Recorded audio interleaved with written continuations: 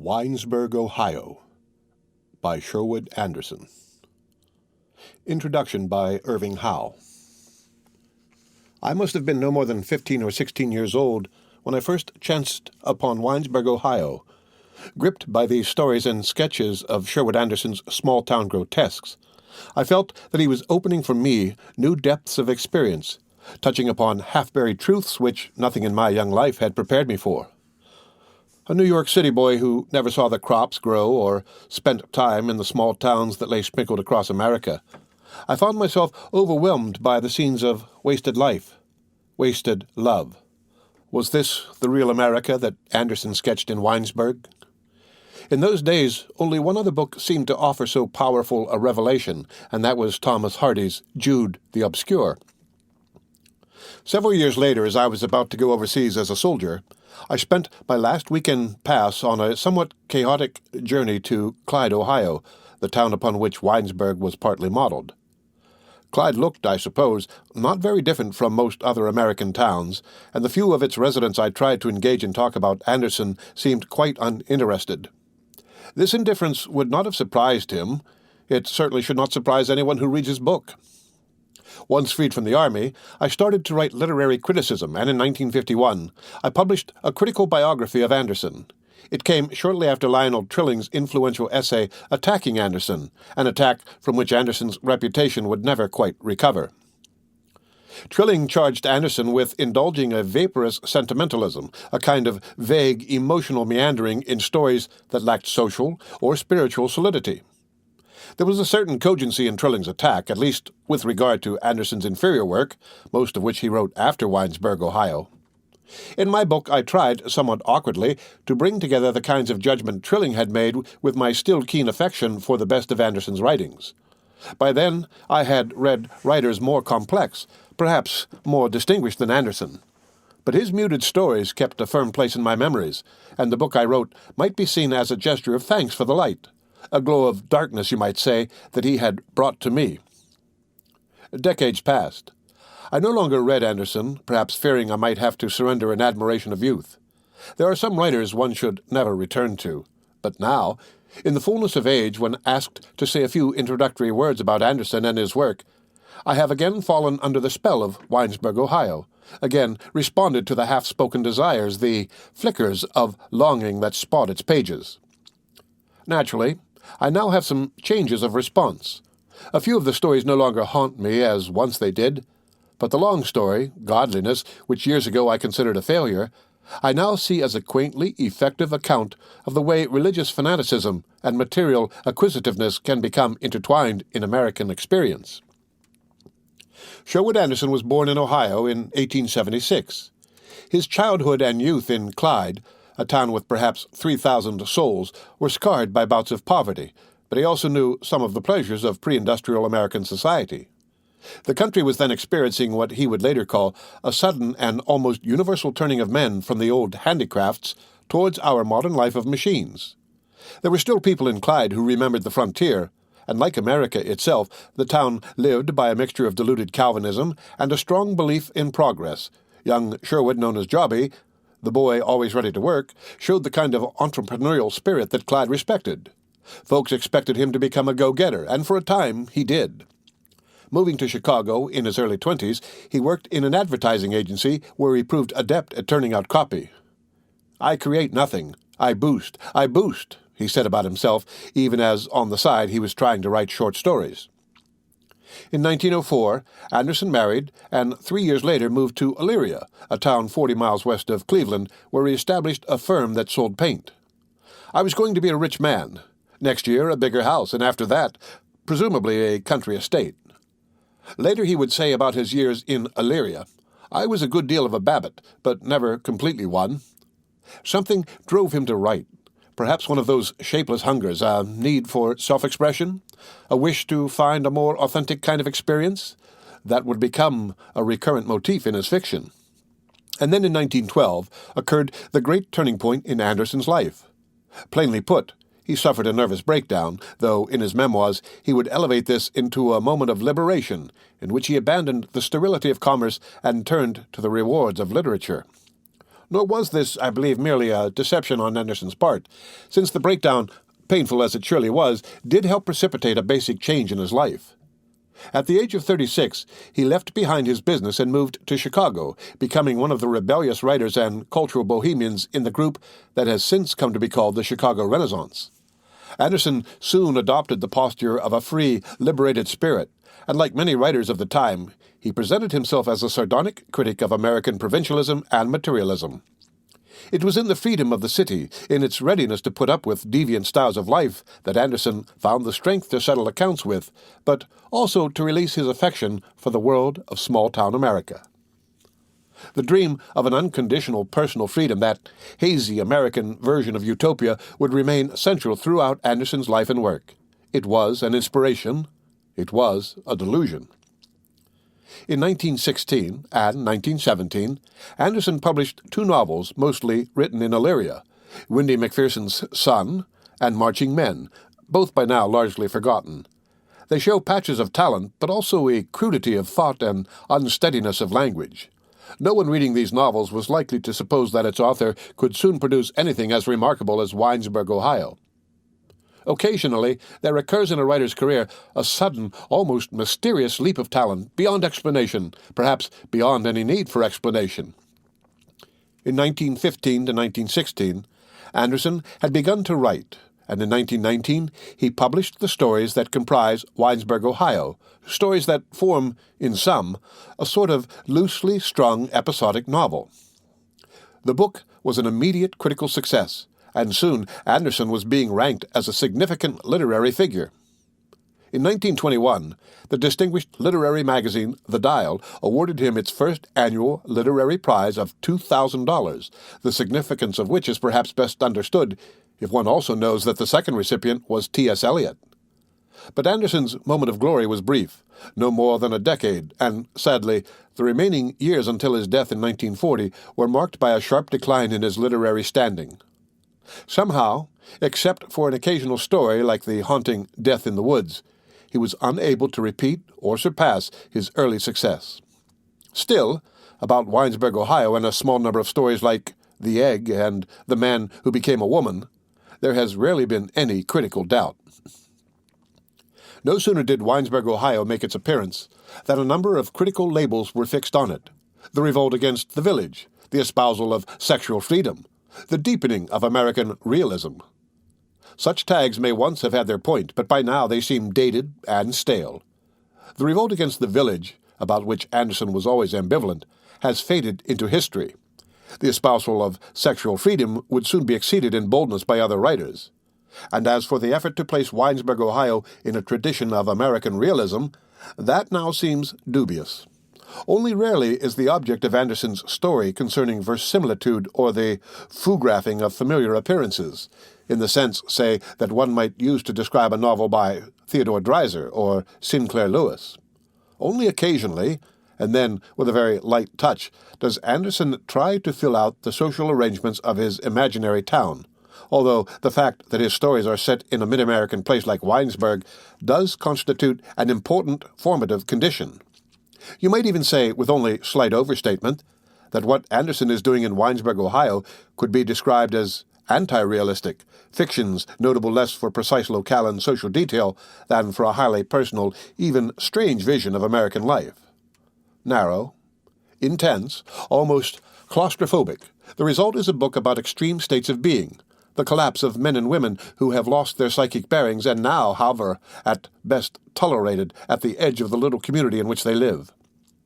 It would be a gross mistake, though not one likely to occur by now, if we were to take Winesburg, Ohio, as a social photograph of the typical small town, whatever that might be.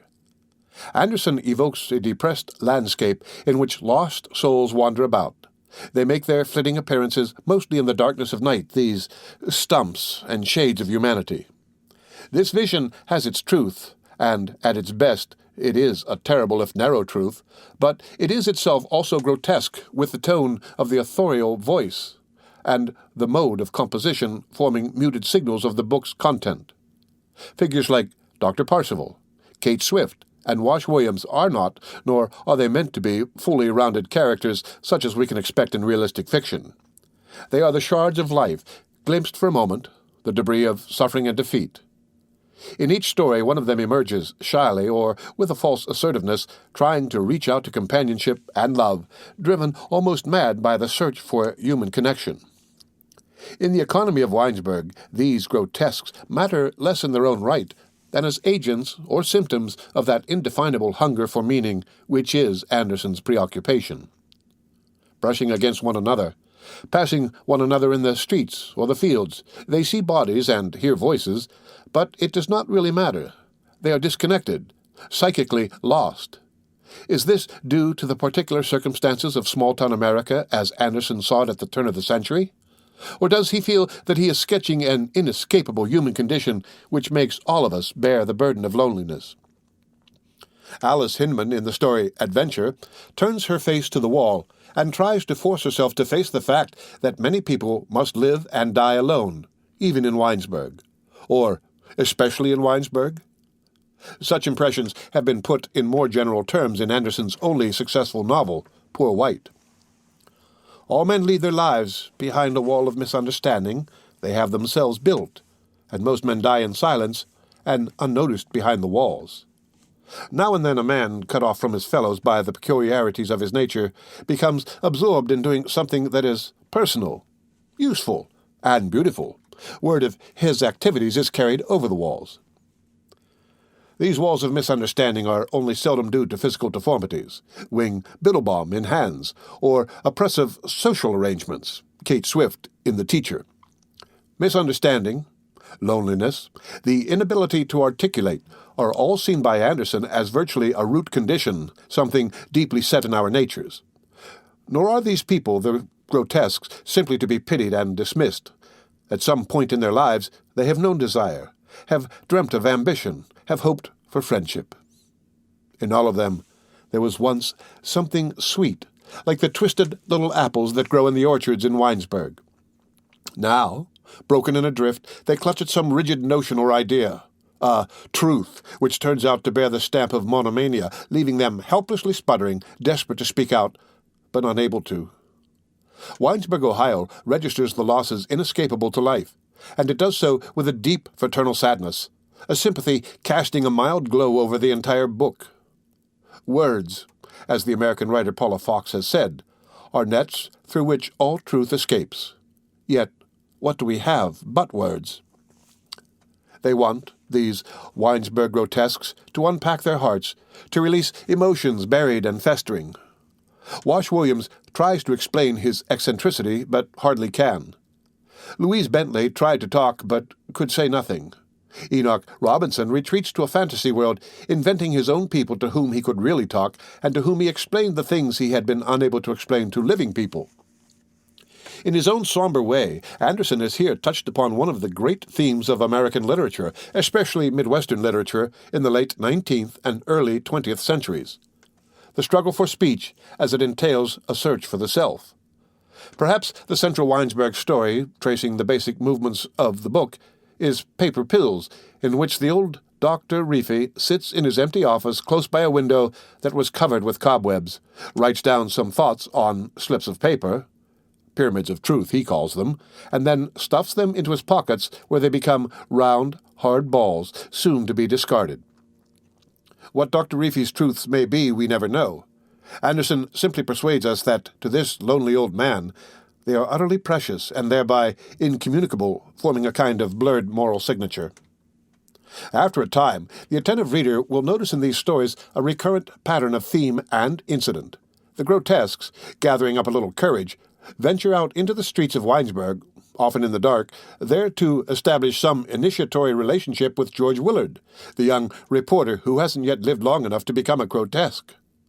Hesitantly, fearfully, or with a sputtering, incoherent rage, they approach him, pleading that he listen to their stories in the hope that perhaps they can find some sort of renewal in his youthful voice. Upon this sensitive and fragile boy, they pour out their desires and frustrations. Dr. Parsival hopes that George Willard will write the book I may never get written, and for Enoch Robinson, the boy represents the youthful sadness, young man's sadness, the sadness of a growing boy in a village at the year's end, which may open the lips of the old man. What the grotesques really need is each other. But their estrangement is so extreme they cannot establish direct ties. They can only hope for connection through George Willard. The burden this places on the boy is more than he can bear. He listens to them attentively. He is sympathetic to their complaints, but finally he is too absorbed in his own dreams. The grotesques turn to him because he seems different, younger, more open, not yet hardened. But it is precisely this difference that keeps him from responding as warmly as they want. It is hardly the boy's fault. It is simply in the nature of things. For George Willard, the grotesques form a moment in his education. For the grotesques, their encounters with George Willard come to seem like a stamp of hopelessness. The prose Anderson employs in telling these stories may seem at first glance to be simple. Short sentences, a sparse vocabulary, uncomplicated syntax. In actuality, Anderson developed an artful style in which, following Mark Twain and preceding Ernest Hemingway, he tried to use American speech as the base of a tensed rhythmic prose that has an economy and a shapeliness seldom found in ordinary speech or even oral narration. What Anderson employs here is a stylized version of the American language, sometimes rising to quite formal rhetorical patterns and sometimes sinking to a self-conscious mannerism. But at its best, Anderson's prose style in Winesburg, Ohio, is a supple instrument, yielding that low, fine music which he admired so much in the stories of Turgenev. One of the worst fates that can befall a writer is that of self-imitation, the effort later in life, often desperate, to recapture the tones and themes of youthful beginnings. Something of the sort happened with Anderson's later writings. Most critics and readers grew impatient with the work he did after, say, 1927 or 1928. They felt he was constantly repeating his gestures of emotional groping, what he had called in Winesburg, Ohio, the indefinable hunger that prods and torments people.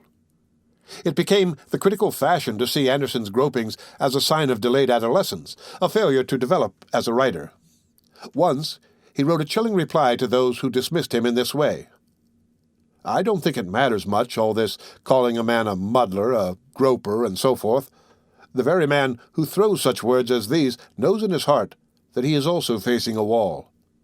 This remark seems to me both dignified and strong, yet it must be admitted that there was some justice in the negative responses to his later work. For what characterized it was not so much groping as the imitation of groping, the self-caricature of a writer who feels driven back upon an earlier self that is, alas, no longer available. But Winesburg, Ohio remains a vital work, fresh and authentic. Most of its stories are composed in a minor key, a tone of subdued pathos marking both the nature and limit of Anderson's talent. He spoke of himself as a minor writer. In a few stories, however, he was able to reach beyond pathos and to strike a tragic note. The best single story in Winesburg, Ohio is, I think, The Untold Lie, in which the urgency of choice becomes an outer sign of tragic element in the human condition. And in Anderson's single greatest story, The Egg, which appeared a few years after Winesburg, Ohio, he succeeded in bringing together a surface of farce with an undertone of tragedy. The Egg is an American masterpiece. Anderson's influence upon later American writers, especially those who wrote short stories, has been enormous. Ernest Hemingway and William Faulkner both praised him as a writer who brought a new tremor of feeling, a new sense of introspectiveness to the American short story. As Faulkner put it, Anderson's was the fumbling for exactitude, the exact word and phrase within the limited scope of a vocabulary controlled and even repressed by what was in him almost a fetish of simplicity, to seek always to penetrate to thought's uttermost end. And in many younger writers who may not even be aware of the Anderson influence, you can see touches of his approach, echoes of his voice. Writing about the Elizabethan playwright John Ford, the poet Algernon Swinburne once said, "If he touches you once, he takes you, and what he takes, he keeps hold of. His work becomes part of your thought and parcel of your spiritual furniture forever." So it is for me and many others with Sherwood Anderson. The end of the introduction to Winesburg, Ohio. Read by Rick Kistner. For Lit to Go on the web at fcit.usf.edu.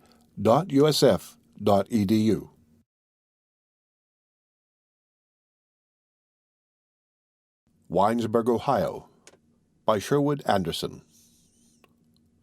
The Book of the Grotesque. To the memory of my mother, Emma Smith Anderson, whose keen observations on the life about her first awoke in me the hunger to see beneath the surface of lives, this book is dedicated. The writer, an old man with a white mustache, had some difficulty in getting into bed. The windows of the house in which he lived were high, and he wanted to look at the trees when he awoke in the morning. A carpenter came to fix the bed so that it would be on a level with the window. Quite a fuss was made about the matter. The carpenter, who had been a soldier in the Civil War, came into the writer's room and sat down to talk of building a platform for the purpose of raising the bed. The writer had cigars lying about, and the carpenter smoked. For a time the two men talked of the raising of the bed, and then they talked of other things. The soldier got on the subject of the war. The writer, in fact, led him to that subject. The carpenter had once been a prisoner in Andersonville prison and had lost a brother. The brother had died of starvation, and whenever the carpenter got upon that subject, he cried.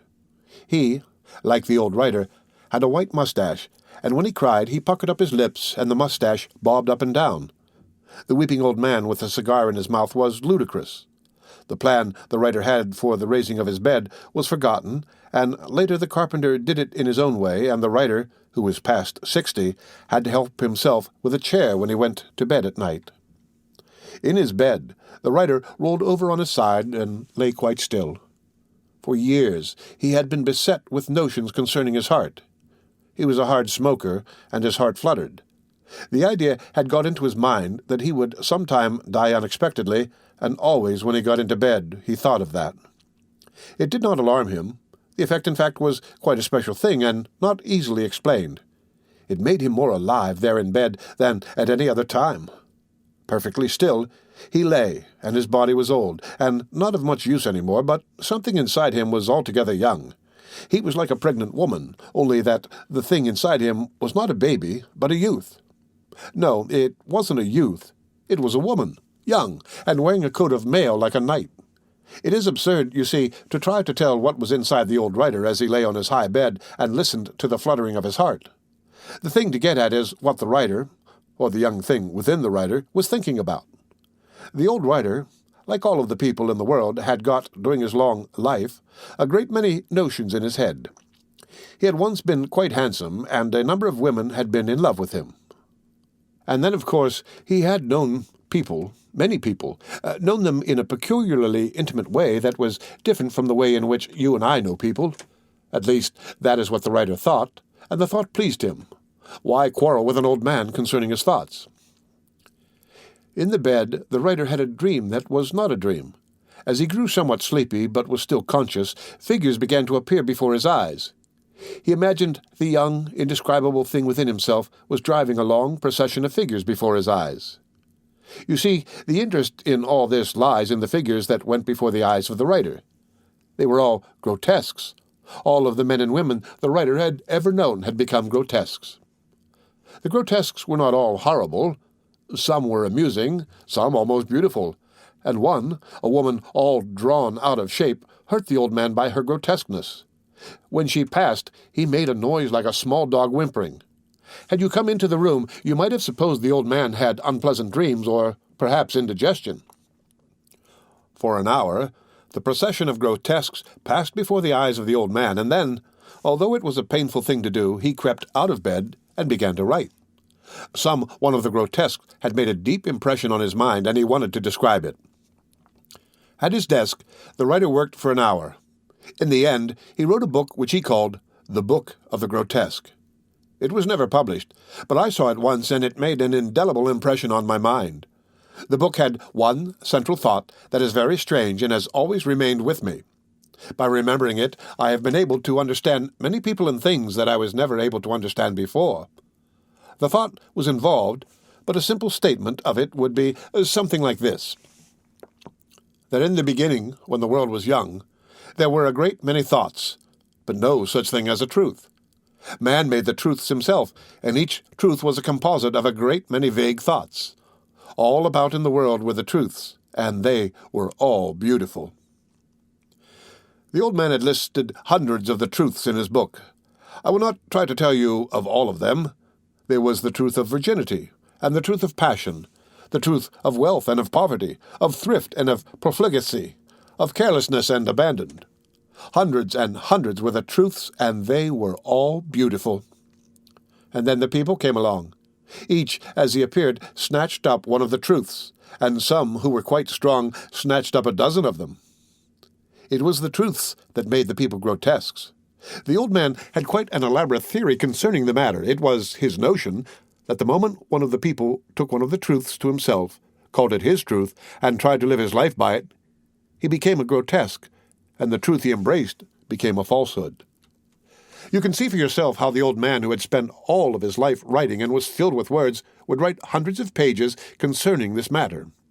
The subject would become so big in his mind that he himself would be in danger of becoming a grotesque. He didn't, I suppose, for the same reason that he never published the book. It was the young thing inside him that saved the old man. Concerning the old carpenter who fixed the bed for the writer, I only mentioned him because he, like many of what are called very common people, became the nearest thing to what is understandable and lovable of all the grotesques in the writer's book. The end of Winesburg, Ohio, The Book of the Grotesque. Read by Rick Kistner for Lit to Go on the web at fcit.usf.edu.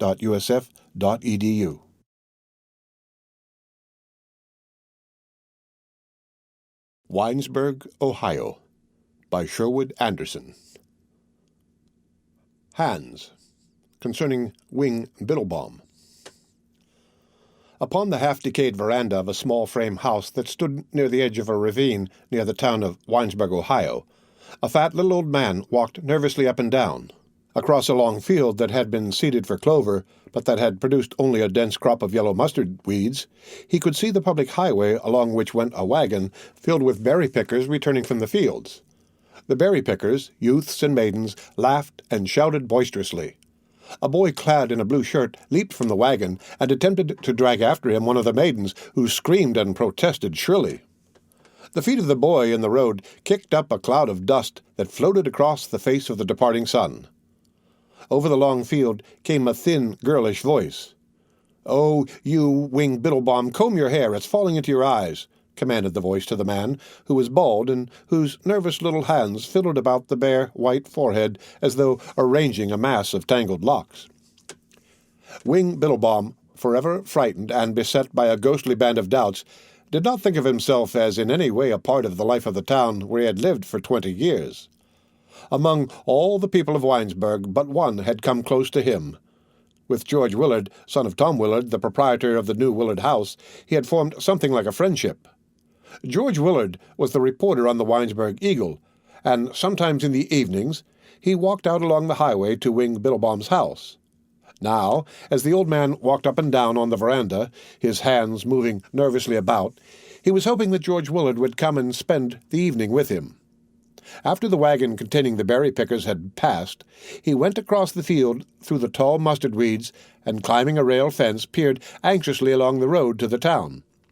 For a moment he stood thus, rubbing his hands together and looking up and down the road, and then, fear overcoming him, ran back to walk again upon the porch of his own house. In the presence of George Willard, Wing Biddlebaum, who for 20 years had been the town mystery, lost something of his timidity, and his shadowy personality, submerged in a sea of doubts, came forth to look at the world. With the young reporter at his side, he ventured in the light of day into Main Street, or strode up and down on the rickety front porch of his own house, talking excitedly. The voice that had been low and trembling became shrill and loud. The bent figure straightened. With a kind of wriggle, like a fish returned to the brook by the fisherman, Biddlebaum, the silent, began to talk, striving to put into words the ideas that had been accumulated by his mind during long years of silence. Wing Biddlebaum talked much with his hands, the slender expressive fingers, forever active, forever striving to conceal themselves in his pockets or behind his back, came forth and became the piston rods of his machinery of expression. The story of Wing Biddlebaum is a story of hands. Their restless activity, like unto the beating of the wings of an imprisoned bird, had given him his name. Some obscure poet of the town had thought of it. The hands alarmed their owner. He wanted to keep them hidden away and looked with amazement at the quiet, inexpressive hands of other men who worked beside him in the fields or passed, driving sleepy teams on country roads. When he talked to George Willard, Wing Biddlebaum closed his fists and beat with them upon a table or on the walls of the house. The action made him more comfortable. If the desire to talk came to him when the two were walking in the fields, he sought out a stump or the top board of a fence, and with his hands pounding busily, talked with renewed ease. The story of Wing Biddlebaum's hands is worth a book in itself. Sympathetically set forth, it would tap many strange, beautiful qualities in obscure men. It is a job for a poet. In Winesburg, the hands had attracted attention merely because of their activity. With them, Wing Biddlebaum had picked as high as 140 quarts of strawberries in a day. They became his distinguishing feature, the source of his fame. Also, they made more grotesque an already grotesque and elusive individuality. Winesburg was proud of the hands of Wing Biddlebaum in the same spirit in which it was proud of Banker White's new stone house and Wesley Moyer's bay stallion, Tony Tip, that had won the 2:15 trot at the fall races in Cleveland. As for George Willard, he had many times wanted to ask about the hands. At times, an almost overwhelming curiosity had taken hold of him. He felt that there must be a reason for their strange activity and their inclination to keep hidden away, and only a growing respect for Wing Biddlebaum kept him from blurting out the questions that were often in his mind. Once he had been on the point of asking. The two were walking in the fields on a summer afternoon and had stopped to sit upon a grassy bank. All afternoon, Wing Biddlebaum had talked as one inspired.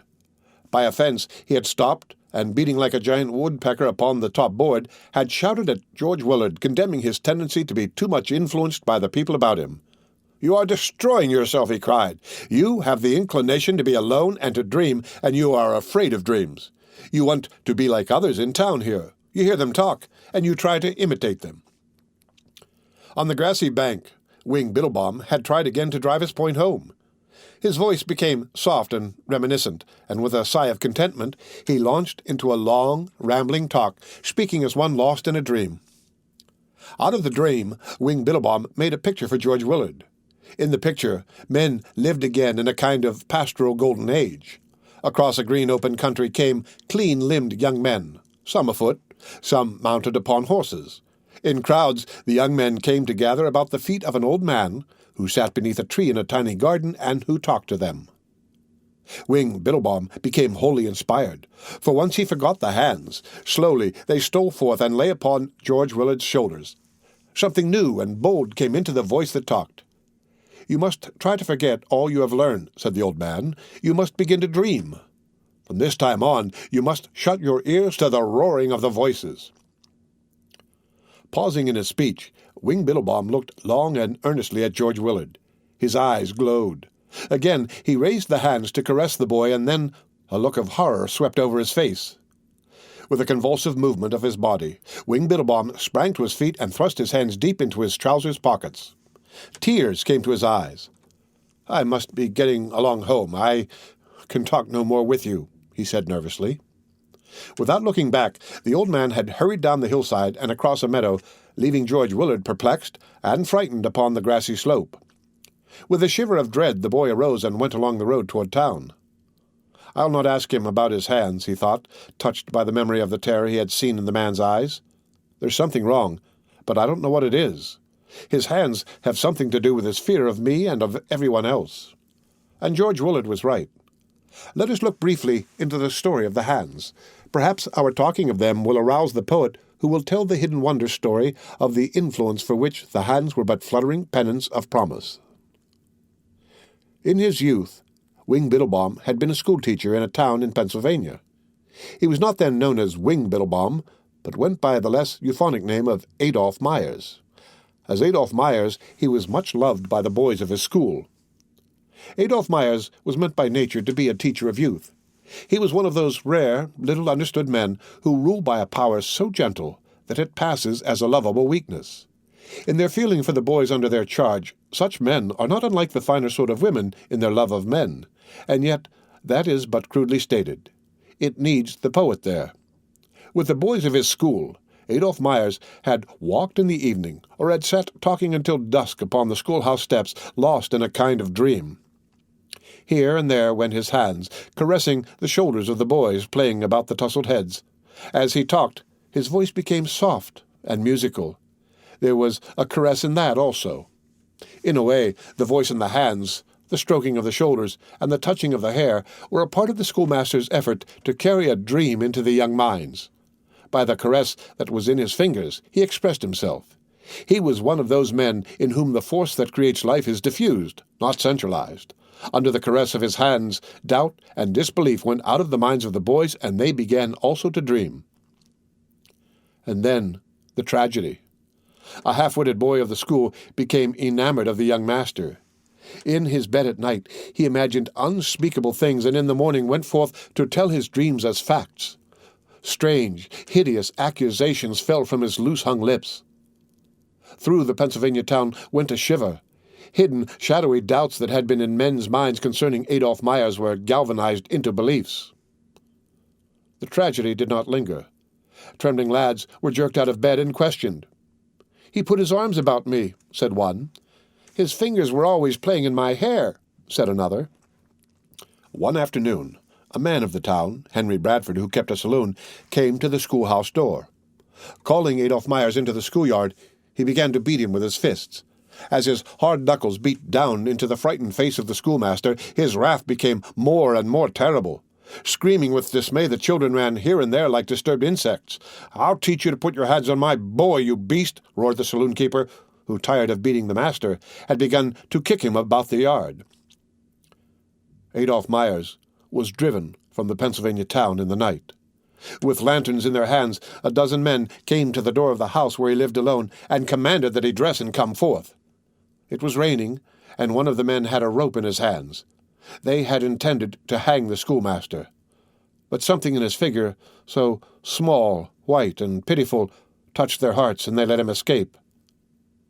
As he ran away into the darkness, they repented of their weakness and ran after him, swearing and throwing sticks and great balls of soft mud at the figure that screamed and ran faster and faster into the darkness. For 20 years, Adolph Myers had lived alone in Winesburg. He was but 40, but looked 65. The name of Biddlebaum he got from a box of goods seen at a freight station as he hurried through an eastern Ohio town. He had an aunt in Winesburg, a black-toothed old woman who raised chickens, and with her he lived until she died. He had been ill for a year after the experience in Pennsylvania, and after his recovery worked as a day laborer in the fields, going timidly about and striving to conceal his hands. Although he did not understand what had happened, he felt that the hands must be to blame. Again and again the fathers of the boys had talked of the hands. "Keep your hands to yourself," the saloon-keeper had roared, dancing with fury in the schoolhouse yard. Upon the veranda of his house by the ravine, Wing Biddlebaum continued to walk up and down until the sun had disappeared, and the road beyond the field was lost in the gray shadows. Going into his house, he cut slices of bread and spread honey upon them. When the rumble of the evening train that took away the express cars loaded with the day's harvest of berries had passed and restored the silence of the summer night, he went again to walk upon the veranda. In the darkness he could not see the hands, and they became quiet. Although he still hungered for the presence of the boy, who was the medium through which he expressed his love of man, the hunger became again a part of his loneliness and his waiting. Lighting a lamp, Wing Biddlebaum washed the few dishes soiled by his simple meal, and setting up a folding cot by the screen door that led to the porch, prepared to undress for the night. A few stray white breadcrumbs lay on the cleanly washed floor by the table. Putting the lamp upon a low stool, he began to pick up the crumbs, carrying them to his mouth, one by one, with unbelievable rapidity. In the dense blotch of light beneath the table, the kneeling figure looked like a priest engaged in some service of his church. The nervous, expressive fingers flashing in and out of the light might well have been mistaken for the fingers of the devotee going swiftly through decade after decade of his rosary. The end of Winesburg, Ohio. Hands Concerning Wing Biddlebaum. Read by Rick Kistner for Lit to Go on the web at fcit.usf.edu.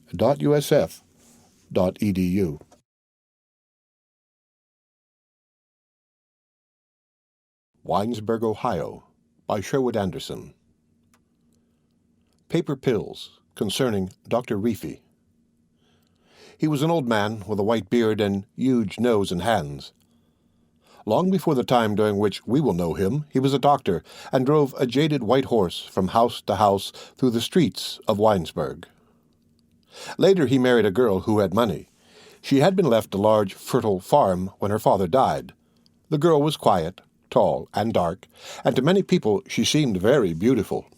Everyone in Winesburg wondered why she married a doctor. Within a year after the marriage, she died. The knuckles of the doctor's hands were extraordinarily large. When the hands were closed, they looked like clusters of unpainted wooden balls as large as walnuts fastened together by steel rods. He smoked a cob pipe, and after his wife's death sat all day in his empty office close by a window that was covered with cobwebs. He never opened the window. Once, on a hot day in August, he tried, but found it stuck fast, and after that he forgot all about it.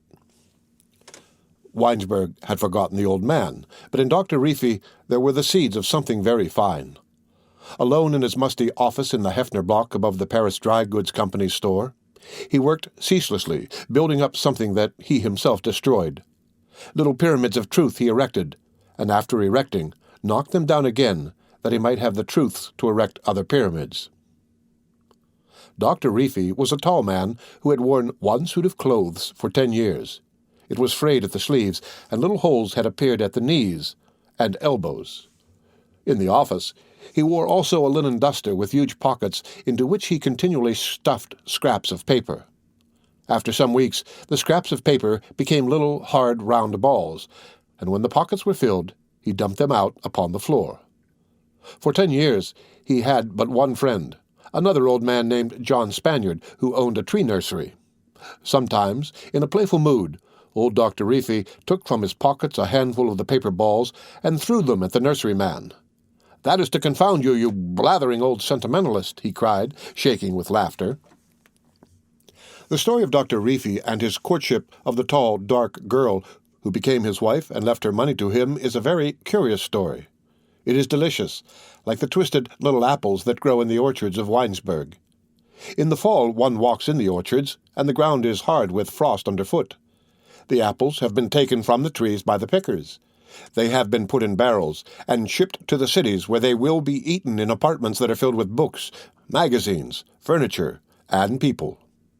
On the trees are only a few gnarled apples that the pickers have rejected. They look like the knuckles of Dr. Reefy's hands. One nibbles at them, and they are delicious. Into a little round place at the side of the apple has been gathered all of its sweetness. One runs from tree to tree over the frosted ground, picking the gnarled, twisted apples and filling his pockets with them. Only the few know the sweetness of the twisted apples. The girl and Dr. Reefy began their courtship on a summer afternoon. He was 45 then, and already he had begun the practice of filling his pockets with the scraps of paper that became hard balls and were thrown away. The habit had been formed as he sat in his buggy behind the jaded white horse and went slowly along country roads.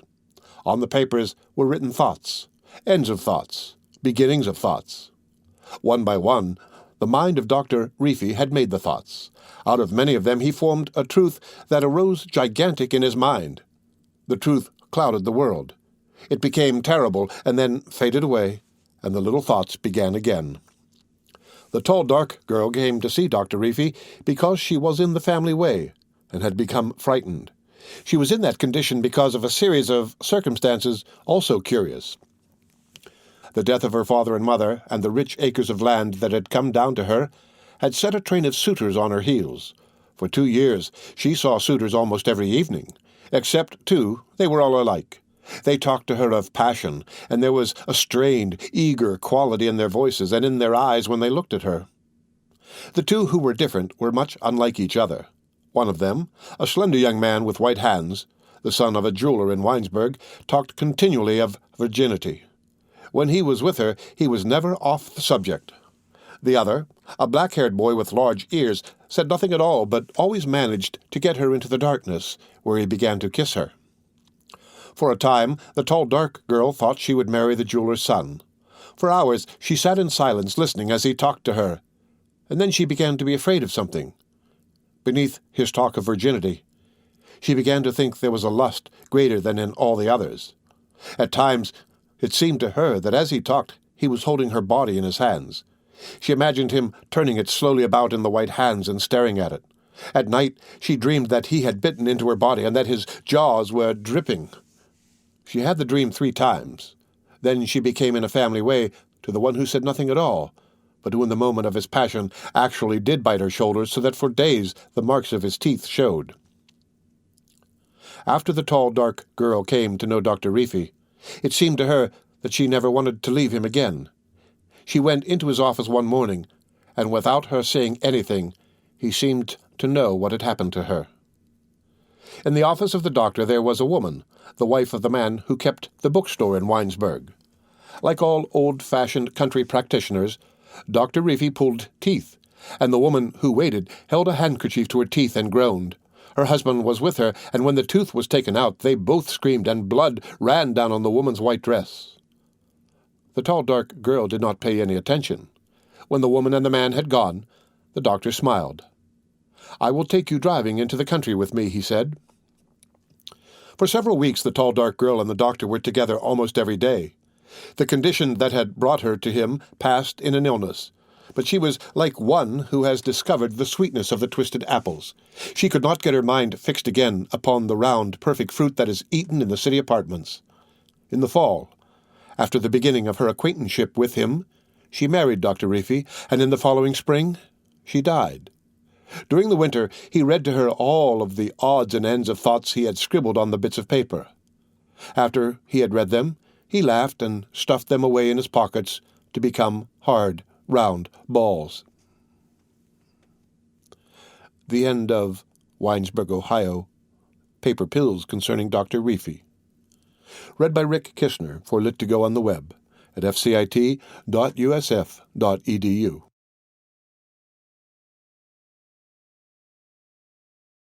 Winesburg, Ohio, by Sherwood Anderson. Mother, concerning Elizabeth Willard. Elizabeth Willard, the mother of George Willard, was tall and gaunt, and her face was marked with smallpox scars. Although she was but 45, some obscure disease had taken the fire out of her figure. Listlessly, she went about the disorderly old hotel, looking at the faded wallpaper and the ragged carpets, and, when she was able to be about, doing the work of a chambermaid among beds soiled by the slumbers of fat traveling men. Her husband, Tom Willard, a slender, graceful man with square shoulders, a quick military step, and a black mustache trained to turn sharply up at the ends, tried to put the wife out of his mind. The presence of the tall, ghostly figure moving slowly through the halls he took as a reproach to himself. When he thought of her, he grew angry and swore. The hotel was unprofitable and forever on the edge of failure, and he wished himself out of it. He thought of the old house and the woman who lived there with him as things defeated and done for. The hotel in which he had begun life so hopefully was now a mere ghost of what a hotel should be.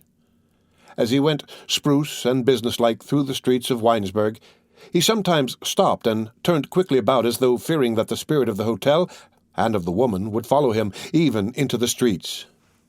"Damn such a life! Damn it!" he sputtered aimlessly. Tom Willard had a passion for village politics and, for years, had been the leading Democrat in a strongly Republican community. Someday, he told himself, the tide of things political will turn in my favor, and the years of ineffectual service count big in the bestowal of rewards.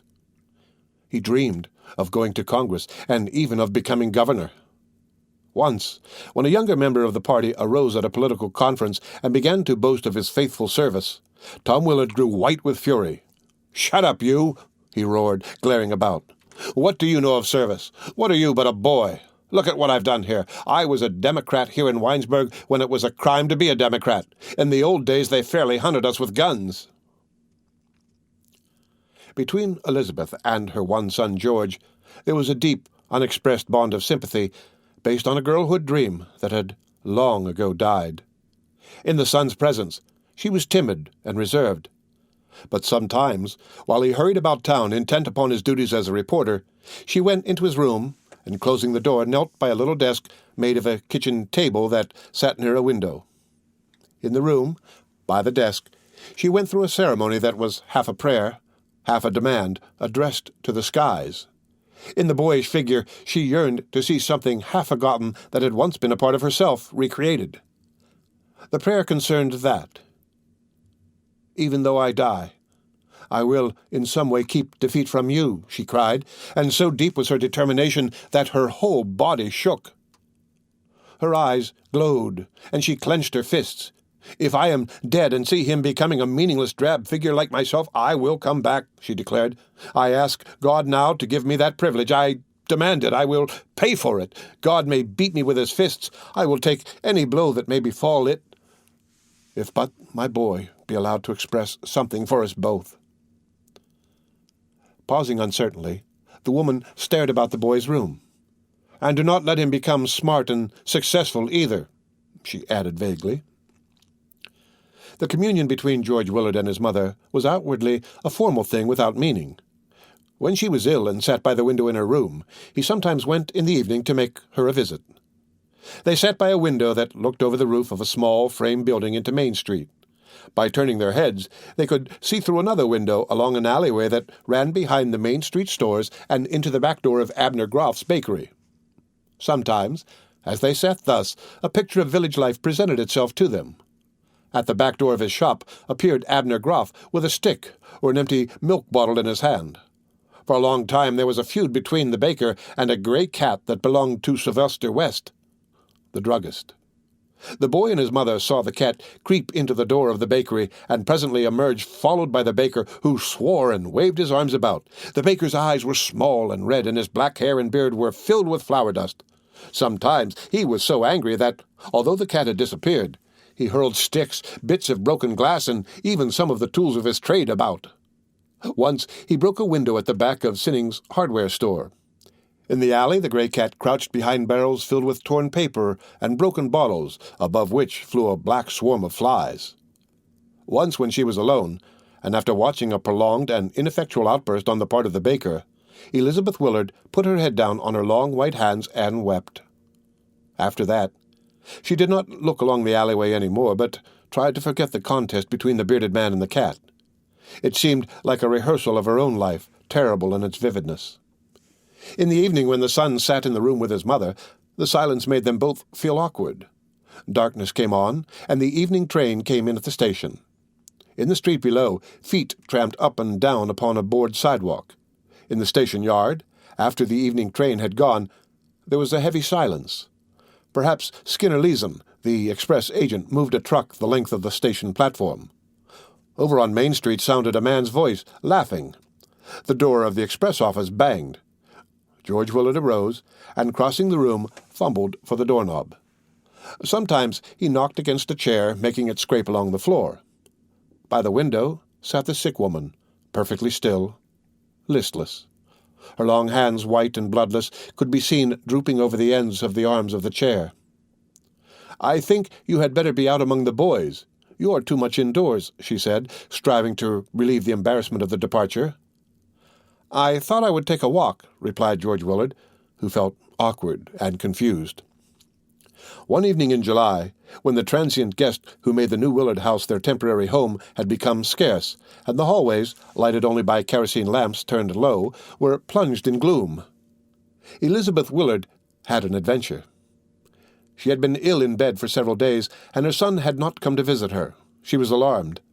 The feeble blaze of life that remained in her body was blown into a flame by her anxiety, and she crept out of bed, dressed, and hurried along the hallway toward her son's room, shaking with exaggerated fears. As she went along, she steadied herself with her hand, slipped along the papered walls of the hall, and breathed with difficulty. The air whistled through her teeth. As she hurried forward, she thought how foolish she was. "He is concerned with boyish affairs," she told herself. "Perhaps he has now begun to walk about in the evening with girls." Elizabeth Willard had a dread of being seen by guests in the hotel that had once belonged to her father, and the ownership of which still stood recorded in her name in the county courthouse. The hotel was continually losing patronage because of its shabbiness, and she thought of herself as also shabby. Her own room was in an obscure corner, and when she felt able to work, she voluntarily worked among the beds, preferring the labor that could be done when the guests were abroad seeking trade among the merchants of Winesburg.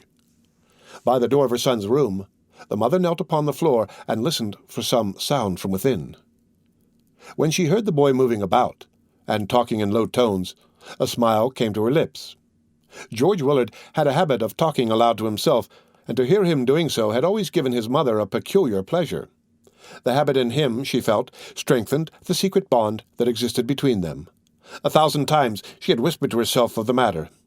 He is groping about, trying to find himself, she thought. He is not a dull clod, all words and smartness. Within him there is a secret something that is striving to grow. It is the thing I let be killed in myself. In the darkness in the hallway by the door, the sick woman arose and started again toward her own room. She was afraid that the door would open and the boy come upon her. When she had reached a safe distance and was about to turn a corner into a second hallway, she stopped, and bracing herself with her hands, waited, thinking to shake off a trembling fit of weakness that had come upon her. The presence of the boy in the room had made her happy. In her bed, during the long hours alone, the little fears that had visited her had become giants. Now they were all gone. "When I get back to my room, I shall sleep," she murmured gratefully. But Elizabeth Willard was not to return to her bed and to sleep. As she stood trembling in the darkness, the door of her son's room opened, and the boy's father, Tom Willard, stepped out. In the light that streamed out at the door, he stood with the knob in his hand and talked. What he said infuriated the woman. Tom Willard was ambitious for his son. He had always thought of himself as a successful man, although nothing he had ever done had turned out successfully. However, when he was out of sight of the new Willard house and had no fear of coming upon his wife, he swaggered and began to dramatize himself as one of the chief men of the town. He wanted his son to succeed. He it was who had secured for the boy the position on the Winesburg Eagle. Now, with a ring of earnestness in his voice, he was advising concerning some course of conduct. "I'll tell you what, George, you've got to wake up," he said sharply. "Will Henderson has spoken to me 3 times concerning the matter. He says you go along for hours not hearing when you are spoken to and acting like a gawky girl. What ails you?" Tom Willard laughed good-naturedly. "Well, I guess you'll get over it," he said. "I told Will that. You're not a fool, and you're not a woman. You're Tom Willard's son, and you'll wake up. I'm not afraid. What you say clears things up. If being a newspaper man had put the notion of becoming a writer into your mind, that's all right. Only I guess you'll have to wake up to do that too, huh?" Tom Willard went briskly along the hallway and down a flight of stairs to the office. The woman in the darkness could hear him laughing and talking with a guest who was striving to wear away a dull evening by dozing in a chair by the office door. She returned to the door of her son's room. The weakness had passed from her body as by a miracle, and she stepped boldly along. 1,000 ideas raced through her head, when she heard the scraping of a chair and the sound of a pen scratching upon paper. She again turned and went back along the hallway to her own room. A definite determination had come into the mind of the defeated wife of the Winesburg hotel-keeper. The determination was the result of long years of quiet and rather ineffectual thinking. "Now," she told herself, "I will act. There is something threatening my boy, and I will ward it off." The fact that the conversation between Tom Willard and his son had been rather quiet and natural, as though an understanding existed between them, maddened her. Although for years she had hated her husband, her hatred had always before been a quite impersonal thing. He had been merely a part of something else that she hated. Now, and by the few words at the door, he had become the thing personified. In the darkness of her own room, she clenched her fists and glared about. Going to a cloth bag that hung on a nail by the wall, she took out a long pair of sewing scissors and held them in her hand like a dagger. "I will stab him," she said aloud. "He has chosen to be the voice of evil, and I will kill him. When I have killed him, something will snap within myself, and I will die also. It will be a release for all of us."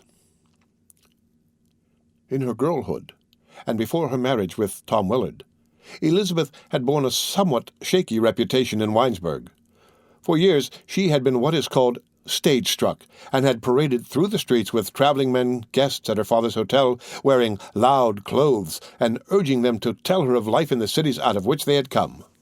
Once she startled the town by putting on men's clothes and riding a bicycle down Main Street. In her own mind, the tall, dark girl had been in those days much confused. A great restlessness was in her, and it expressed itself in two ways. First, there was an uneasy desire for change, for some big, definite movement to her life. It was this feeling that had turned her mind to the stage. She dreamed of joining some company and wandering over the world, seeing always new faces and giving something out of herself to all people. Sometimes, at night, she was quite beside herself with the thought. But when she tried to talk of the matter to the members of the theatrical companies that came to Winesburg and stopped at her father's hotel, she got nowhere.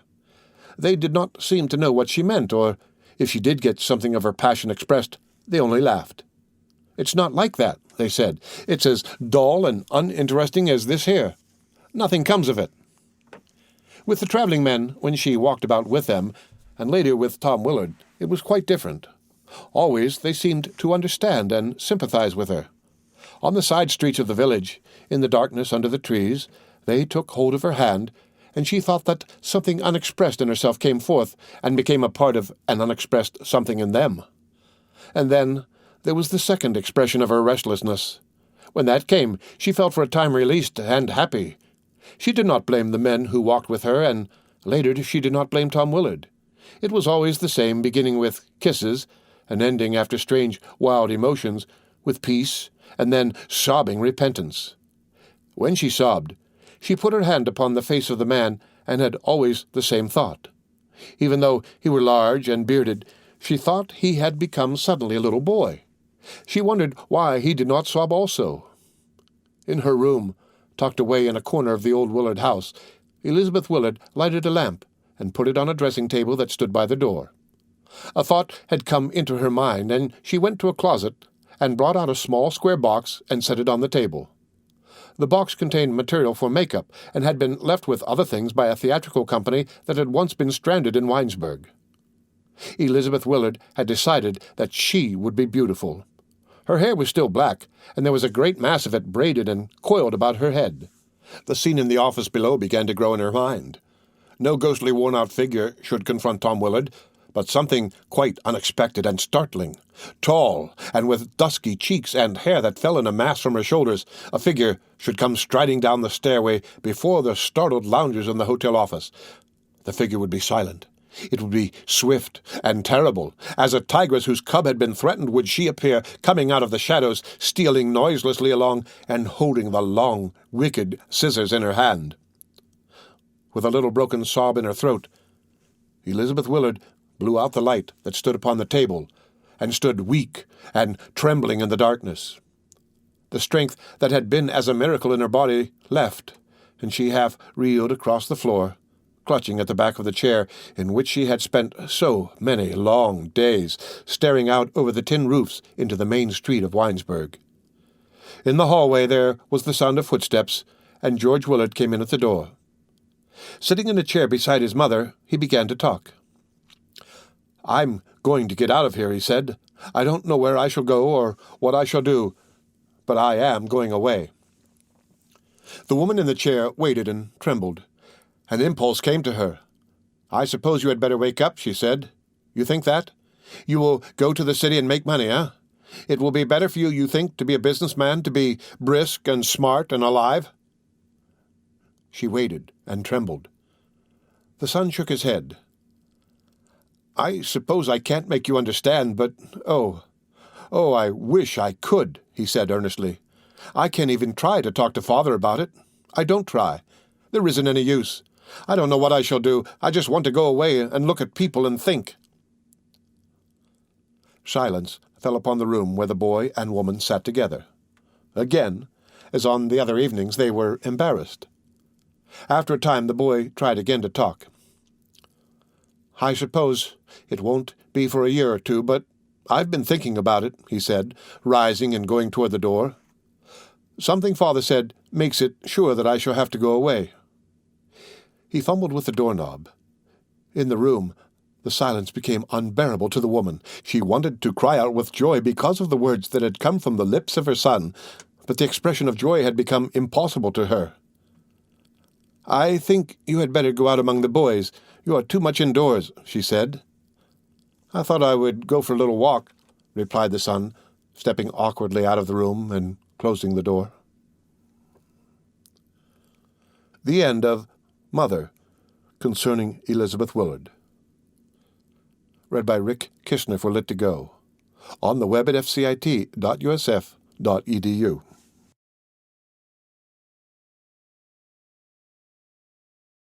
Winesburg, Ohio, by Sherwood Anderson. The Philosopher, concerning Dr. Parzival. Dr. Parzival was a large man with a drooping mouth covered by a yellow mustache. He always wore a dirty white waistcoat, out of the pockets of which protruded a number of the kind of black cigars known as stogies. His teeth were black and irregular, and there was something strange about his eyes. The lid of the left eye twitched. It fell down and snapped up. It was exactly as though the lid of the eye were a window shade and someone stood inside the doctor's head, playing with the cord. Dr. Parzival had a liking for the boy George Willard. It began when George had been working for a year on the Winesburg Eagle, and the acquaintanceship was entirely a matter of the doctor's own making. In the late afternoon, Will Henderson, owner and editor of the Eagle, went over to Tom Willie's saloon. Along an alleyway he went, and slipping in at the back door of the saloon, began drinking a drink made of a combination of sloe gin and soda water. Will Henderson was a sensualist and had reached the age of 45. He imagined the gin renewed the youth in him. Like most sensualists, he enjoyed talking of women, and for an hour he lingered about gossiping with Tom Willie. The saloon keeper was a short, broad-shouldered man with peculiarly marked hands.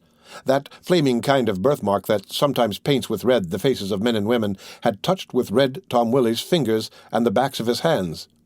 As he stood by the bar talking to Will Henderson, he rubbed the hands together.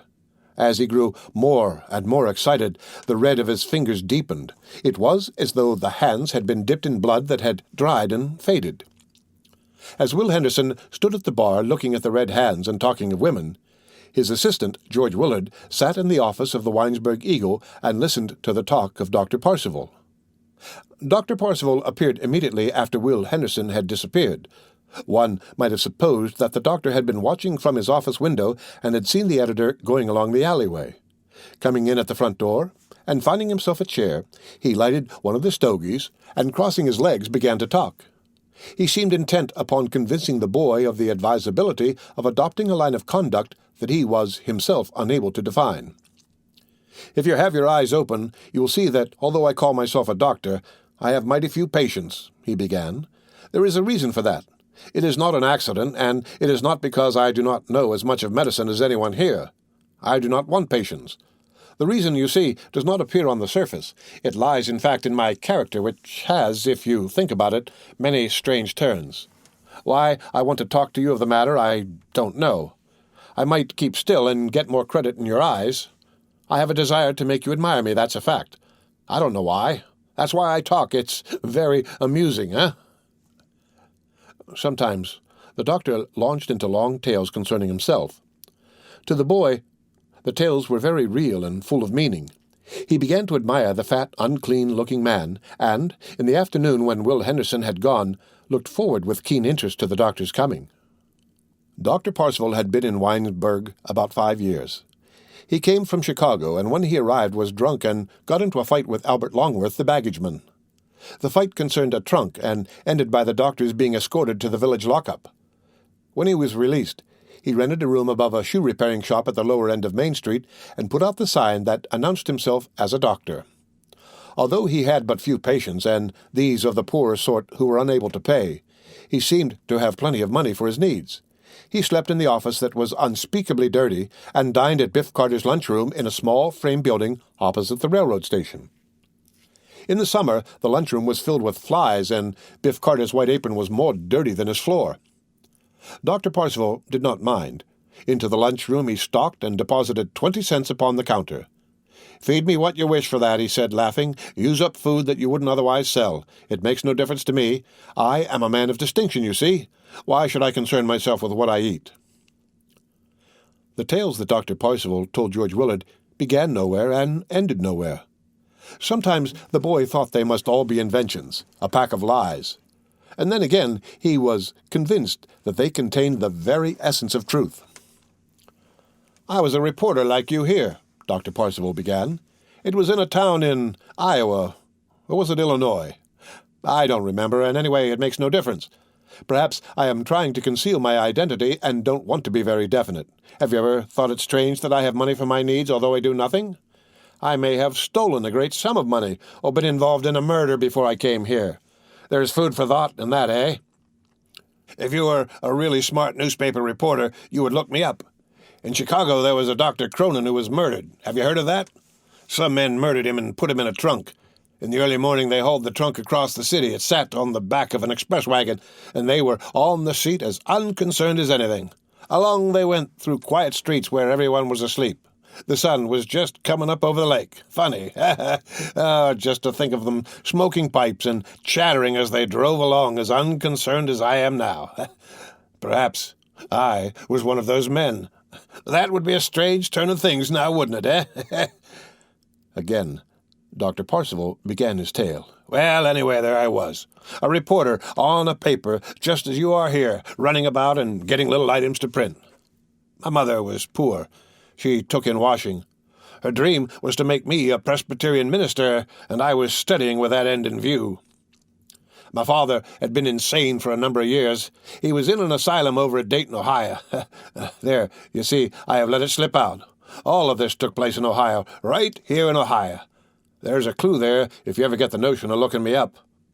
I was going to tell you of my brother. That's the object of all this. That's what I'm getting at. My brother was a railroad painter and had lost a job on the Big Four. Yeah, you know, that road runs through Ohio here. With other men, he lived in a boxcar, and away they went from town to town, painting the railroad property, switches, crossing gates, bridges, and stations. The Big Four paints its stations a nasty orange color. Oh, how I hated that color. My brother was always covered with it. On paydays, he used to get drunk and come home wearing his paint-covered clothes and bringing his money with him. He did not give it to Mother, but laid it in a pile on our kitchen table. About the house he went in the clothes covered with the nasty orange-colored paint. Oh, I can see the picture. My mother, who was small and had red, sad-looking eyes, would come into the house from a little shed at the back. That's where she spent her time over the washtub, scrubbing people's dirty clothes. In she would come and stand by the table, rubbing her eyes with her apron that was covered with soup suds. "Don't touch it! Don't you dare touch that money," my brother roared, and then he himself took $5 or $10 and went tramping off to the saloons. When he had spent what he had taken, he came back for more. He never gave my mother any money at all, but stayed about until he had spent it all, a little at a time. Then he went back to his job with the painting crew on the railroad. After he had gone, things began to arrive at our house, groceries and such things. Sometimes there would be a dress for Mother or a pair of shoes for me.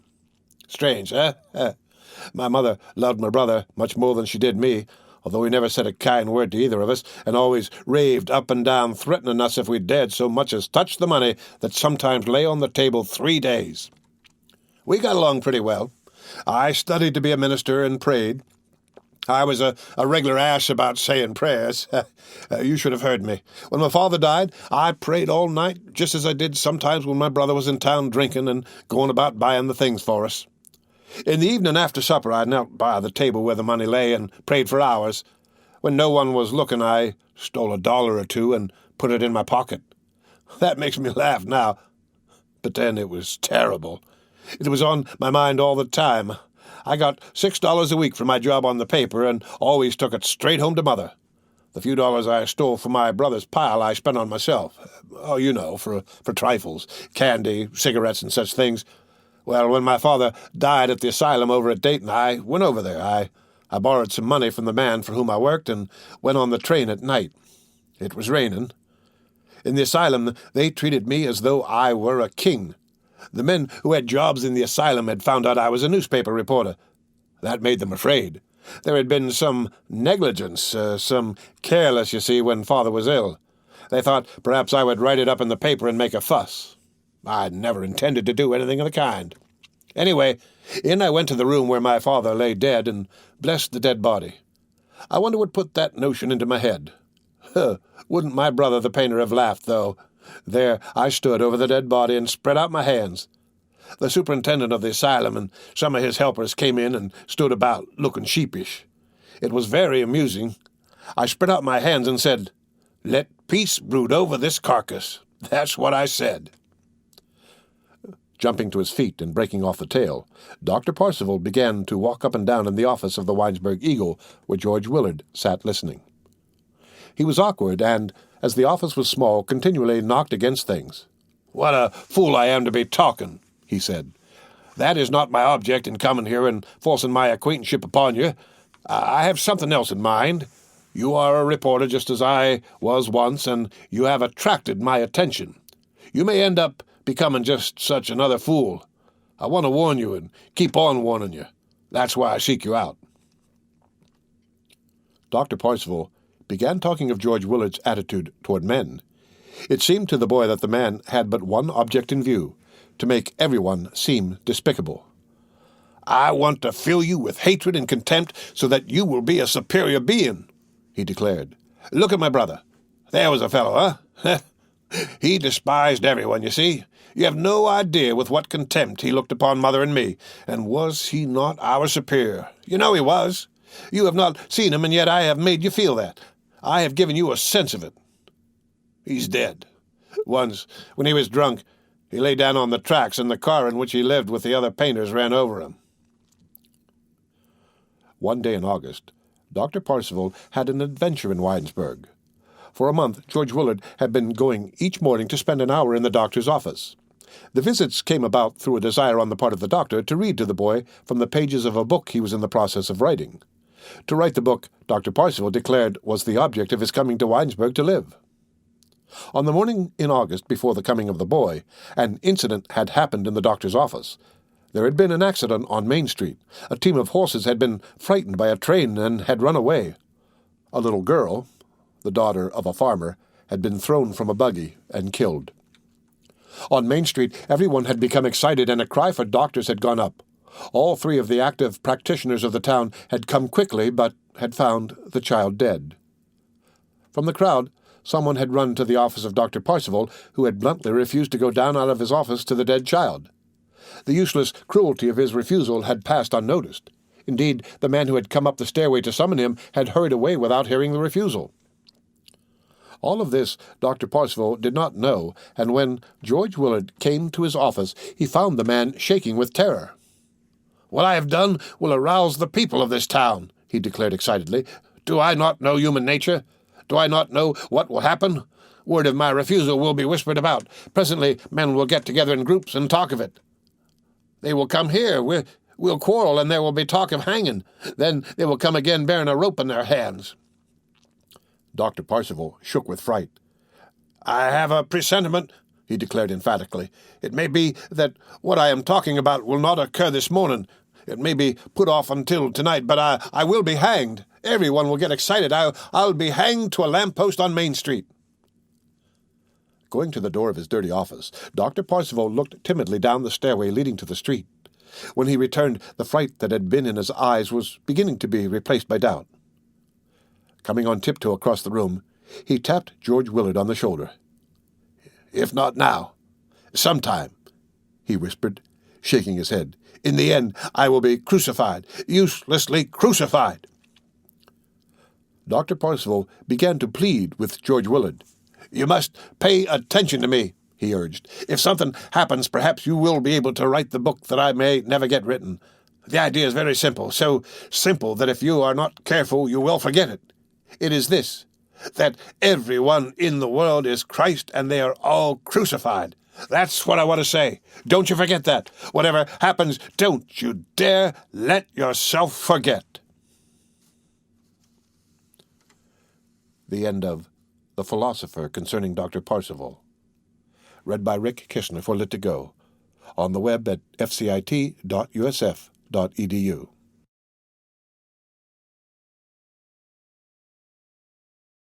Winesburg, Ohio, by Sherwood Anderson.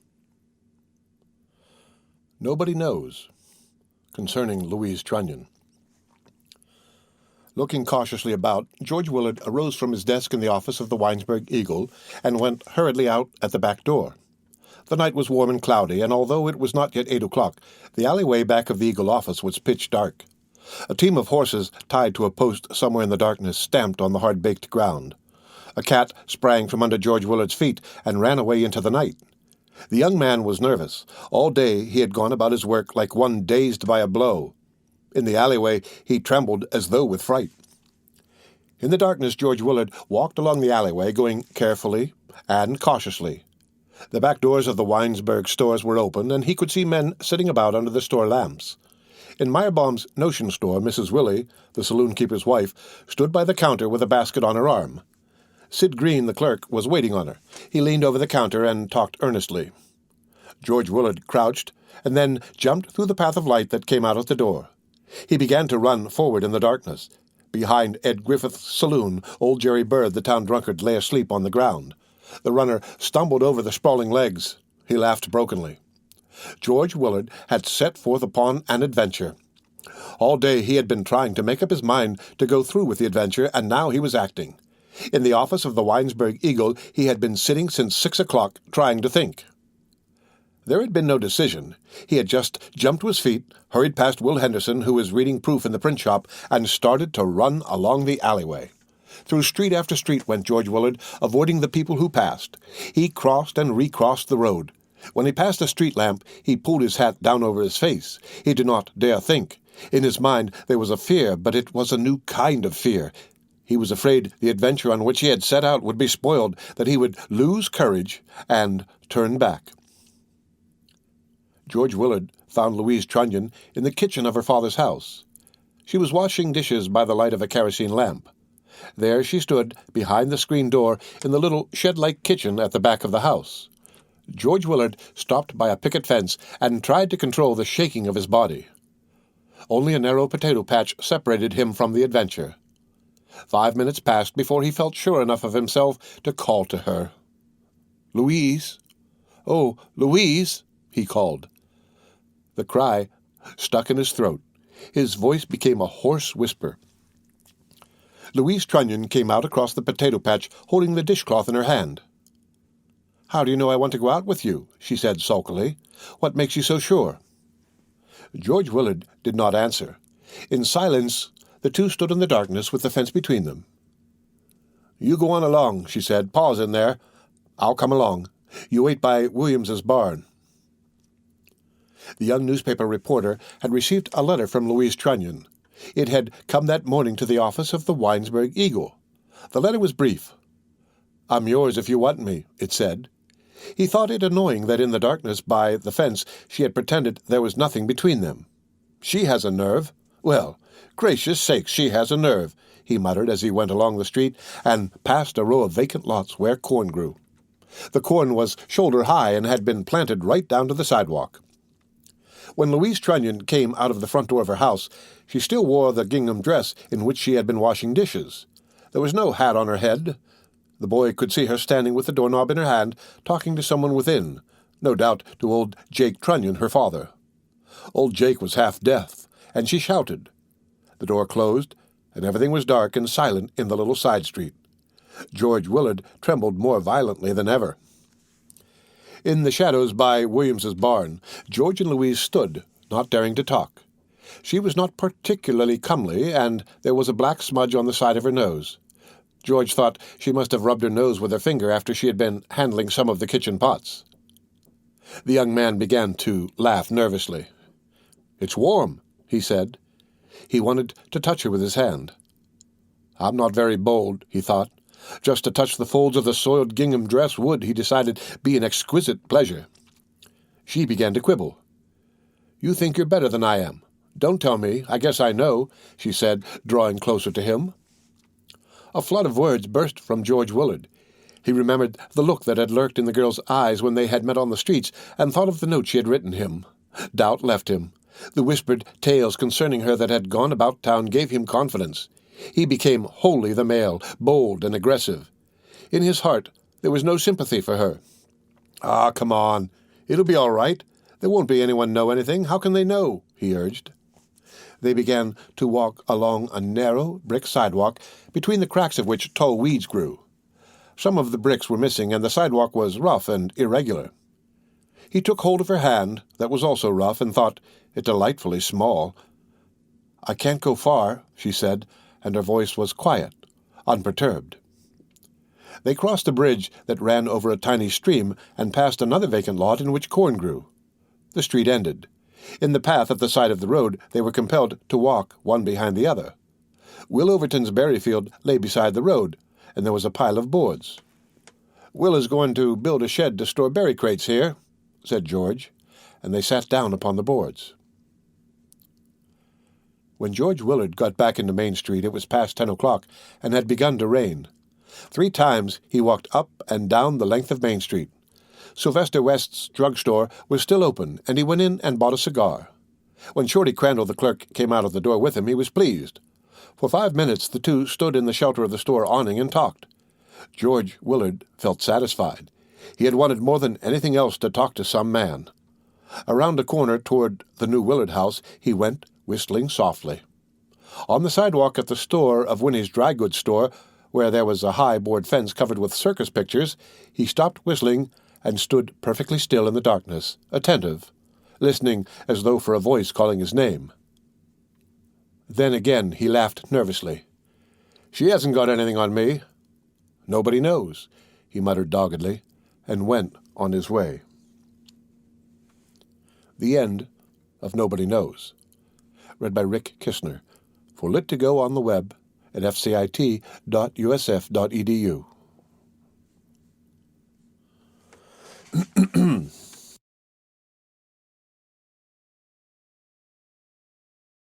Winesburg, Ohio, by Sherwood Anderson. Godliness, a tale in 4 parts. Part 1, concerning Jesse Bentley. There were always 3 or 4 old people sitting on the front porch of the house or puttering about the garden of the Bentley farm. 3 of the old people were women and sisters to Jesse. They were a colorless, soft-voiced lot. Then there was a silent old man with thin white hair who was Jesse's uncle. The farmhouse was built of wood, a board outer covering over a framework of logs. It was in reality not one house, but a cluster of houses joined together in a rather haphazard manner. Inside, the place was full of surprises. One went up steps from the living room into the dining room, and there were always steps to be ascended or descended in passing from one room to another. At mealtimes, the place was like a beehive. At one moment all was quiet.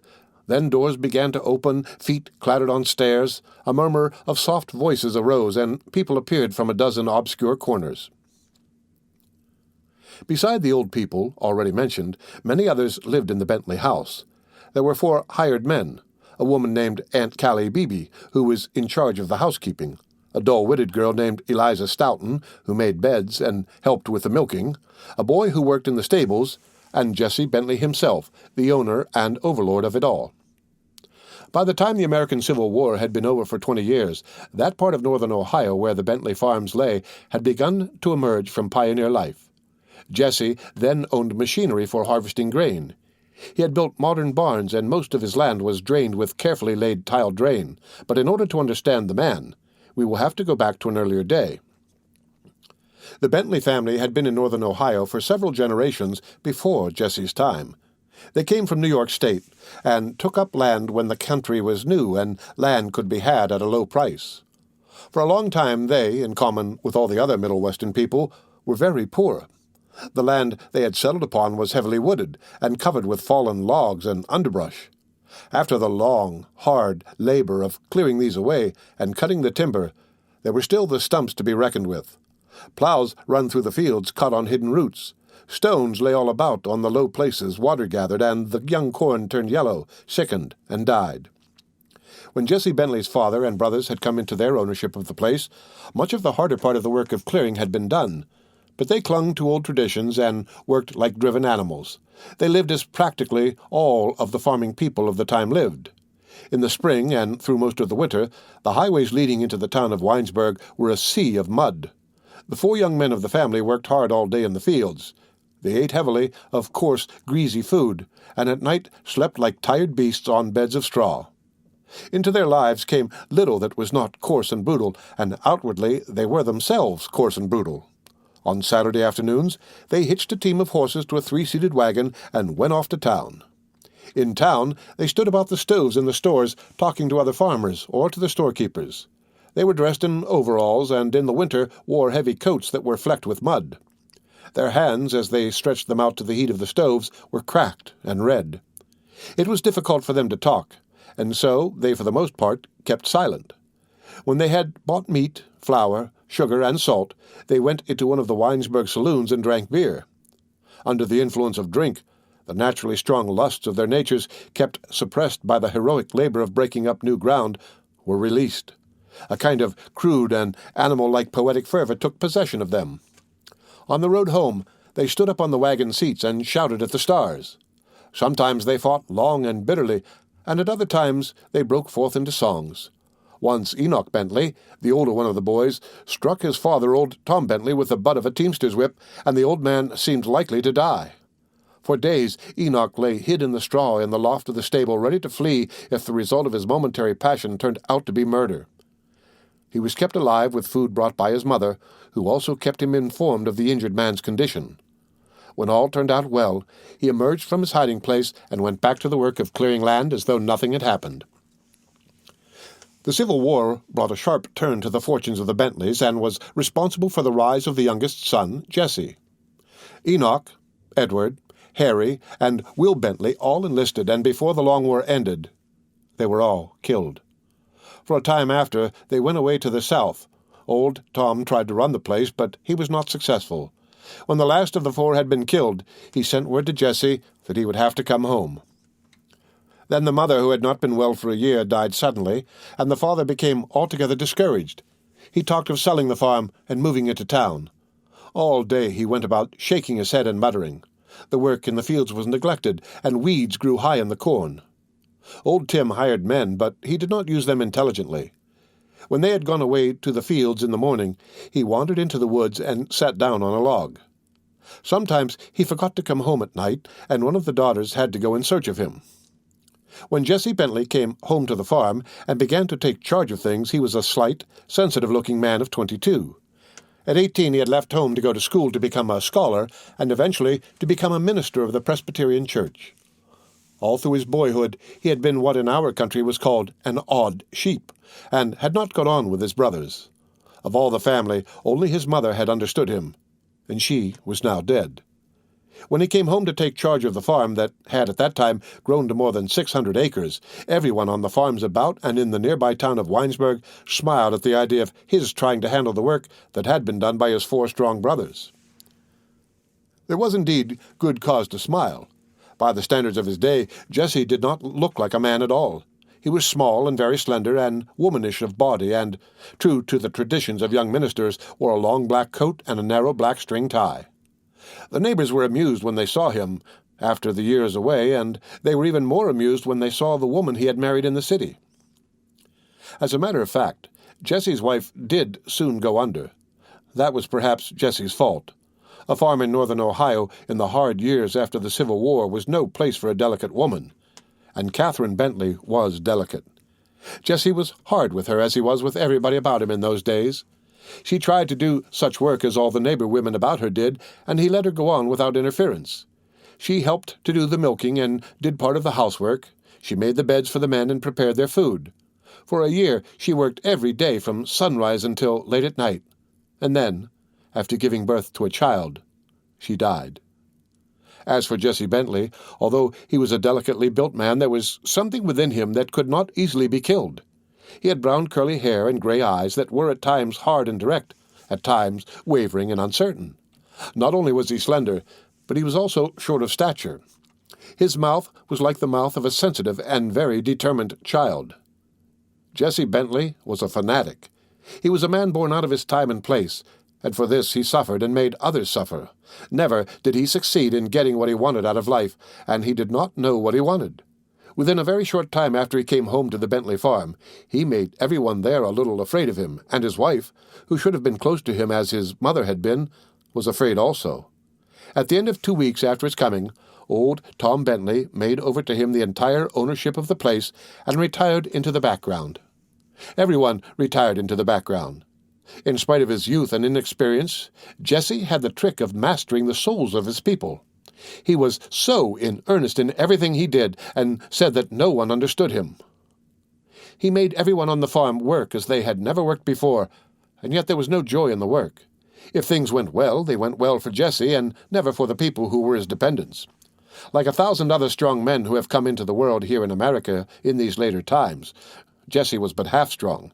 He could master others, but he could not master himself.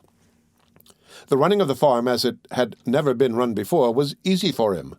When he came home from Cleveland, where he had been in school, he shut himself off from all of his people and began to make plans. He thought about the farm night and day, and that made him successful. Other men on the farms about him worked too hard and were too tired to think. But to think of the farm and to be everlastingly making plans for its success was a relief to Jesse. It partially satisfied something in his passionate nature. Immediately after he came home, he had a wing built onto the old house, and in a large room facing the west he had windows that looked into the barnyard, and other windows that looked off across the fields. By the window he sat down to think. Hour after hour and day after day he sat and looked over the land and thought out his new place in life. The passionate burning thing in his nature flamed up, and his eyes became hard. He wanted to make the farm produce as no farm in his state had ever produced before. And then he wanted something else. It was the indefinable hunger within that made his eyes waver, and that kept him always more and more silent before people. He would have given much to achieve peace, and in him was a fear that peace was the thing he could not achieve. All over his body Jesse Bentley was alive. In his small frame was gathered the force of a long line of strong men. He had always been extraordinarily alive when he was a small boy on the farm, and later when he was a young man in school. In the school he had studied and thought of God and the Bible with his whole mind and heart. As time passed and he grew to know people better, he began to think of himself as an extraordinary man, one set apart from his fellows. He wanted terribly to make his life a thing of great importance, and as he looked about at his fellow men and saw how like clods they lived, it seemed to him that he could not bear to become also such a clod. Although in his absorption in himself and in his own destiny he was blind to the fact that his young wife was doing a strong woman's work even after she had become large with child, and that she was killing herself in his service, he did not intend to be unkind to her. When his father, who was old and twisted with toil, made over to him the ownership of the farm, and seemed content to creep away to a corner and wait for death, he shrugged his shoulders and dismissed the old man from his mind. In the room by the window overlooking the land that had come down to him sat Jesse thinking of his own affairs. In the stables he could hear the tramping of his horses and the restless movement of his cattle. Away in the fields he could see other cattle wandering over green hills. The voices of men, his men who worked for him, came into him through the window. From the milk-house there was the steady thump-thump of a churn being manipulated by the half-witted girl Eliza Stoughton. Jesse's mind went back to the men of Old Testament days who had also owned lands and herds. He remembered how God had come down out of the skies and talked to these men, and he wanted God to notice and to talk to him also. A kind of feverish, boyish eagerness to, in some way, achieve in his own life the flavor of significance that had hung over these men took possession of him. Being a prayerful man, he spoke of the matter aloud to God, and the sound of his own words strengthened and fed his eagerness. "I am a new kind of man come into possession of these fields," he declared. "Look upon me, O God, and look thou also upon my neighbors and all the men who have gone before me here. O God, create in me another Jesse, like that one of old, to rule over men and to be the father of sons who shall be rulers." Jesse grew excited as he talked aloud, and jumping to his feet, walked up and down in the room. In fancy he saw himself living in old times and among old peoples. The land that lay stretched out before him became of vast significance, a place peopled by his fancy with a new race of men sprung from himself. It seemed to him that in his day, as in those other and older days, kingdoms might be created and new impulses given to the lives of men by the power of God speaking through a chosen servant. He longed to be such a servant. "It is God's work I have come to the land to do," he declared in a loud voice, and his short figure straightened, and he thought that something like a halo of godly approval hung over him. It will perhaps be somewhat difficult for the men and women of a later day to understand Jesse Bentley. In the last 50 years, a vast change has taken place in the lives of our people. A revolution has in fact taken place.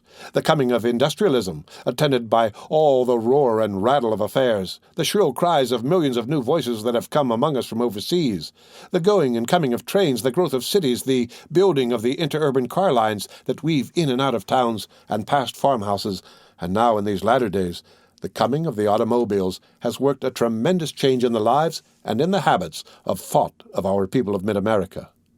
Books, badly imagined and written, though they may be in the hurry of our times, are in every household. Magazines circulate by the millions of copies. Newspapers are everywhere.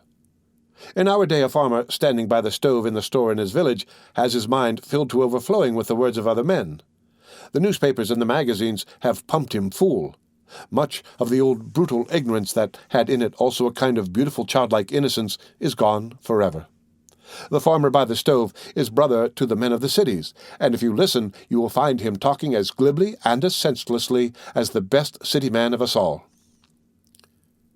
In Jesse Bentley's time, and in the country districts of the whole Middle West in the years after the Civil War, it was not so. Men labored too hard, and were too tired to read. In them was no desire for words printed upon paper. As they worked in the fields, vague, half-formed thoughts took possession of them. They believed in God and in God's power to control their lives. In the little Protestant churches they gathered on Sunday to hear of God and his works. The churches were the center of the social and intellectual life of the times. The figure of God was big in the hearts of men. And so, having been born an imaginative child, and having within him a great intellectual eagerness, Jesse Bentley had turned wholeheartedly toward God. When the war took his brothers away, he saw the hand of God in that. When his father became ill and could no longer attend to the running of the farm, he took that also as a sign from God. In the city, when the word came to him, he walked about at night through the streets, thinking of the matter. And when he had come home and had got the work on the farm well under way, he went again at night to walk through the forests and over the low hills, and to think of God. As he walked, the importance of his own figure in some divine plan grew in his mind. He grew avaricious, and was impatient that the farm contained only 600 acres. Kneeling in a fence corner at the edge of some meadow, he sent his voice abroad into the silence, and looking up, he saw the stars shining down at him. One evening, some months after his father's death, and when his wife Catherine was expecting at any moment to be laid abed of childbirth, Jesse left his house and went for a long walk. The Bentley farm was situated in a tiny valley watered by Wine Creek, and Jesse walked along the banks of the stream to the end of his own land and on through the fields of his neighbors. As he walked, the valley broadened and then narrowed again. Great open stretches of field and wood lay before him. The moon came out from behind clouds, and climbing a low hill, he sat down to think. Jesse thought that as the true servant of God, the entire stretch of country through which he had walked should have come into his possession. He thought of his dead brothers and blamed them that they had not worked harder and achieved more. Before him, in the moonlight, the tiny stream ran down over stones, and he began to think of the men of old times who, like himself, had owned flocks and lands. A fantastic impulse, half fear, half greediness, took possession of Jesse Bentley. He remembered how in the old Bible story the Lord had appeared to that other Jesse and told him to send his son David to where Saul and the men of Israel were fighting the Philistines in the valley of Elah. Into Jesse's mind came the conviction that all of the Ohio farmers who owned land in the valley of Wine Creek were Philistines and enemies of God. Suppose, he whispered to himself, there should come from among them one who, like Goliath the Philistine of Gath, could defeat me and take from me my possessions. In fancy, he felt the sickening dread that he thought must have lain heavy on the heart of Saul before the coming of David. Jumping to his feet, he began to run through the night. As he ran, he called to God. His voice carried far over the low hills. Jehovah of hosts, he cried, send to me this night out of the womb of Catherine a son. Let thy grace alight upon me. Send me a son to be called David, who shall help me to pluck at last all of these lands out of the hands of the Philistines, and turn them to thy service and to the building of thy kingdom on earth. The End of Godliness, Part 1, concerning Jesse Bentley. Read by Rick Kistner for Lit2Go. On the web at fcit.usf.edu.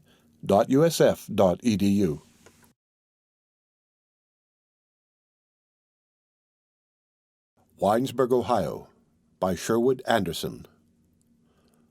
Godliness, a tale in 4 parts. Part 2, also concerning Jesse Bentley. David Hardy of Winesburg, Ohio, was the grandson of Jesse Bentley, the owner of Bentley Farms. When he was 12 years old, he went to the old Bentley place to live. His mother, Louise Bentley, the girl who came into the world on that night when Jesse ran through the fields crying to God that he be given a son, had grown to womanhood on the farm and had married young John Hardy of Winesburg, who became a banker.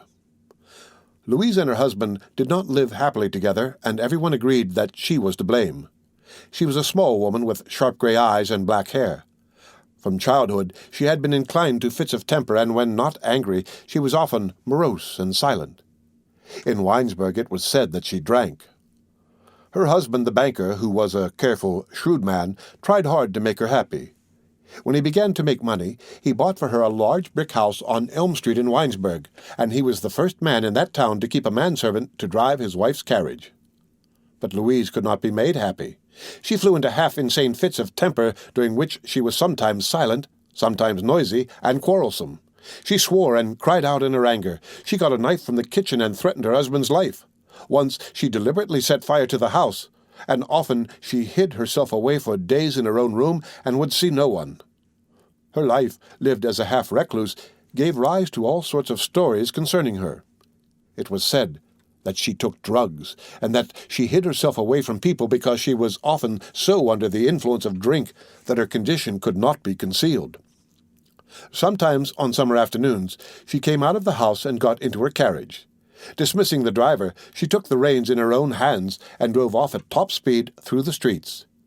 If a pedestrian got in her way, she drove straight ahead, and the frightened citizen had to escape as best he could. To the people of the town, it seemed as though she wanted to run them down.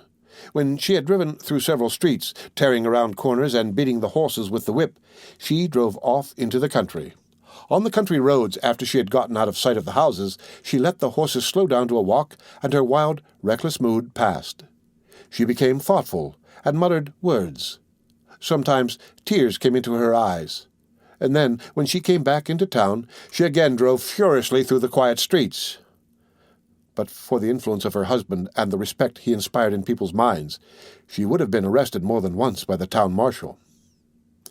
Young David Hardy grew up in the house with this woman, and, as can well be imagined, there was not much joy in his childhood.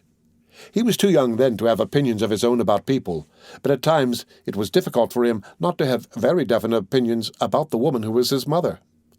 David was always a quiet, orderly boy, and for a long time was thought by the people of Winesburg to be something of a dullard. His eyes were brown, and as a child he had a habit of looking at things and people a long time without appearing to see what he was looking at. When he heard his mother spoken of harshly, or when he overheard her berating his father, he was frightened and ran away to hide. Sometimes he could not find a hiding place, and that confused him.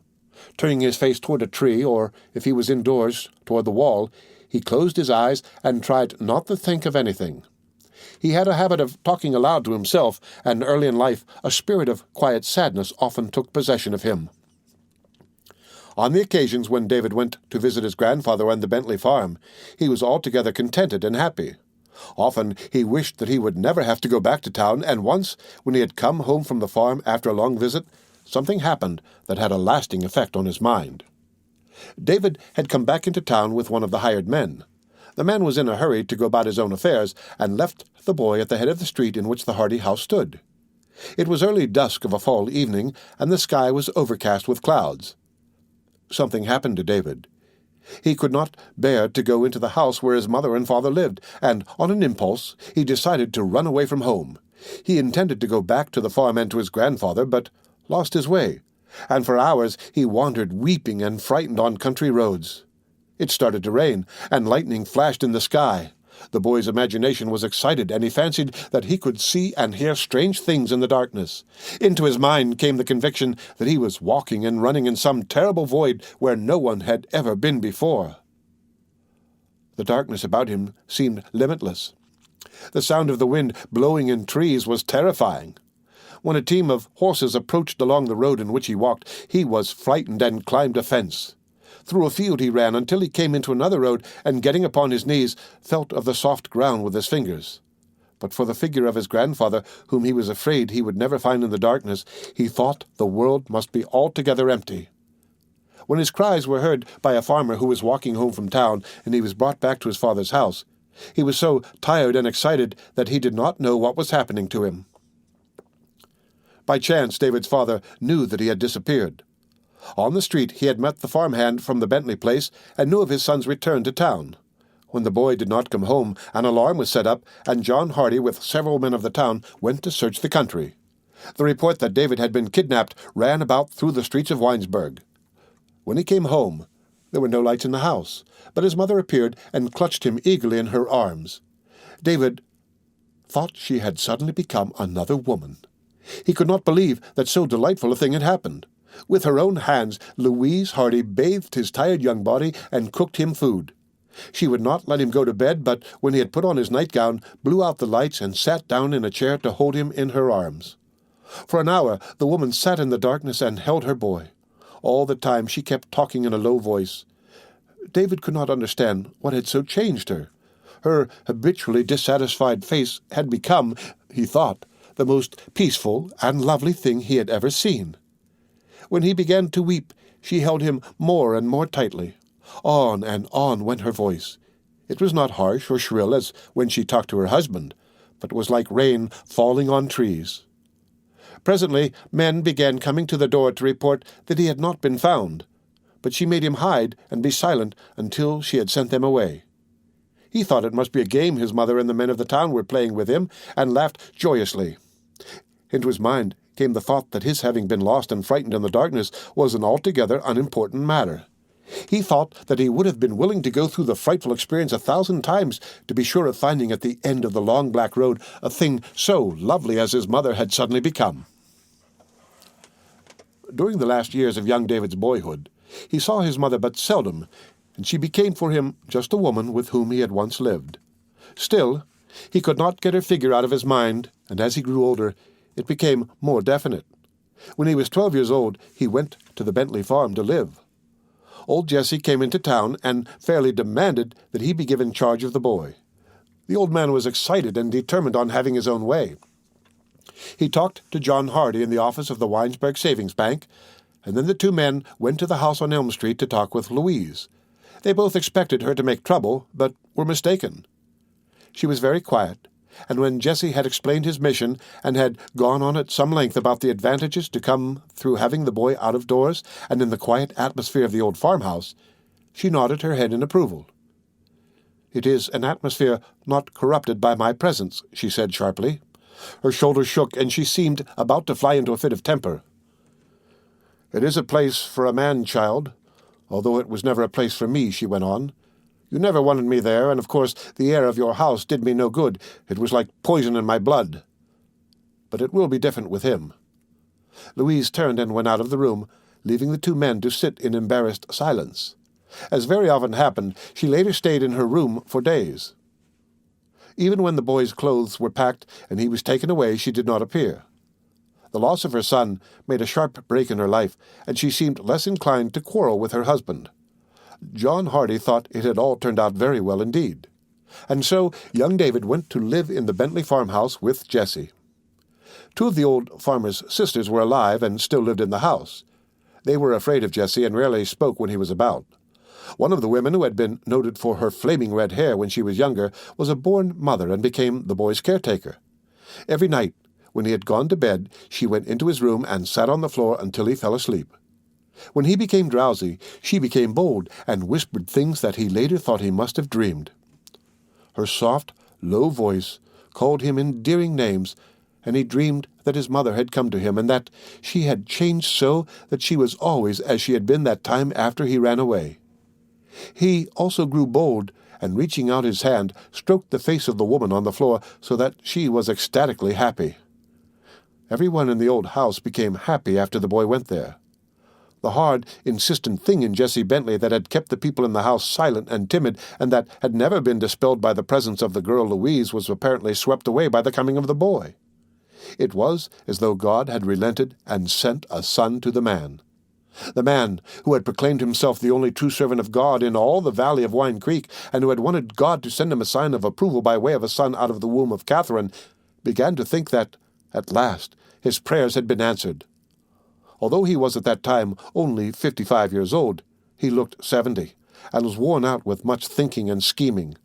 The effort he had made to extend his land holdings had been successful, and there were few farms in the valley that did not belong to him. But until David came, he was a bitterly disappointed man. There were two influences at work in Jesse Bentley, and all his life his mind had been a battleground for these influences. First, there was the old thing in him. He wanted to be a man of God and a leader among men of God. His walking in the fields and through the forests at night had brought him close to nature, and there were forces in the passionately religious man that ran out to the forces in nature. The disappointment that had come to him when a daughter and not a son had been born to Catherine had fallen upon him like a blow struck by some unseen hand, and the blow had somewhat softened his egotism. He still believed that God might at any moment make himself manifest out of the winds or the clouds, but he no longer demanded such recognition. Instead, he prayed for it. Sometimes he was altogether doubtful and thought God had deserted the world. He regretted the fate that had not let him live in a simpler and sweeter time, when at the beckoning of some strange cloud in the sky, men left their lands and houses and went forth into the wilderness to create new races. While he worked night and day to make his farms more productive and to extend his holdings of land, he regretted that he could not use his own restless energy in the building of temples, the slaying of unbelievers, and in general in the work of glorifying God's name on earth. That is what Jesse hungered for. And then also he hungered for something else. He had grown into maturity in America in the years after the Civil War, and he, like all men of his time, had been touched by the deep influences that were at work in the country during those years when modern industrialism was being born. He began to buy machines that would permit him to do the work of the farms while employing fewer men, and he sometimes thought that if he were a younger man, he would give up farming altogether and start a factory in Winesburg for the making of machinery. Jesse formed the habit of reading newspapers and magazines. He invented a machine for the making of fence out of wire. Faintly, he realized that the atmosphere of old times and places that he had always cultivated in his own mind was strange and foreign to the thing that was growing up in the minds of others.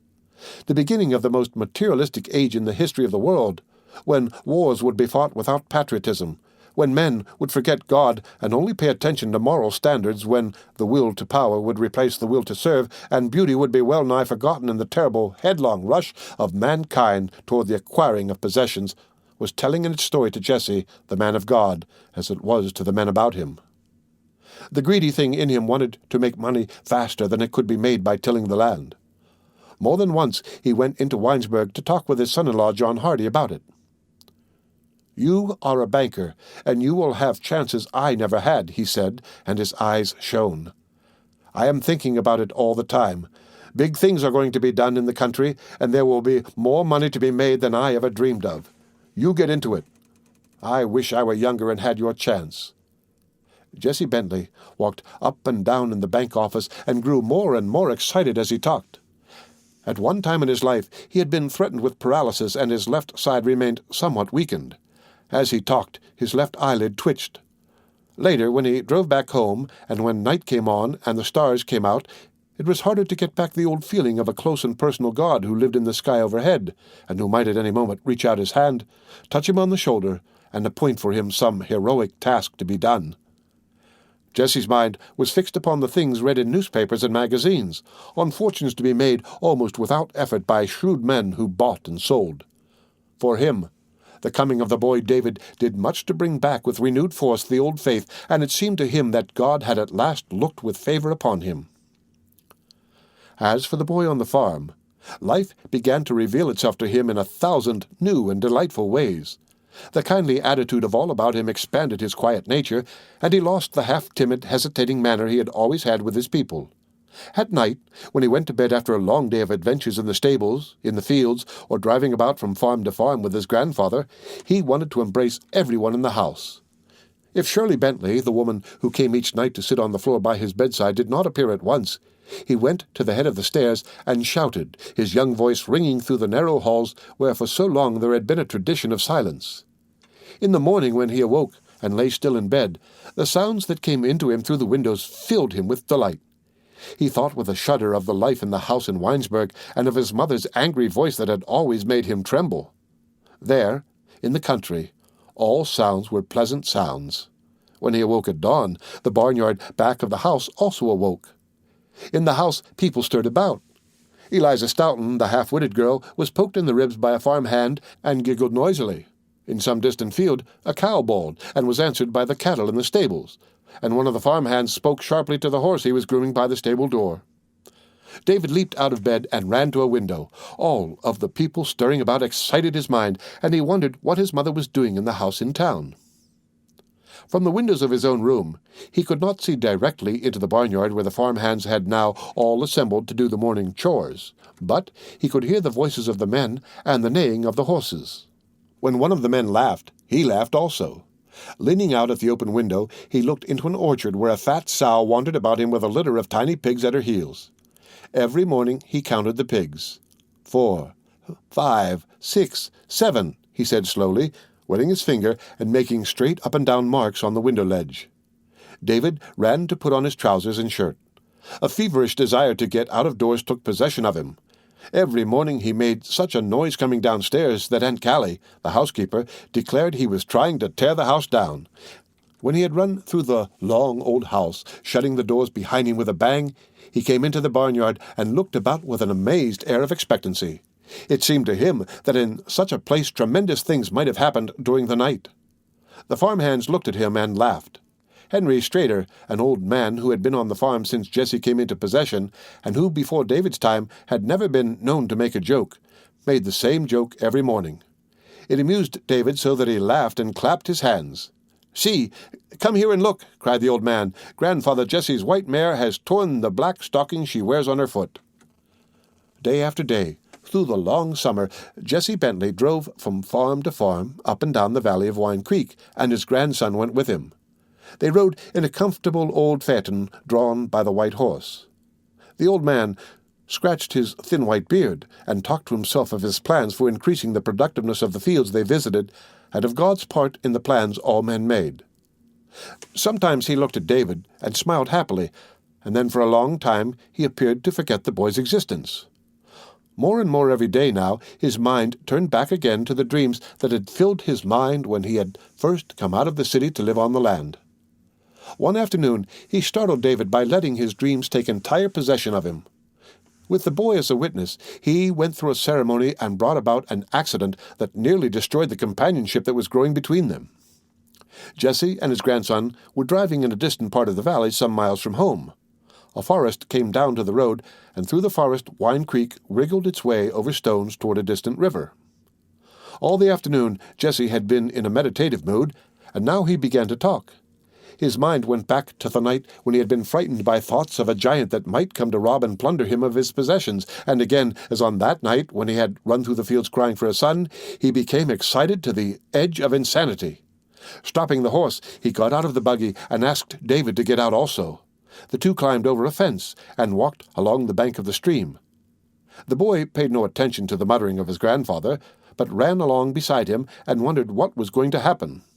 When a rabbit jumped up and ran away through the woods, he clapped his hands and danced with delight. He looked at the tall trees and was sorry that he was not a little animal to climb high in the air without being frightened. Stooping, he picked up a small stone and threw it over the head of his grandfather into a clump of bushes. "Wake up, little animal! Go and climb to the top of the trees!" he shouted in a shrill voice. Jesse Bentley went along under the trees with his head bowed and with his mind in a ferment. His earnestness affected the boy, who presently became silent and a little alarmed. Into the old man's mind had come the notion that now he could bring from God a word or a sign out of the sky, that the presence of the boy and man on their knees in some lonely spot in the forest would make the miracle he had been waiting for almost inevitable. "It was in just such a place as this that other David tended the sheep when his father came and told him to go down unto Saul," he muttered. Taking the boy rather roughly by the shoulder, he climbed over a fallen log, and when he had come to an open place among the trees, he dropped down upon his knees and began to pray in a loud voice. A kind of terror he had never known before took possession of David. Crouching beneath a tree, he watched the man on the ground before him, and his own knees began to tremble. It seemed to him that he was in the presence not only of his grandfather, but of someone else, someone who might hurt him, someone who was not kindly, but dangerous and brutal. He began to cry, and reaching down, picked up a small stick which he held tightly gripped in his fingers. When Jesse Bentley, absorbed in his own idea, suddenly arose and advanced toward him, his terror grew until his whole body shook. In the woods, an intense silence seemed to lie over everything, and suddenly, out of the silence came the old man's harsh and insistent voice. Gripping the boy's shoulders, Jesse turned his face to the sky and shouted. The whole left side of his face twitched, and his hand on the boy's shoulder twitched also. "Make a sign to me, God!" he cried. "Here I stand with the boy David. Come down to me out of the sky, and make thy presence known to me." With a cry of fear, David turned, and shaking himself loose from the hands that held him, ran away through the forest. He did not believe that the man who turned up his face and in a harsh voice shouted at the sky was his grandfather at all. The man did not look like his grandfather. The conviction that something strange and terrible had happened, that by some miracle a new and dangerous person had come into the body of the kindly old man, took possession of him. On and on he ran down the hillside, sobbing as he ran. When he fell over the roots of a tree and in falling struck his head, he arose and tried to run on again. His head hurt so that presently he fell down and lay still. But it was only after Jesse had carried him to the buggy and he awoke to find the old man's hand stroking his head tenderly, that the terror left him. "Take me away. There's a terrible man back there in the woods," he declared firmly, while Jesse looked away over the tops of the trees, and again his lips cried out to God. "What have I done, that thou dost not approve of me?" he whispered softly, saying the words over and over as he drove rapidly along the road with the boy's cut and bleeding head held tenderly against his shoulder. The End of Godliness, Part 2, also concerning Jesse Bentley. Read by Rick Kishner for Lit2Go. On the web at fcit.usf.edu.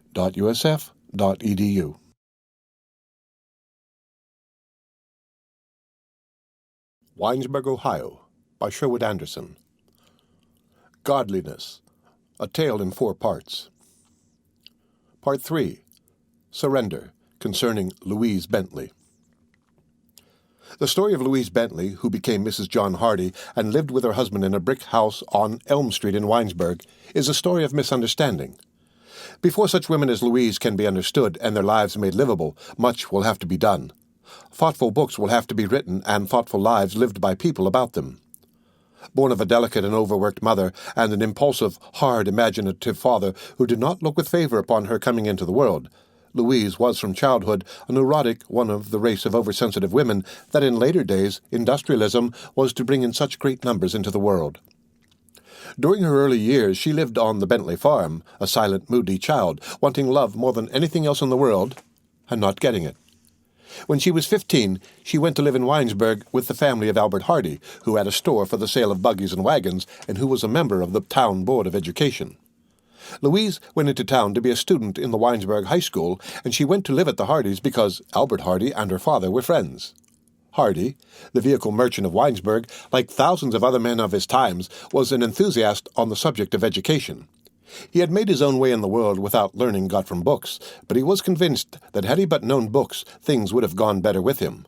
To everyone who came into his shop, he talked of the matter, and in his own household he drove his family distracted by his constant harping on the subject. He had 2 daughters and 1 son, John Hardy, and more than once the daughters threatened to leave school altogether.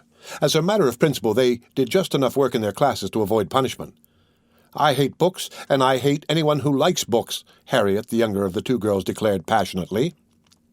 In Winesburg, as on the farm, Louise was not happy. For years she had dreamed of the time when she could go forth into the world, and she looked upon the move into the Hardy household as a great step in the direction of freedom. Always, when she had thought of the matter, it had seemed to her that in town all must be gaiety and life, that there men and women must live happily and freely, giving and taking friendship and affection as one takes the feel of a wind on the cheek. After the silence and the cheerlessness of life in the Bentley house, she dreamed of stepping forth into an atmosphere that was warm and pulsating with life and reality. And in the Hardy household, Louise might have got something of the thing for which she so hungered, but for a mistake she made when she had just come into town. Louise won the disfavor of the two Hardy girls, Mary and Harriet, by her application to her studies in school. She did not come to the house until the day when school was to begin, and knew nothing of the feeling they had in the matter. She was timid, and during the first month made no acquaintances. Every Friday afternoon one of the hired men from the farm drove into Winesburg and took her home for the weekend, so that she did not spend the Saturday holiday with the town people. Because she was embarrassed and lonely, she worked constantly at her studies. To Mary and Harriet, it seemed as though she tried to make trouble for them by her proficiency. In her eagerness to appear well, Louise wanted to answer every question put to the class by the teacher. She jumped up and down, and her eyes flashed. Then, when she had answered some question the others in the class had been unable to answer, she smiled happily. "See, I have done it for you," her eyes seemed to say. "You need not bother about the matter. I will answer all questions for the whole class. It will be easy while I am here." In the evening, after supper in the Hardy house, Albert Hardy began to praise Louise. One of the teachers had spoken highly of her, and he was delighted. "Well, again I have heard of it," he began, looking hard at his daughters and then turning to smile at Louise. "Another of the teachers has told me of the good work Louise is doing. Everyone in Winesburg is telling me how smart she is. I am ashamed that they do not speak so of my own girls." Arising, the merchant marched about the room and lighted his evening cigar. The two girls looked at each other and shook their heads wearily. Seeing their indifference, the father became angry. "I tell you, it is something for you two to be thinking about," he cried, glaring at them. "There is a big change coming here in America, and in learning is the only hope of the coming generations. Louise is the daughter of a rich man, but she is not ashamed to study. It should make you ashamed to see what she does." The merchant took his hat from a rack by the door and prepared to depart for the evening. At the door he stopped and glared back. So fierce was his manner that Louise was frightened and ran upstairs to her own room. The daughters began to speak of their own affairs. "Pay attention to me," roared the merchant. "Your minds are lazy. Your indifference to education is affecting your characters. You will amount to nothing. Now mark what I say. Louise will be so far ahead of you that you will never catch up."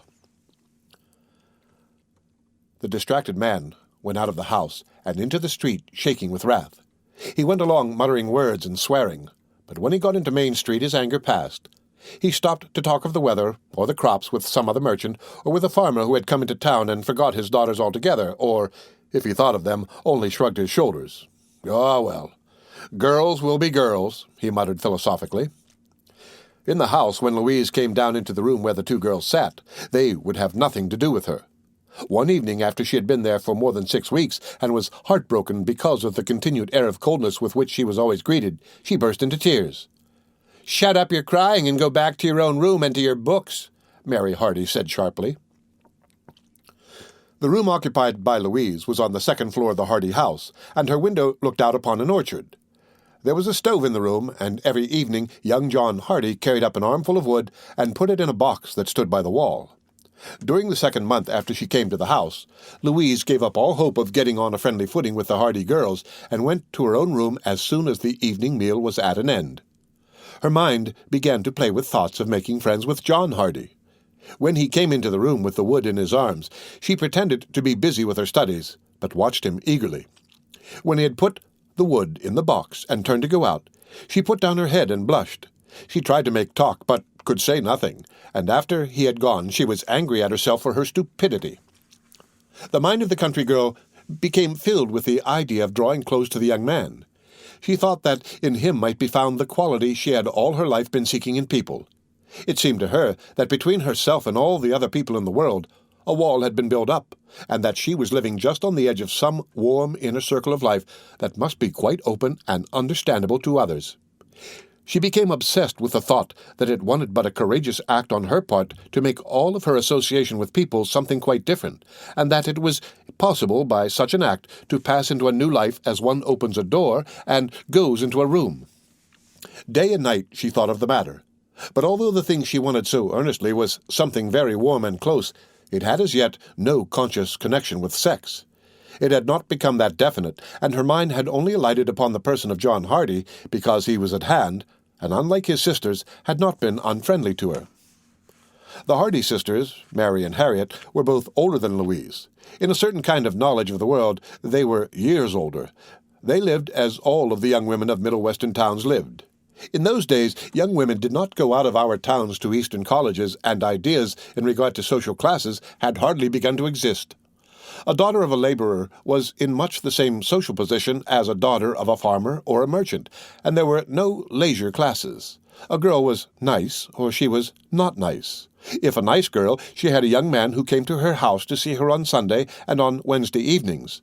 Sometimes she went with her young man to a dance or a church social. At other times she received him at the house and was given the use of the parlor for that purpose. No one intruded upon her. For hours the two sat behind closed doors. Sometimes the lights were turned at low, and the young man and woman embraced. Cheeks became hot, and hair disarranged. After a year or two, if the impulse within them became strong and insistent enough, they married.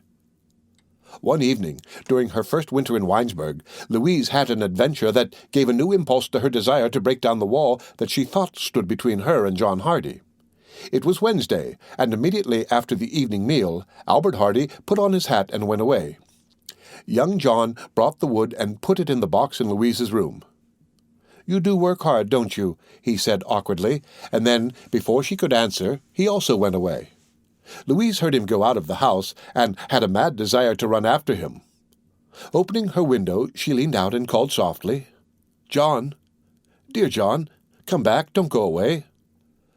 The night was cloudy, and she could not see far into the darkness, but as she waited, she fancied she could hear a soft little noise as of someone going on tiptoes through the trees in the orchard. She was frightened and closed the window quickly. For an hour she moved about the room trembling with excitement, and when she could not longer bear the waiting, she crept into the hall and down the stairs into a closet-like room that opened off the parlor. Louise had decided that she would perform the courageous act that had for weeks been in her mind. She was convinced that John Hardy had concealed himself in the orchard beneath her window, and she was determined to find him and tell him that she wanted him to come close to her, to hold her in his arms, to tell her of his thoughts and dreams, and to listen while she told him her thoughts and dreams. "In the darkness it will be easier to say things," she whispered to herself as she stood in the little room groping for the door. And then, suddenly Louise realized that she was not alone in the house. In the parlor, on the other side of the door, a man's voice spoke softly, and the door opened. Louise just had time to conceal herself in a little opening beneath the stairway when Mary Hardy, accompanied by her young man, came into the little dark room. For an hour Louise sat on the floor in the darkness and listened. Without words, Mary Hardy, with the aid of the man who had come to spend the evening with her, brought to the country girl a knowledge of men and women. Putting her head down until she was curled into a little ball, she lay perfectly still. It seemed to her that by some strange impulse of the gods, a great gift had been brought to Mary Hardy, and she could not understand the older woman's determined protest. The young man took Mary Hardy into his arms and kissed her. When she struggled and laughed, he but held her the more tightly. For an hour the contest between them went on, and then they went back into the parlor, and Louise escaped up the stairs. "I hope you are quiet out there. You must not disturb the little mouse at her studies," she heard Harriet saying to her sister as she stood by her own door in the hallway above. Louise wrote a note to John Hardy, and late that night, when all in the house were asleep, she crept downstairs and slipped it under his door. She was afraid that if she did not do the thing at once, her courage would fail. In the note, she tried to be quite definite about what she wanted. "I want someone to love me, and I want to love someone," she wrote. "If you are the one for me, I want you to come into the orchard at night and make a noise under my window.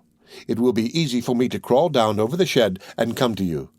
I am thinking about it all the time, so if you are to come at all, you must come soon." For a long time, Louise did not know what would be the outcome of her bold attempt to secure for herself a lover.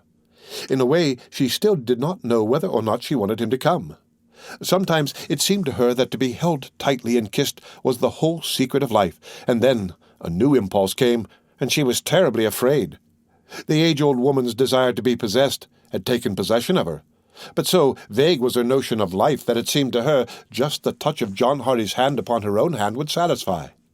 She wondered if he would understand that. At the table next day, while Albert Hardy talked and the two girls whispered and laughed, she did not look at John, but at the table, and as soon as possible escaped. In the evening she went out of the house until she was sure he had taken the wood to her room and gone away.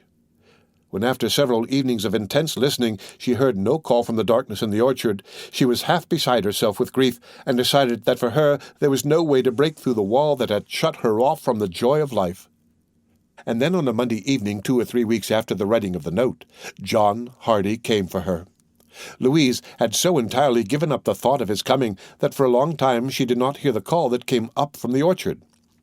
On the Friday evening before, as she was being driven back to the farm for the weekend by one of the hired men, she had, on an impulse, done a thing that had startled her, and as John Hardy stood in the darkness below and called her name softly and insistently, she walked about in her room and wondered what new impulse had led her to commit so ridiculous an act. The farmhand, a young fellow with black curly hair, had come for her somewhat late on that Friday evening, and they drove home in the darkness. Louise, whose mind was filled with thoughts of John Hardy, tried to make talk, but the country boy was embarrassed and would say nothing. Her mind began to review the loneliness of her childhood, and she remembered with a pang the sharp, new loneliness that had just come to her. "I hate everyone," she cried suddenly, and then broke forth into a tirade that frightened her escort. "I hate Father and the old man Hardy, too," she declared vehemently. "I get my lessons there in this school in town, but I hate that also." Louise frightened the farmhand still more by turning and putting her cheek down upon his shoulder. Vaguely, she hoped that he, like that young man who had stood in the darkness with Mary, would put his arms about her and kiss her. But the country boy was only alarmed. He struck the horse with the whip and began to whistle. "The road is rough, huh?" he said loudly. Louise was so angry that, reaching up, she snatched his hat from his head and threw it into the road. When he jumped out of the buggy and went to get it, she drove off and left him to walk the rest of the way back to the farm. Louise Bentley took John Hardy to be her lover. That was not what she wanted, but it was so the young man had interpreted her approach to him, and so anxious was she to achieve something else that she made no resistance. When after a few months they were both afraid that she was about to become a mother, they went one evening to the county seat and were married. For a few months they lived in the Hardy house and then took a house of their own. All during the first year, Louise tried to make her husband understand the vague and intangible hunger that had led to the writing of the note and that was still unsatisfied. Again and again she crept into his arms and tried to talk of it, but always without success. Filled with his own notions of love between men and women, he did not listen, but began to kiss her upon the lips. That confused her so that in the end she did not want to be kissed. She did not know what she wanted. When the alarm that had tricked them into marriage proved to be groundless, she was angry and said bitter, hurtful things. Later, when her son David was born, she could not nurse him and did not know whether she wanted him or not. Sometimes she stayed in the room with him all day, walking about and occasionally creeping close to touch him tenderly with her hands, and then other days came when she did not want to see or be near the tiny bit of humanity that had come into the house. When John Hardy reproached her for her cruelty, she laughed. "It is a man-child, and will get what it wants anyway," she said sharply. "Had it been a woman-child, there is nothing in the world I would not have done for it." The End of Godliness, Part 3. Surrender, concerning Louise Bentley. Read by Rick Kistner for Lit2Go. On the web at fcit.usf.edu.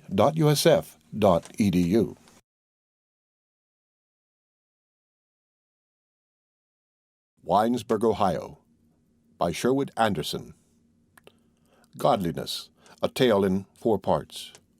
Part 4. Terror, concerning David Hardy.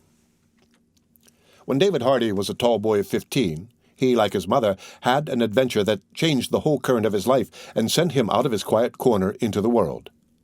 The shell of the circumstances of his life was broken, and he was compelled to start forth. He left Winesburg, and no one there ever saw him again. After his disappearance, his mother and grandfather both died, and his father became very rich. He spent much money in trying to locate his son, but that is no part of this story. It was in the late fall of an unusual year on the Bentley farms. Everywhere the crops had been heavy. That spring, Jesse had bought part of a long strip of black swampland that lay in the valley of Wine Creek. He got the land at a low price, but had spent a large sum of money to improve it. Great ditches had to be dug and thousands of tile laid. Neighboring farmers shook their heads over the expense. Some of them laughed and hoped that Jesse would lose heavily by the venture. But the old man went silently on with the work and said nothing. When the land was drained, he planted it to cabbages and onions, and again the neighbors laughed. The crop was, however, enormous and brought high prices. In the 1 year, Jesse made enough money to pay for all the cost of preparing the land and had a surplus that enabled him to buy 2 more farms. He was exultant and could not conceal his delight. For the first time in all the history of his ownership of the farms, he went among his men with a smiling face. Jesse bought a great many new machines for cutting down the cost of labor and all of the remaining acres in the strip of black fertile swampland. One day he went into Winesburg and bought a bicycle and a new suit of clothes for David, and gave his 2 sisters money with which to go to a religious convention at Cleveland, Ohio.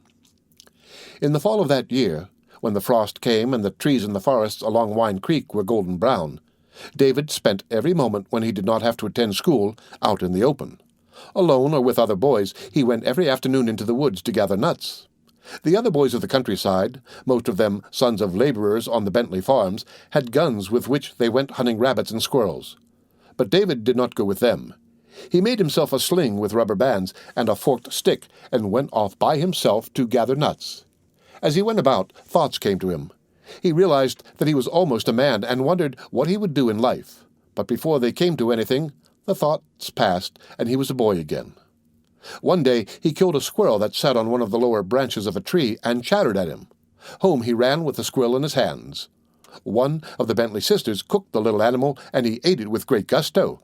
The skin he tacked on a board and suspended the board by a string from his bedroom window. That gave his mind a new turn. After that, he never went into the woods without carrying the sling in his pocket, and he spent hours shooting at imaginary animals concealed among the brown leaves in the trees. Thoughts of his coming manhood passed, and he was content to be a boy with a boy's impulses. One Saturday morning, when he was about to set off for the woods, with the sling in his pocket and a bag for nuts on his shoulder, his grandfather stopped him. In the eyes of the old man was the strained, serious look that always a little frightened David. At such times Jesse Bentley's eyes did not look straight ahead, but wavered and seemed to be looking at nothing. Something like an invisible curtain appeared to have come between the man and all the rest of the world. "I want you to come with me," he said briefly, and his eyes looked over the boy's head into the sky. "We have something important to do today. You may bring the bag for nuts if you wish. It does not matter, and anyway, we will be going into the woods." Jesse and David set out from the Bentley farmhouse in the old phaeton that was drawn by the white horse. When they had gone along in silence for a long way, they stopped at the edge of a field where a flock of sheep were grazing. Among the sheep was a lamb that had been born out of season, and this David and his grandfather caught and tied so tightly that it looked like a little white ball. When they drove on again, Jesse let David hold the lamb in his arms. "I saw it yesterday, and it put me in mind of what I have long wanted to do," he said, and again he looked away over the head of the boy with the wavering, uncertain stare in his eyes. After the feeling of exultation that had come to the farmer as a result of his successful year, another mood had taken possession of him. For a long time he had been going about feeling very humble and prayerful. Again he walked alone at night, thinking of God, and as he walked, he again connected his own figure with the figures of old days. Under the stars, he knelt on the wet grass and raised up his voice in prayer. Now he had decided that, like the men whose stories filled the pages of the Bible, he would make a sacrifice to God. "I have been given these abundant crops, and God has also sent me a boy who is called David," he whispered to himself. "Perhaps I should have done this thing long ago." He was sorry the idea had not come into his mind in the days before his daughter Louise had been born, and thought that surely now, when he had erected a pile of burning sticks in some lonely place in the woods, and had offered the body of a lamb as a burnt offering, God would appear to him and give him a message. More and more, as he thought of the matter, he thought also of David, and his passionate self-love was partially forgotten. It is time for the boy to begin thinking of going out into the world, and the message will be one concerning him, he decided. God will make a pathway for him. He will tell me what place David is to take in life, and when he shall set out on his journey. It is right that the boy should be there. If I am fortunate and an angel of God should appear, David will see the beauty and glory of God made manifest to man. It will make a true man of God of him also." In silence, Jesse and David drove along the road until they came to that place where Jesse had once before appealed to God and had frightened his grandson. The morning had been bright and cheerful, but a cold wind now began to blow, and clouds hid the sun. When David saw the place to which they had come, he began to tremble with fright, and when they stopped by the bridge where the creek came down from among the trees, he wanted to spring out of the phaeton and run away.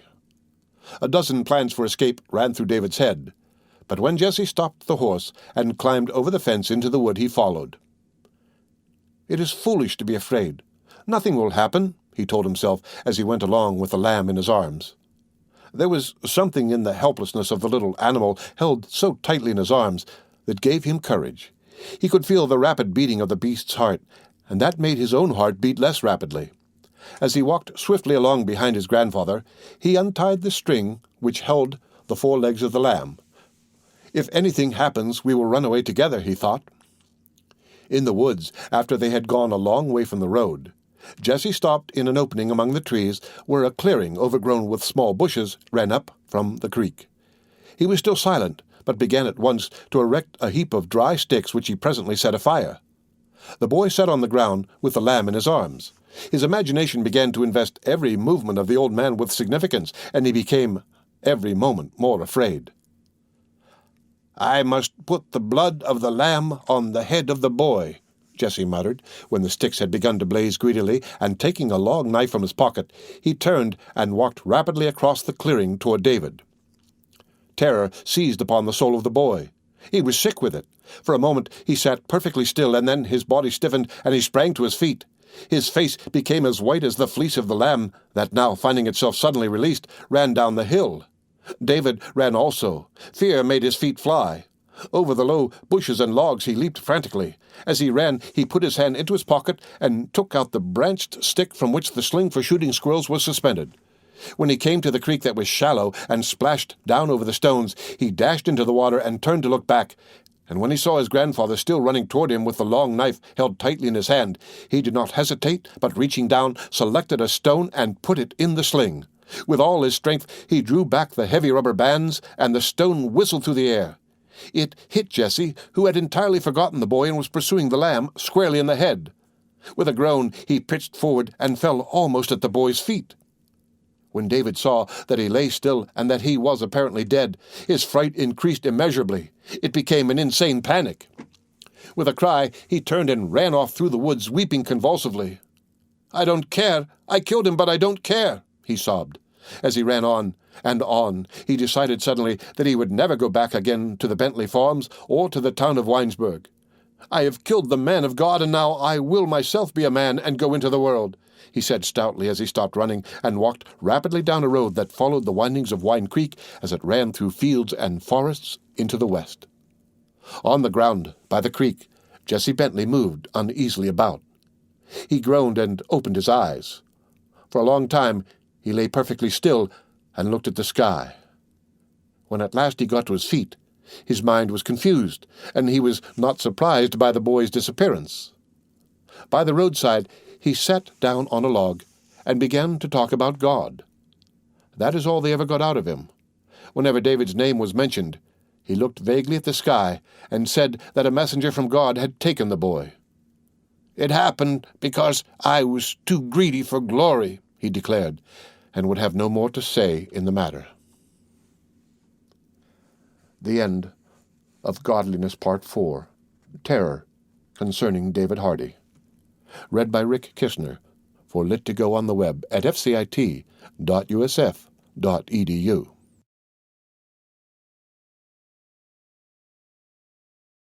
Winesburg, Ohio, by Sherwood Anderson. A man of ideas concerning Joe Welling. He lived with his mother, a gray, silent woman with a peculiar, ashy complexion. The house in which they lived stood in a little grove of trees beyond where the main street of Winesburg crossed Wine Creek.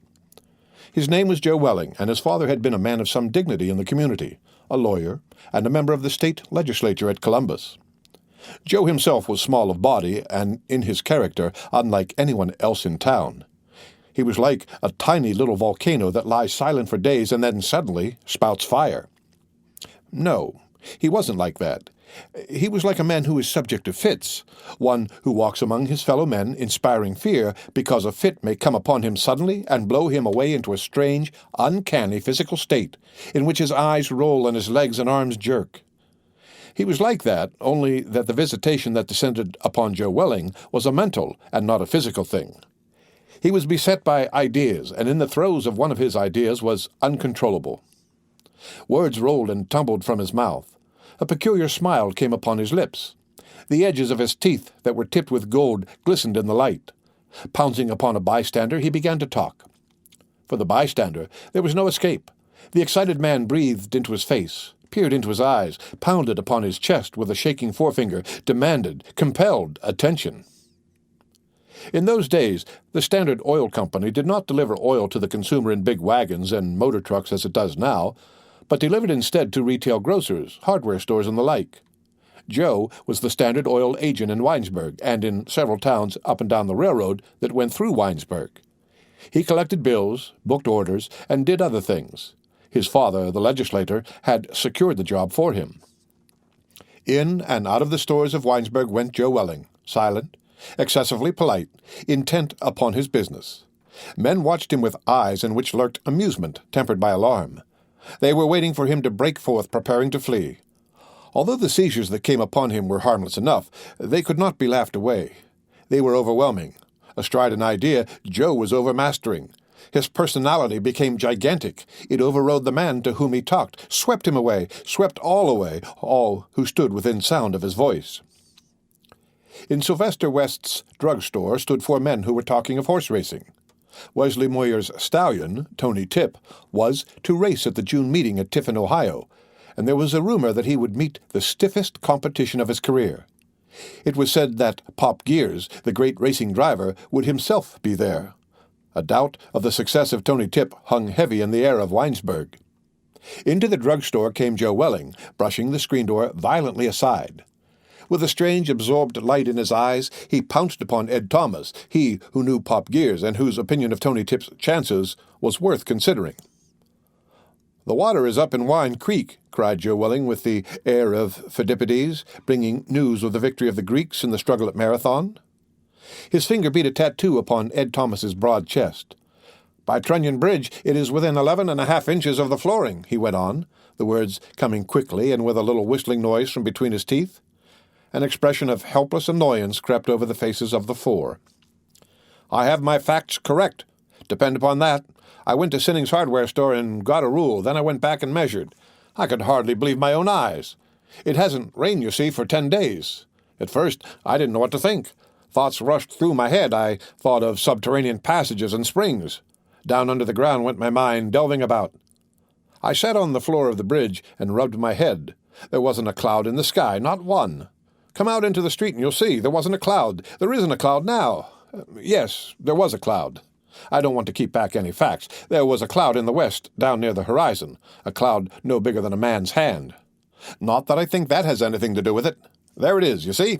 You understand how puzzled I was. Then an idea came to me. I laughed. You'll laugh, too. Of course, it rained over in Medina County. That's interesting, eh? If we had no trains, no mails, no telegraph, we would know that it rained over in Medina County. That's where Wine Creek comes from. Everyone knows that. Little old Wine Creek brought us the news. That's interesting. I laughed. I thought, I'd tell you. It's interesting, huh? Joe Welling turned and went out at the door. Taking a book from his pocket, he stopped and ran a finger down one of the pages. Again he was absorbed in his duties as agent of the Standard Oil Company. "Hearn's Grocery will be getting low on coal oil. I'll see them," he muttered, hurrying along the street and bowing politely to the right and left at the people walking past. When George Willard went to work for the Winesburg Eagle, he was besieged by Joe Welling. Joe envied the boy. It seemed to him that he was meant by nature to be a reporter on a newspaper. "It is what I should be doing, there is no doubt of that," he declared, stopping George Willard on the sidewalk before Dougherty's feed store.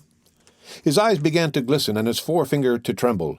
"Of course I make more money with the Standard Oil Company, and I'm only telling you," he added. "I've got nothing against you, but I should have your place. I could do the work at odd moments. Here and there I would run finding out things you'll never see." Becoming more excited, Joe Welling crowded the young reporter against the front of the feed store. He appeared to be lost in thought, rolling his eyes about and running a thin, nervous hand through his hair. A smile spread over his face, and his gold teeth glittered. "You get out your notebook," he commanded. "You carry a little pad of paper in your pocket, don't you? I knew you did. Well, you set this down. I thought of it the other day. Let's take decay. Now, what is decay? It's fire. It burns up wood and other things. You never thought of that? Of course not. This sidewalk here and this feed store, the trees down the street, they're all on fire. They're burning up. Decay, you see, is always going on. It doesn't stop. Water and paint can't stop it. If a thing is iron, then what? It rusts, you see? That's fire, too. The world is on fire. Start your pieces in the paper that way. Just say in big letters, 'The world is on fire.' That will make 'em look up. They'll say you're a smart one. I don't care. I don't envy you. I just snatched that idea out of the air. I would make a newspaper hum. You got to admit that." Turning quickly, Joe Welling walked rapidly away. When he had taken several steps, he stopped and looked back. "I'm going to stick it to you," he said. "I'm going to make you a regular hummer. I should start a newspaper myself. That's what I should do. I'd be a marvel. Everybody knows that." When George Willard had been for a year on the Winesburg Eagle, 4 things happened to Joe Welling. His mother died, he came to live at the new Willard house, he became involved in a love affair, and he organized the Winesburg Baseball Club. Joe organized the baseball club because he wanted to be a coach, and in that position he began to win the respect of his townsmen. "He is a wonder," they declared after Joe's team had whipped the team from Medina County. "He gets everybody working together. You just watch him." Upon the baseball field, Joe Welling stood by first base, his whole body quivering with excitement. In spite of themselves, all the players watched him closely. The opposing pitcher became confused. "Now, now, now, now!" shouted the excited man. "Watch me! Watch me! Watch my fingers! Watch my hands! Watch my feet! Watch my eyes! Let's work together here! Watch me! In me, you see all the movements of the game. Work with me! Work with me! Watch me! Watch me! Watch me!" With runners of the Winesburg team on bases, Joe Welling became as one inspired. Before they knew what had come over them, the base runners were watching the man, edging off the bases, advancing, retreating, held as by an invisible cord. The players of the opposing team also watched Joe. They were fascinated. For a moment they watched, and then, as though to break a spell that hung over them, they began hurling the ball wildly about, and amid a series of fierce animal-like cries from the coach, the runners of the Winesburg team scampered home. Joe Welling's love affair set the town of Winesburg on edge. When it began, everyone whispered and shook his head. When people tried to laugh, the laughter was forced and unnatural. Joe fell in love with Sarah King, a lean, sad-looking woman who lived with her father and brother in a brick house that stood opposite the gate leading to the Winesburg Cemetery. The 2 Kings, Edward the father and Tom the son, were not popular in Winesburg. They were called proud and dangerous. They had come to Winesburg from some place in the south and ran a cider mill on the Trunnion Pike. Tom King was reported to have killed a man before he came to Winesburg. He was 27 years old and rode about town on a gray pony. Also, he had a long yellow mustache that dropped down over his teeth and always carried a heavy, wicked-looking walking stick in his hand. Once he killed a dog with the stick. The dog belonged to Win Pawsey, the shoe merchant, and stood on the sidewalk wagging its tail. Tom King killed it with one blow. He was arrested and paid a fine of $10. Old Edward King was small of stature, and when he passed people in the street, laughed a queer, unmirthful laugh. When he laughed, he scratched his left elbow with his right hand. The sleeve of his coat was almost worn through from the habit. As he walked along the street, looking nervously about and laughing, he seemed more dangerous than his silent, fierce-looking son. When Sarah King began walking out in the evening with Joe Welling, people shook their heads in alarm. She was tall and pale, and had dark rings under her eyes. The couple looked ridiculous together. Under the trees they walked, and Joe talked. His passionate, eager protestations of love, heard coming out of the darkness by the cemetery wall, or from the deep shadows of the trees on the hills that ran up to the fairgrounds from Waterworks Pond, were repeated in the stores. Men stood by the bar in the new Willard house, laughing and talking of Joe's courtship. After the laughter came the silence. The Winesburg baseball team under his management was winning game after game, and the town had begun to respect him. Sensing a tragedy, they waited, laughing nervously. Late on a Saturday afternoon, the meeting between Joe Welling and the two kings, the anticipation of which had set the town on edge, took place in Joe Welling's room in the new Willard house. George Willard was a witness to the meeting. It came about in this way. When the young reporter went to his room after the evening meal, he saw Tom King and his father sitting in the half-darkness in Joe's room. The son had the heavy walking stick in his hand and sat near the door. Old Edward King walked nervously about, scratching his left elbow with his right hand. The hallways were empty and silent. George Willard went to his own room and sat down at his desk. He tried to write, but his hand trembled so that he could not hold the pen. He also walked nervously up and down. Like the rest of the town of Winesburg, he was perplexed and knew not what to do. It was 7:30, and fast growing dark when Joe Welling came along the station platform toward the new Willard house. In his arms he held a bundle of weeds and grasses. In spite of the terror that made his body shake, George Willard was amused at the sight of the small, spry figure holding the grasses and half running along the platform. Shaking with fright and anxiety, the young reporter lurked in the hallway outside the door of the room in which Joe Welling talked to the two kings. There had been an oath, the nervous giggle of old Edward King, and then silence. Now the voice of Joe Welling, sharp and clear, broke forth. George Willard began to laugh. He understood. As he had swept all men before him, so now Joe Welling was carrying the two men in the room off their feet with a tidal wave of words. The listener in the hall walked up and down, lost in amazement. Inside the room, Joe Welling had paid no attention to the grumbled threat of Tom King. Absorbed in an idea, he closed the door and, lighting a lamp, spread the handful of weeds and grasses upon the floor. "I've got something here," he announced solemnly. "I was going to tell George Willard about it. Let him make a piece out of it for the paper. I'm glad you're here. I wish Sarah were here also. I've been going to come to your house and tell you some of my ideas. They're interesting. Sarah wouldn't let me. She said we'd quarrel. That's foolish." Running up and down before the two perplexed men, Joe Welling began to explain. "Don't you make a mistake now," he cried. "This is something big." His voice was shrill with excitement. "You just follow me. You'll be interested. I know you will. Suppose this. Suppose all of the wheat, the corn, the oats, the peas, the potatoes were all by some miracle swept away. Now, here we are, you see, in this county. There is a high fence built all around us. We'll suppose that. No one can get over the fence, and all the fruits of the earth are destroyed. Nothing left but these wild things, these grasses. Would we be done for? I ask you that. Would we be done for?" Again, Tom King growled, and for a moment there was silence in the room. Then again Joe plunged into the exposition of his idea. "Things would go hard for a time, I admit that. I've got to admit that. No getting around it. We'd be hard put to it. More than one fat stomach would cave in. But they couldn't down us. I should say not." Tom King laughed good-naturedly, and the shivery, nervous laugh of Edward King rang through the house. Joe Welling hurried on.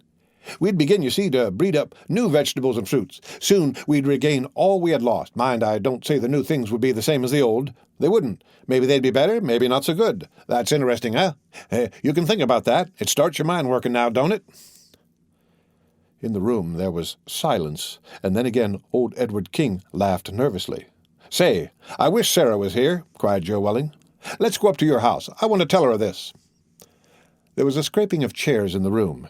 It was then that George Welling retreated to his own room. Leaning out at the window, he saw Joe Welling going along the street with the two kings. Tom King was forced to take extraordinary long strides to keep pace with the little man. As he strode along, he leaned over, listening, absorbed, fascinated. Joe Welling again talked excitedly. "Take milkweed now," he cried. "A lot might be done with milkweed, eh?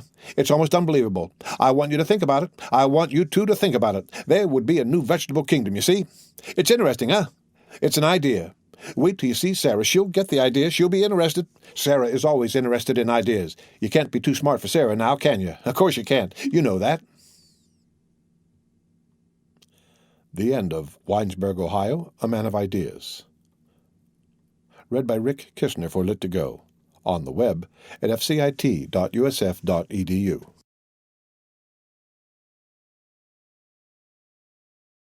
Winesburg, Ohio, by Sherwood Anderson. Adventure, concerning Alice Hindman. Alice Hinman, a woman of 27 when George Willard was a mere boy, had lived in Winesburg all her life. She clerked in Winnie's dry goods store and lived with her mother, who had married a second husband. Alice's stepfather was a carriage painter and given to drink. His story is an odd one. It will be worth telling someday. At 27, Alice was tall and somewhat slight. Her head was large and overshadowed her body. Her shoulders were a little stooped and her hair and eyes brown. She was very quiet, but beneath the placid exterior, a continual ferment went on. When she was a girl of 16, and before she began to work in the store, Alice had an affair with a young man. The young man, named Ned Curry, was older than Alice. He, like George Willard, was employed on the Winesburg Eagle, and for a long time he went to see Alice almost every evening. Together, the two walked under the trees through the streets of the town and talked of what they would do with their lives. Alice was then a very pretty girl, and Ned Curry took her into his arms and kissed her. He became excited and said things he did not intend to say, and Alice, betrayed by her desire to have something beautiful come into her rather narrow life, also grew excited. She also talked. The outer crust of her life, all of her natural diffidence and reserve, was torn away, and she gave herself over to the emotions of love. When, late in the fall of her 16th year, Ned Curry went away to Cleveland, where he hoped to get a place on a city newspaper and rise in the world, she wanted to go with him. With a trembling voice, she told him what was in her mind. "I will work, and you can work," she said. "I do not want to harness you to a needless expense that will prevent your making progress. Don't marry me now. We will get along without that, and we can be together. Even though we live in the same house, no one will say anything. In the city, we will be unknown, and people will pay no attention to us." Ned Curry was puzzled by the determination and abandon of his sweetheart, and was also deeply touched. He had wanted the girl to become his mistress, but changed his mind. He wanted to protect and care for her. "You don't know what you're talking about," he said sharply. "You may be sure I'll let you do no such thing. As soon as I get a good job, I'll come back. For the present, you'll have to stay here. It's the only thing we can do." On the evening before he left Winesburg to take up his new life in the city, Ned Curry went to call on Alice. They walked about through the streets for an hour, and then got a rig from Wesley Moyer's livery and went for a drive in the country. The moon came up, and they found themselves unable to talk. In his sadness, the young man forgot the resolutions he had made regarding his conduct with the girl. They got out of the buggy at a place where a long meadow ran down to the bank of Wine Creek, and there, in the dim light, became lovers. When at midnight they returned to town, they were both glad. It did not seem to them that anything that could happen in the future could blot out the wonder and beauty of the thing that had happened. "Now we will have to stick to each other, whatever happens. We will have to do that," Ned Curry said as he left the girl at her father's door. The young newspaper man did not succeed in getting a place on a Cleveland paper, and went west to Chicago. For a time he was lonely and wrote to Alice almost every day. Then he was caught up by the life of the city. He began to make friends and found new interests in life. In Chicago he boarded at a house where there were several women. One of them attracted his attention, and he forgot Alice in Winesburg. At the end of a year he had stopped writing letters, and only once in a long time, when he was lonely or when he went into one of the city's parks and saw the moon shining on the grass as it had shone that night on the meadow by Wine Creek, did he think of her at all. In Winesburg, the girl who had been loved grew to be a woman. When she was 22 years old, her father, who owned a harness repair shop, died suddenly. The harness maker was an old soldier, and after a few months his wife received a widow's pension. She used the first money she got to buy a loom and became a weaver of carpets, and Alice got a place in Winnie's store. For a number of years, nothing could have induced her to believe that Ned Curry would not in the end return to her. She was glad to be employed because the daily round of toil in the store made the time of waiting seem less long and uninteresting. She began to save money, thinking that when she had saved $200 or $300, she would follow her lover to the city and try if her presence would not win back his affections. Alice did not blame Ned Curry for what had happened in the moonlight in the field, but felt that she could never marry another man.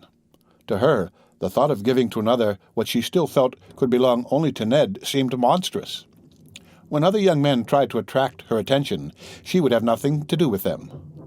"I am his wife, and shall remain his wife whether he comes back or not," she whispered to herself, and for all of her willingness to support herself, could not have understood the growing modern idea of a woman's owning herself and giving and taking for her own ends in life. Alice worked in the dry goods store from 8 in the morning until 6 at night, and on 3 evenings a week went back to the store to stay from 7 until 9. As time passed, and she became more and more lonely, she began to practice the devices common to lonely people.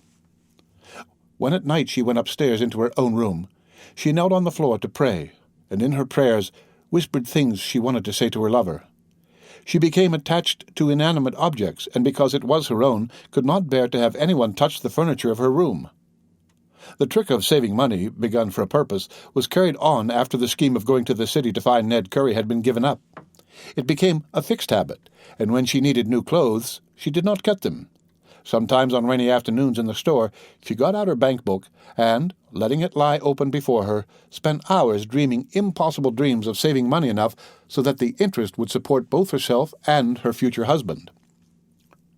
Ned always liked to travel about, she thought. I'll give him the chance. Some day, when we are married and I can save both his money and my own, we will be rich. Then we can travel together all over the world. In the dry goods store, weeks ran into months, and months into years, as Alice waited and dreamed of her lover's return. Her employer, a gray old man with false teeth and a thin gray mustache that drooped down over his mouth, was not given to conversation, and sometimes on rainy days and in the winter when a storm raged in Main Street, long hours passed when no customers came in. Alice arranged and rearranged the stock. She stood near the front window where she could look down the deserted street and thought of the evenings when she had walked with Ned Curry and of what he had said. "We will have to stick to each other now."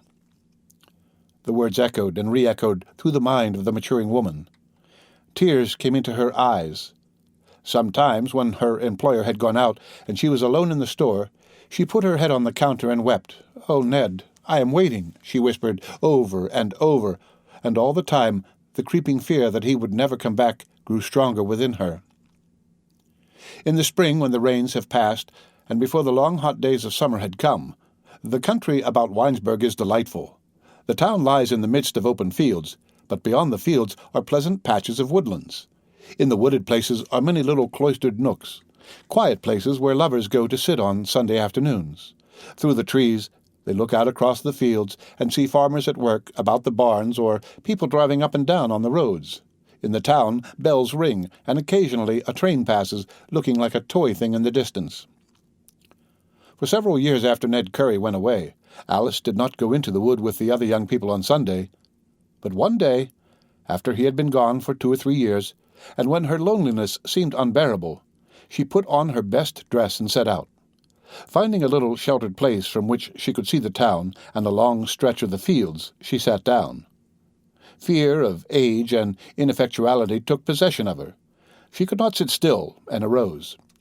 As she stood looking out over the land, something, perhaps the thought of never ceasing life as it expresses itself in the flow of the seasons, fixed her mind on the passing years.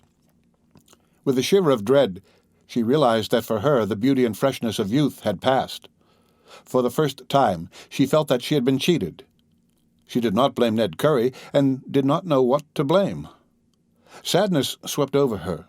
Dropping to her knees, she tried to pray, but instead of prayers, words of protest came to her lips. "It is not going to come to me. I will never find happiness. Why do I tell myself lies?" she cried. And an odd sense of relief came with this, her first bold attempt to face the fear that had become a part of her everyday life. In the year when Alice Hinman became 25, 2 things happened to disturb the dull uneventfulness of her days. Her mother married Bush Milton, the carriage painter of Winesburg, and she herself became a member of the Winesburg Methodist Church. Alice joined the church because she had become frightened by the loneliness of her position in life. Her mother's second marriage had emphasized her isolation. "I am becoming old and queer. If Ned comes, he will not want me. In the city where he is living, men are perpetually young. There is so much going on that they do not have time to grow old," she told herself with a grim little smile, and went resolutely about the business of becoming acquainted with people. Every Thursday evening, when the store had closed, she went to a prayer meeting in the basement of the church, and on Sunday evening attended a meeting of an organization called the Epworth League. When Will Hurley, a middle-aged man who clerked in a drugstore and who also belonged to the church, offered to walk home with her, she did not protest. "Of course, I will not let him make a practice of being with me, but if he comes to see me once in a long time, there can be no harm in that," she told herself, still determined in her loyalty to Ned Curry. Without realizing what was happening, Alice was trying, feebly at first, but with growing determination, to get a new hold upon life. Beside the drug clerk, she walked in silence, but sometimes in the darkness, as they went stolidly along, she put out her hand and touched softly the folds of his coat. When he left her at the gate before her mother's house, she did not go indoors, but stood for a moment by the door. She wanted to call to the drug clerk, to ask him to sit with her in the darkness on the porch before the house, but was afraid he would not understand. "It is not him that I want," she told herself. "I want to avoid being so much alone. If I am not careful, I will grow unaccustomed to being with people." During the early fall of her 27th year, a passionate restlessness took possession of Alice. She could not bear to be in the company of the drug clerk, and when, in the evening, he came to walk with her, she sent him away. Her mind became intensely active, and when weary from the long hours of standing behind the counter in the store, she went home and crawled into bed. She could not sleep. With staring eyes, she looked into the darkness. Her imagination, like a child awakened from long sleep, played about the room. Deep within her there was something that would not be cheated by fantasies, and that demanded some definite answer from life. Alice took a pillow into her arms and held it tightly against her breasts. Getting out of bed, she arranged a blanket so that, in the darkness, it looked like a form lying between the sheets, and kneeling beside the bed she caressed it, whispering words over and over like a refrain. "Why doesn't something happen? Why am I left here alone?" she muttered. Although she sometimes thought of Ned Curry, she no longer depended on him. Her desire had grown vague. She did not want Ned Curry or any other man. She wanted to be loved, to have something answer the call that was growing louder and louder within her. And then one night when it rained, Alice had an adventure. It frightened and confused her. She had come home from the store at 9 and found the house empty. Bush Milton had gone off to town and her mother to the house of a neighbor. Alice went upstairs to her room and undressed in the darkness. For a moment she stood by the window, hearing the rain beat against the glass, and then a strange desire took possession of her. Without stopping to think of what she intended to do, she ran downstairs through the dark house and out into the rain. As she stood on the little grass plot before the house and felt the cold rain on her body, a mad desire to run naked through the streets took possession of her. She thought that the rain would have some creative and wonderful effect on her body.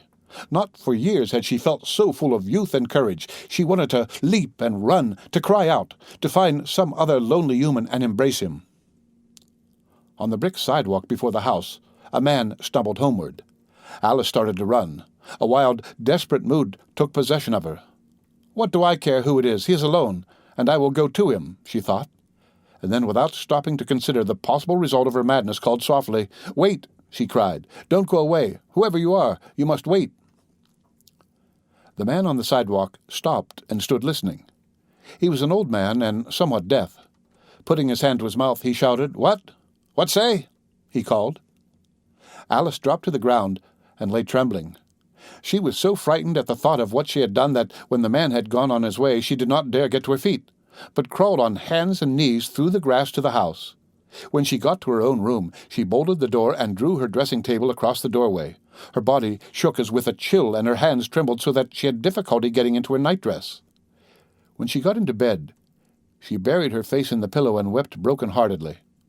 "What is the matter with me? I will do something dreadful if I am not careful," she thought, and turning her face to the wall, began trying to force herself to face bravely the fact that many people must live and die alone, even in Winesburg. The end of Winesburg, Ohio, an Adventure. Read by Rick Kistner. For Lit to Go on the web at fcit.usf.edu.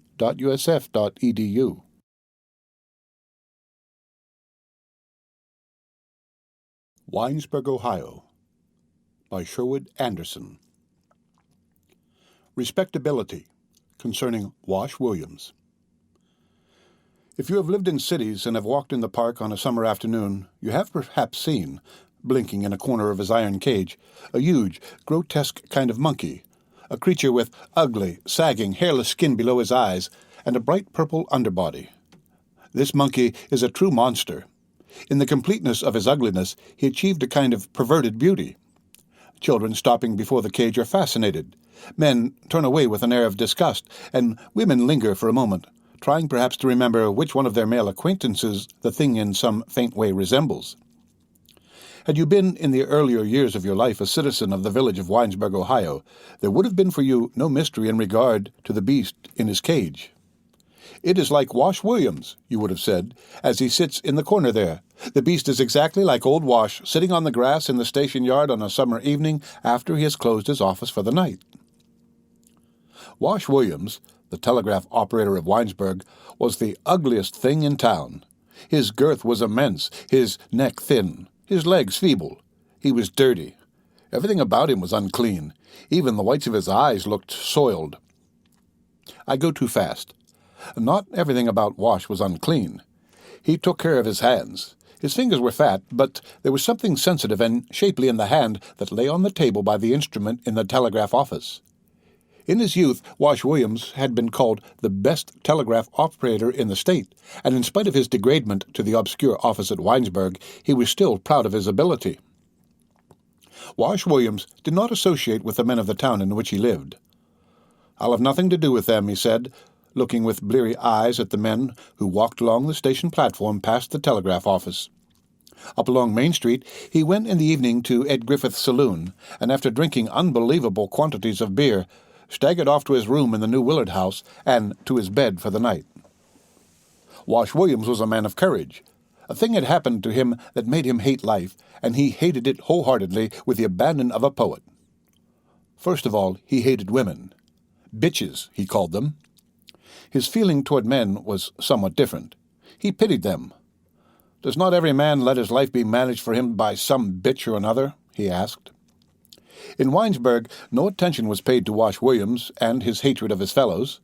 Once, Mrs. White, the banker's wife, complained to the telegraph company, saying that the office in Winesburg was dirty and smelled abominably, but nothing came of her complaint. Here and there a man respected the operator. Instinctively, the man felt in him a glowing resentment of something he had not the courage to resent.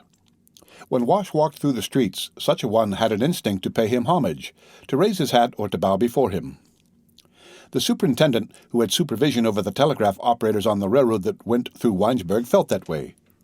He had put Wash into the obscure office at Winesburg to avoid discharging him, and he meant to keep him there.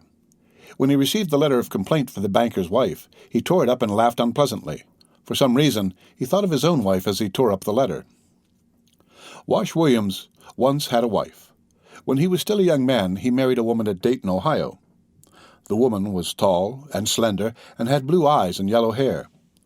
Wash was himself a comely youth. He loved the woman with a love as absorbing as the hatred he later felt for all women.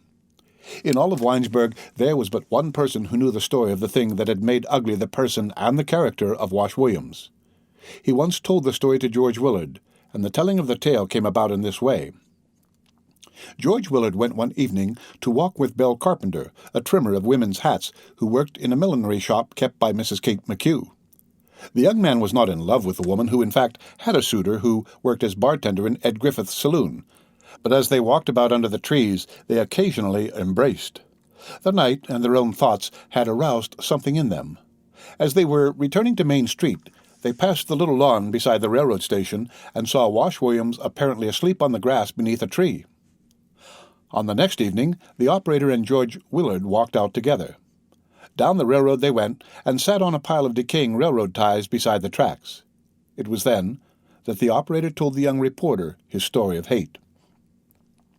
Perhaps a dozen times George Willard and the strange, shapeless man who lived at his father's hotel had been on the point of talking. The young man looked at the hideous, leering face staring about the hotel dining room and was consumed with curiosity. Something he saw lurking in the staring eyes told him that the man who had nothing to say to others had nevertheless something to say to him. On the pile of railroad ties on the summer evening, he waited expectantly. When the operator remained silent and seemed to have changed his mind about talking, he tried to make conversation. "Were you ever married, Mr. Williams?" he began. I suppose you were, and your wife is dead. Is that it?"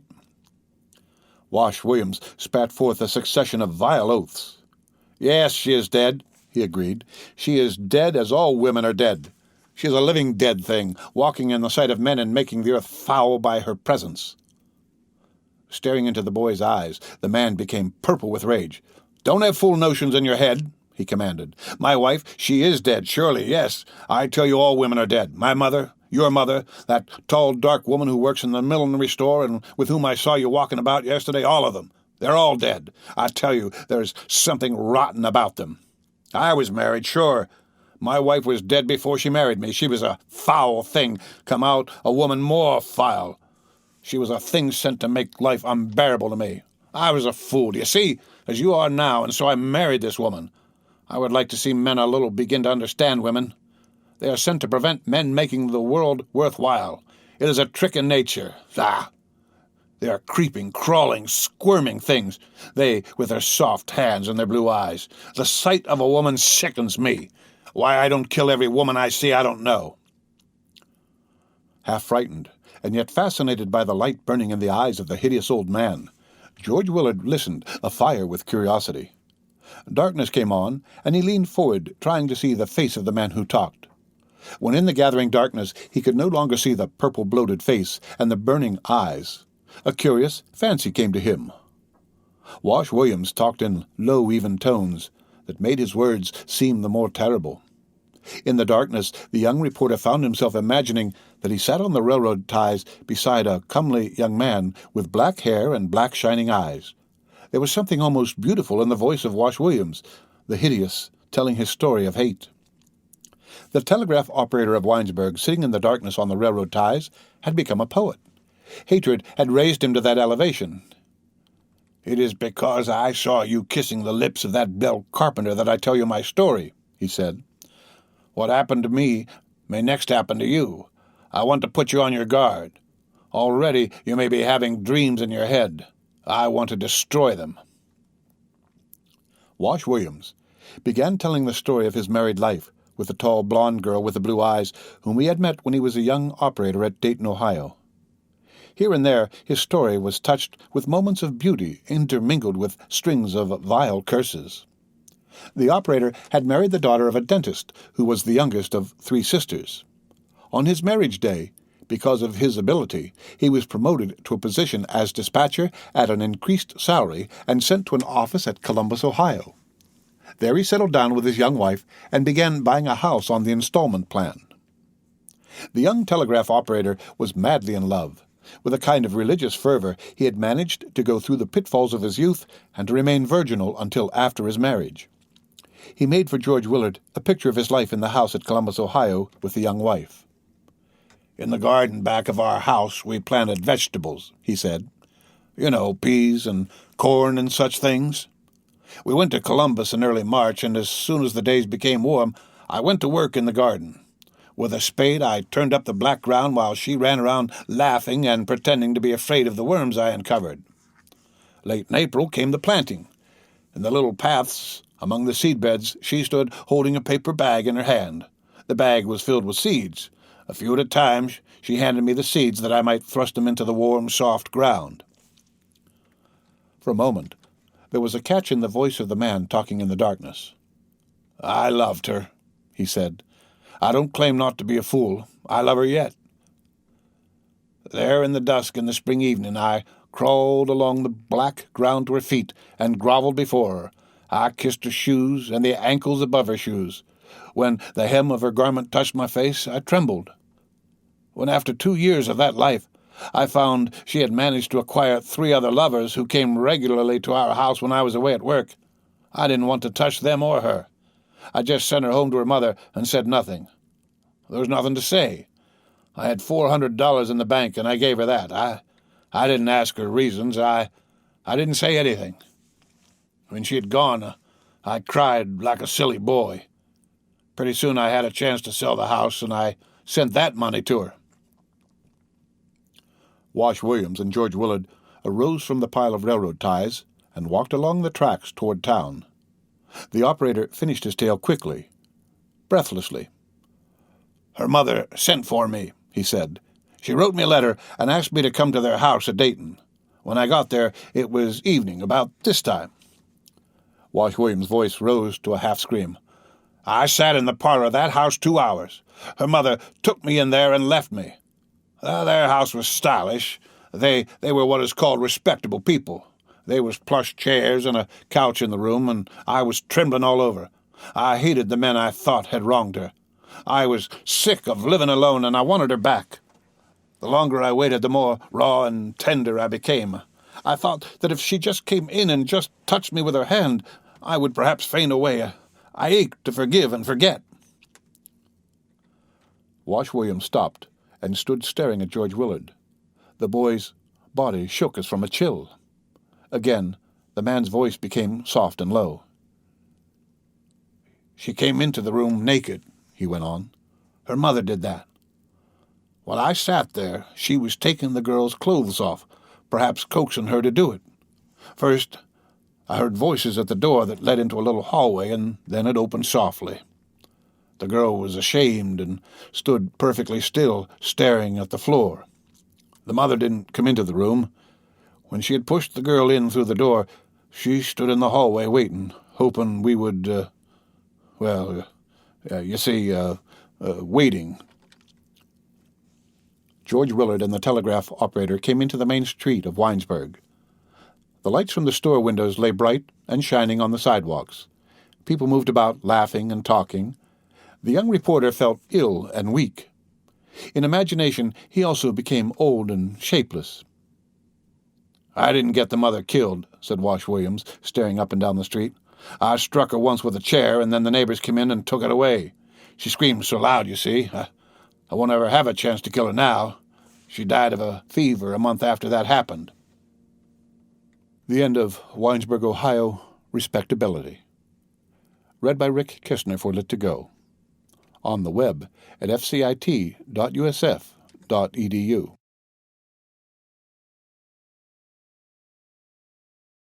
Winesburg, Ohio, by Sherwood Anderson. The Thinker, concerning Seth Richmond. The house in which Seth Richmond of Winesburg lived with his mother had been at one time the showplace of the town. But when young Seth lived there, its glory had become somewhat dimmed. The huge brick house which Banker White had built on Buckeye Street had overshadowed it. The Richmond place was in a little valley far out at the end of Main Street.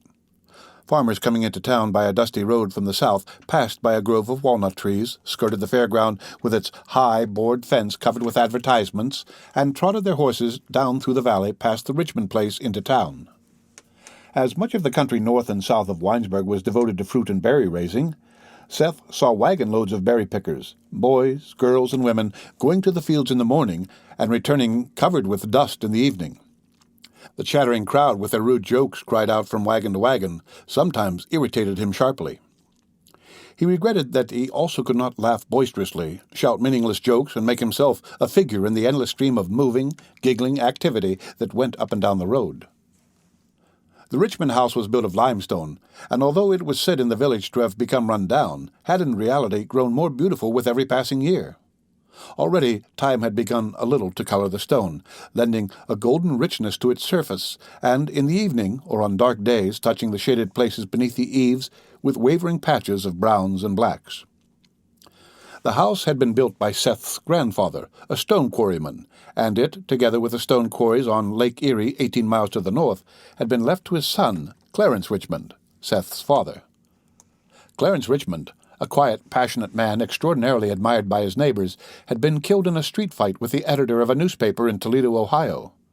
The fight concerned the publication of Clarence Richmond's name coupled with that of a woman schoolteacher, and as the dead man had begun the row by firing upon the editor, the effort to punish the slayer was unsuccessful. After the quarryman's death, it was found that much of the money left to him had been squandered in speculation and in insecure investments made through the influence of friends.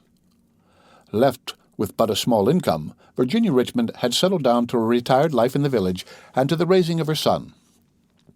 Although she had been deeply moved by the death of the husband and father, she did not at all believe the stories concerning him that ran about after his death. To her mind, the sensitive boyish man whom all had instinctively loved was but an unfortunate, a being too fine for everyday life. You'll be hearing all sorts of stories, but you are not to believe what you hear, she said to her son. He was a good man, full of tenderness for everyone, and should not have tried to be a man of affairs. No matter how much I were to plan and dream of your future, I could not imagine anything better for you than that you turn out as good a man as your father. Several years after the death of her husband, Virginia Richmond had become alarmed at the growing demands upon her income, and had set herself to the task of increasing it. She had learned stenography, and through the influence of her husband's friends, got the position of court stenographer at the county seat. There she went by train each morning during the sessions of the court, and when no court sat, spent her days working among the rose bushes in her garden. She was a tall, straight figure of a woman with a plain face and a great mass of brown hair. In the relationship between Seth Richmond and his mother, there was a quality that even at 18 had begun to color all of his traffic with men. An almost unhealthy respect for the youth kept the mother for the most part silent in his presence. When she did speak sharply to him, he had only to look steadily into her eyes to see dawning there the puzzled look he had already noticed in the eyes of others when he looked at them. The truth was that the son thought with remarkable clearness, and the mother did not. She expected from all people certain conventional reactions to life. A boy was your son, you scolded him, and he trembled and looked at the floor. When you had scolded enough, he wept, and all was forgiven. After the weeping, and when he had gone to bed, you crept into his room and kissed him. Virginia Richmond could not understand why her son did not do these things. After the severest reprimand, he did not tremble and look at the floor, but instead looked steadily at her, causing uneasy doubts to invade her mind. As for creeping into his room, after Seth had passed his 15th year, she would have been half afraid to do anything of the kind. Once when he was a boy of 16, Seth, in company with 2 other boys, ran away from home. The 3 boys climbed into the open door of an empty freight car and rode some 40 miles to a town where a fair was being held. One of the boys had a bottle filled with a combination of whiskey and blackberry wine, and the 3 sat with legs dangling out of the car door, drinking from the bottle. Seth's 2 companions sang and waved their hands to idlers about the stations of the towns through which the train passed. They planned raids upon the baskets of farmers who had come with their families to the fair. "We will live like kings and won't have to spend a penny to see the fair and horse races," they declared boastfully. After the disappearance of Seth, Virginia Richmond walked up and down the floor of her home filled with vague alarms. Although on the next day she discovered, through an inquiry made by the town marshal, on what adventure the boys had gone, she could not quiet herself. All through the night she lay awake hearing the clock tick and telling herself that Seth, like his father, would come to a sudden and violent end. So determined was she that the boy should this time feel the weight of her wrath that, although she would not allow the marshal to interfere with his adventure, she got out a pencil and paper and wrote down a series of sharp, stinging reproofs she intended to pour out upon him. The reproofs she committed to memory, going about the garden and saying them aloud like an actor memorizing his part. And when at the end of the week Seth returned, a little weary and with coal soot in his ears and about his eyes, she again found herself unable to reprove him. Walking into the house, he hung his cap on a nail by the kitchen door and stood looking steadily at her. "I wanted to turn back within an hour after we had started," he explained. "I didn't know what to do. I knew you would be bothered, and I also knew that if I didn't go on I would be ashamed of myself. I went through with the thing for my own good. It was uncomfortable, sleeping on wet straw, and 2 drunken Negroes came and slept with us. When I stole a lunch basket out of a farmer's wagon, I couldn't help thinking of his children going all day without food. I was sick of the whole affair, but I was determined to stick it out until the other boys were ready to come back." "I'm glad you did stick it out," replied the mother, half resentfully, and kissing him upon the forehead, pretending to busy herself with the work about the house. On a summer evening, Seth Richmond went to the New Willard house to visit his friend George Willard. It had rained during the afternoon, but as he walked through Main Street the sky had partially cleared and a golden glow lit up the west. Going around a corner, he turned in at the door of the hotel and began to climb the stairway leading up to his friend's room. In the hotel office, the proprietor and 2 traveling men were engaged in a discussion of politics. On the stairway, Seth stopped and listened to the voices of the men below. They were excited and talked rapidly. Tom Willard was berating the traveling men. "I am a Democrat, but your talk makes me sick," he said. "You don't understand McKinley. McKinley and Mark Hanna are friends. It is impossible, perhaps, for your mind to grasp that. If anyone tells you that a friendship can be deeper and bigger and more worthwhile than dollars and cents, or even more worthwhile than state politics, you snicker and laugh. The landlord was interrupted by one of the guests, a tall, gray, mustached man who worked for a wholesale grocery house. "Do you think that I have lived in Cleveland all these years without knowing Mark Hanna?" he demanded. "Your talk is piffle. Hanna is after money and nothing else. This McKinley is his tool. He has McKinley bluffed, and don't you forget it." The young man on the stairs did not linger to hear the rest of the discussion, but went on up the stairway and into the little dark hall. Something in the voices of the men talking in the hotel office started a chain of thoughts in his mind. He was lonely, and had begun to think that loneliness was a part of his character, something that would always stay with him. Stepping into a side hall, he stood by a window that looked into an alleyway. At the back of his shop stood Abner Groff, the town banker. His tiny bloodshot eyes looked up and down the alleyway. In his shop, someone called the baker, who pretended not to hear. The baker had an empty milk bottle in his hand and an angry, sullen look in his eyes. In Winesburg, Seth Richmond was called the Deep One. "He's like his father," men said as he went through the streets. "He'll break out some of these days. You wait and see." The talk of the town and the respect with which men and boys instinctively greeted him, as all men greet silent people, had affected Seth Richmond's outlook on life and on himself. He, like most boys, was deeper than boys are given credit for being, but he was not what the men of the town and even his mother thought him to be. No great underlying purpose lay back of his habitual silence, and he had no definite plan for his life. When the boys with whom he associated were noisy and quarrelsome, he stood quietly at one side. With calm eyes he watched the gesticulating, lively figures of his companions. He wasn't particularly interested in what was going on, and sometimes wondered if he would ever be particularly interested in anything. Now, as he stood in the half-darkness by the window watching the baker, he wished that he himself might become thoroughly stirred by something, even by the fits of sullen anger for which Baker Groff was noted.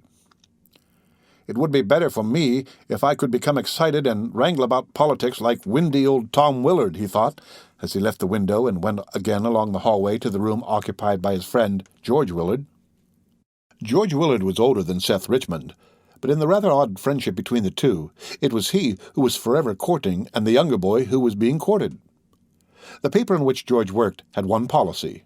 It strove to mention by name in each issue as many as possible of the inhabitants of the village. Like an excited dog, George Willard ran here and there, noting on his pad of paper who had gone on business to the county seat, or who had returned from a visit to a neighboring village. All day he wrote little facts upon the pad. A.P. Ringlet had received a shipment of straw hats. Ed Beyerbaum and Tom Marshall were in Cleveland Friday. Uncle Tom Sinnings is building a new barn on his place on the Valley Road. The idea that George Willard would someday become a writer had given him a place of distinction in Winesburg, and to Seth Richmond he talked continually of the matter. "It's the easiest of all lives to live," he declared, becoming excited and boastful. "Here and there you go, and there's no one to boss you. Though you are in India or in the South Seas in a boat, you have but to write, and there you are. Wait till I get my name up, and then see what fun I shall have." In George Willard's room, which had a window looking down into an alleyway, and one that looked across railroad tracks to Biff Carter's lunchroom facing the railroad station, Seth Richmond sat in a chair and looked at the floor. George Willard, who had been sitting for an hour idly playing with a lead pencil, greeted him effusively. "I've been trying to write a love story," he explained, laughing nervously. Lighting a pipe, he began walking up and down the room. "I know what I'm going to do. I'm going to fall in love. I've been sitting here and thinking it over, and I'm going to do it." As though embarrassed by his declaration, George went to a window and, turning his back to his friend, leaned out. "I know who I'm going to fall in love with," he said sharply. "It's Helen White. She is the only girl in town with any get-up to her." Struck with a new idea, young Willard turned and walked toward his visitor. "Look here," he said. "You know Helen White better than I do. I want you to tell her what I said. You just get to talking to her and say that I'm in love with her. See what she says to that. See how she takes it, and then you come and tell me." Seth Richmond arose and went toward the door. The words of his comrade irritated him unbearably. "Well, goodbye," he said briefly. George was amazed. Running forward, he stood in the darkness, trying to look into Seth's face. "What's the matter? What are you going to do? You stay here and let's talk," he urged. A wave of resentment directed against his friend, the men of the town, who were, he thought, perpetually talking of nothing, and most of all against his own habit of silence, made Seth half desperate. "Ah, speak to her yourself," he burst forth, and then, going quickly through the door, slammed it sharply in his friend's face. "I'm going to find Helen White and talk to her, but not about him," he muttered. Seth went down the stairway and out at the front door of the hotel, muttering with wrath. Crossing a little dusty street and climbing a low iron railing, he went to sit upon the grass in the station yard. George Willard he thought a profound fool, and he wished that he had said so more vigorously. Although his acquaintanceship with Helen White, the banker's daughter, was outwardly but casual, she was often the subject of his thoughts, and he felt that she was something private and personal to himself. "The busy fool with his love stories," he muttered, staring back over his shoulder at George Willard's room. "Why does he never tire of his eternal talking?"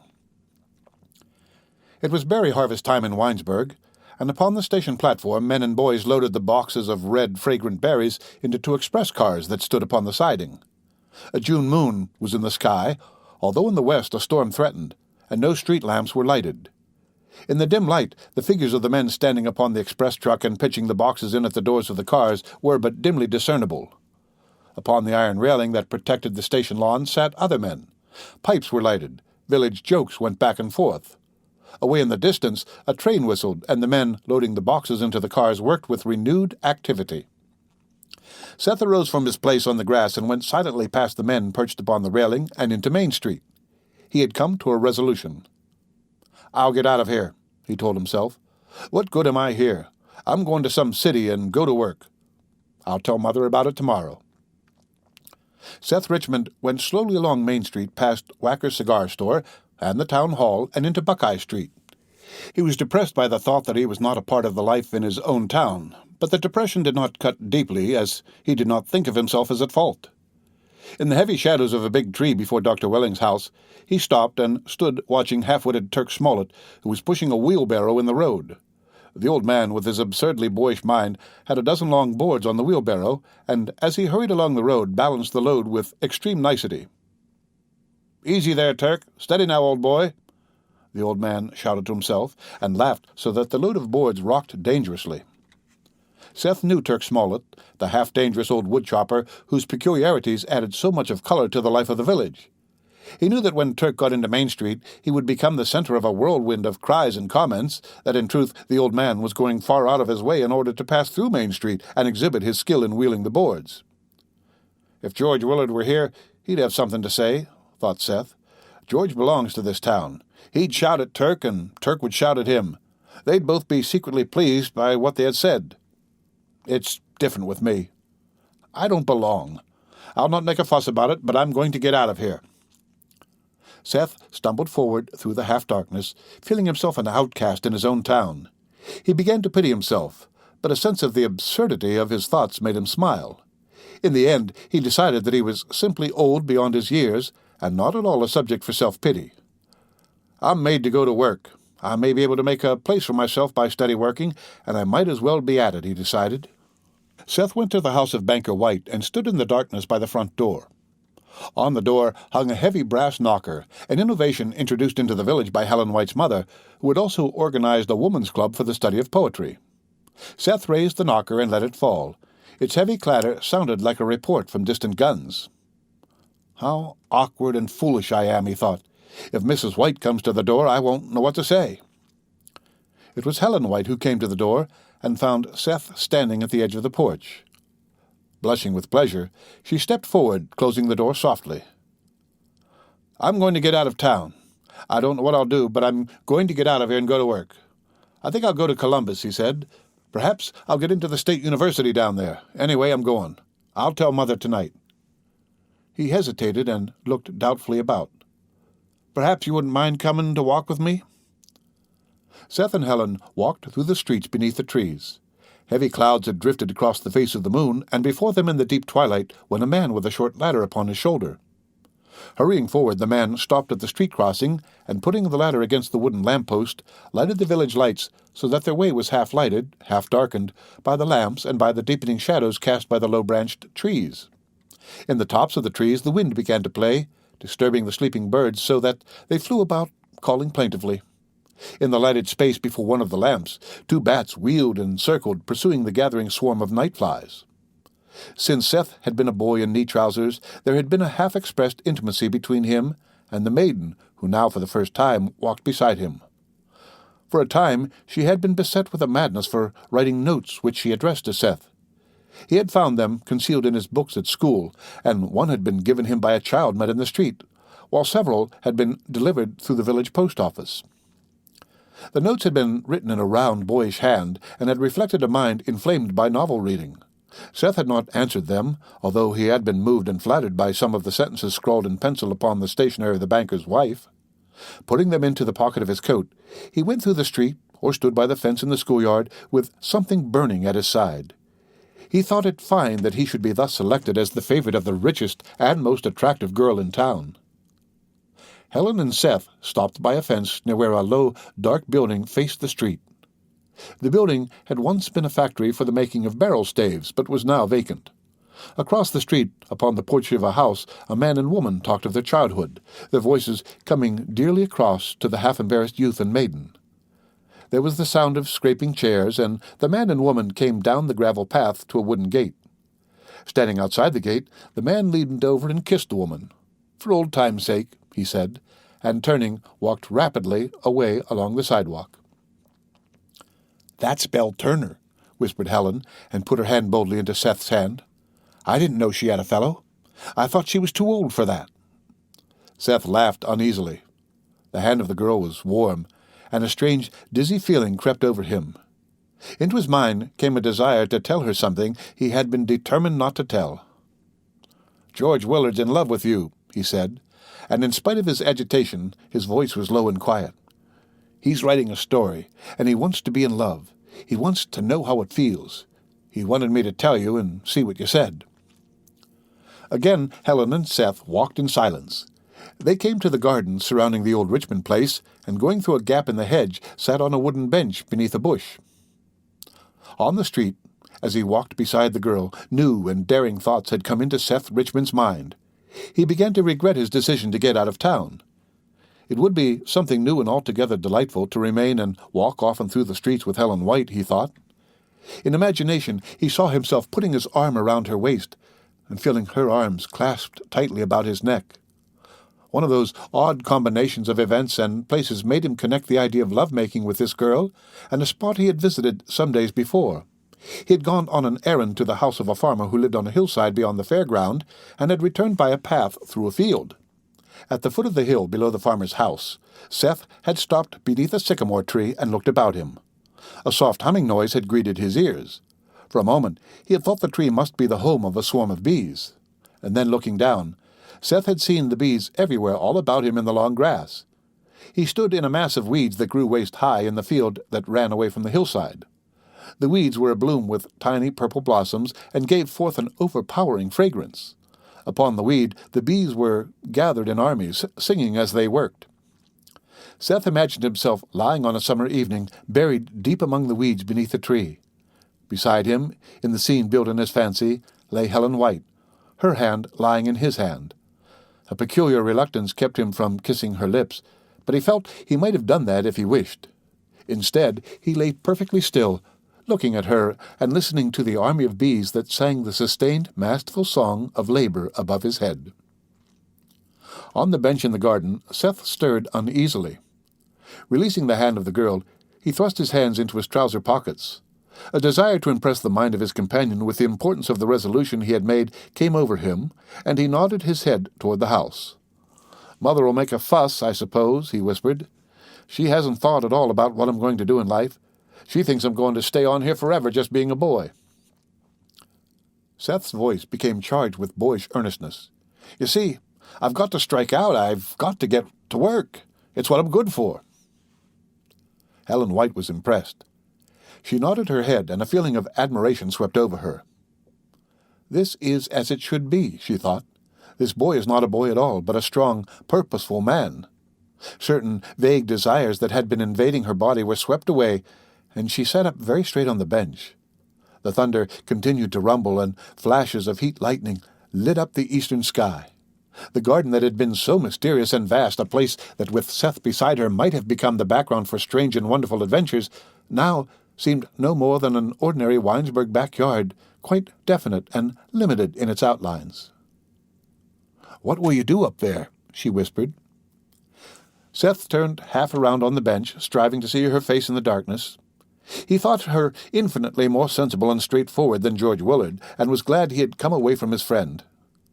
A feeling of impatience with the town that had been in his mind returned, and he tried to tell her of it. "Everyone talks and talks," he began. "I'm sick of it. I'll do something. Get into some kind of work where talk don't count. Maybe I'll just be a mechanic in a shop. I don't know. I guess I don't care much. I just want to work and keep quiet. That's all I've got in my mind." Seth arose from the bench and put out his hand. He did not want to bring the meeting to an end, but could not think of anything more to say.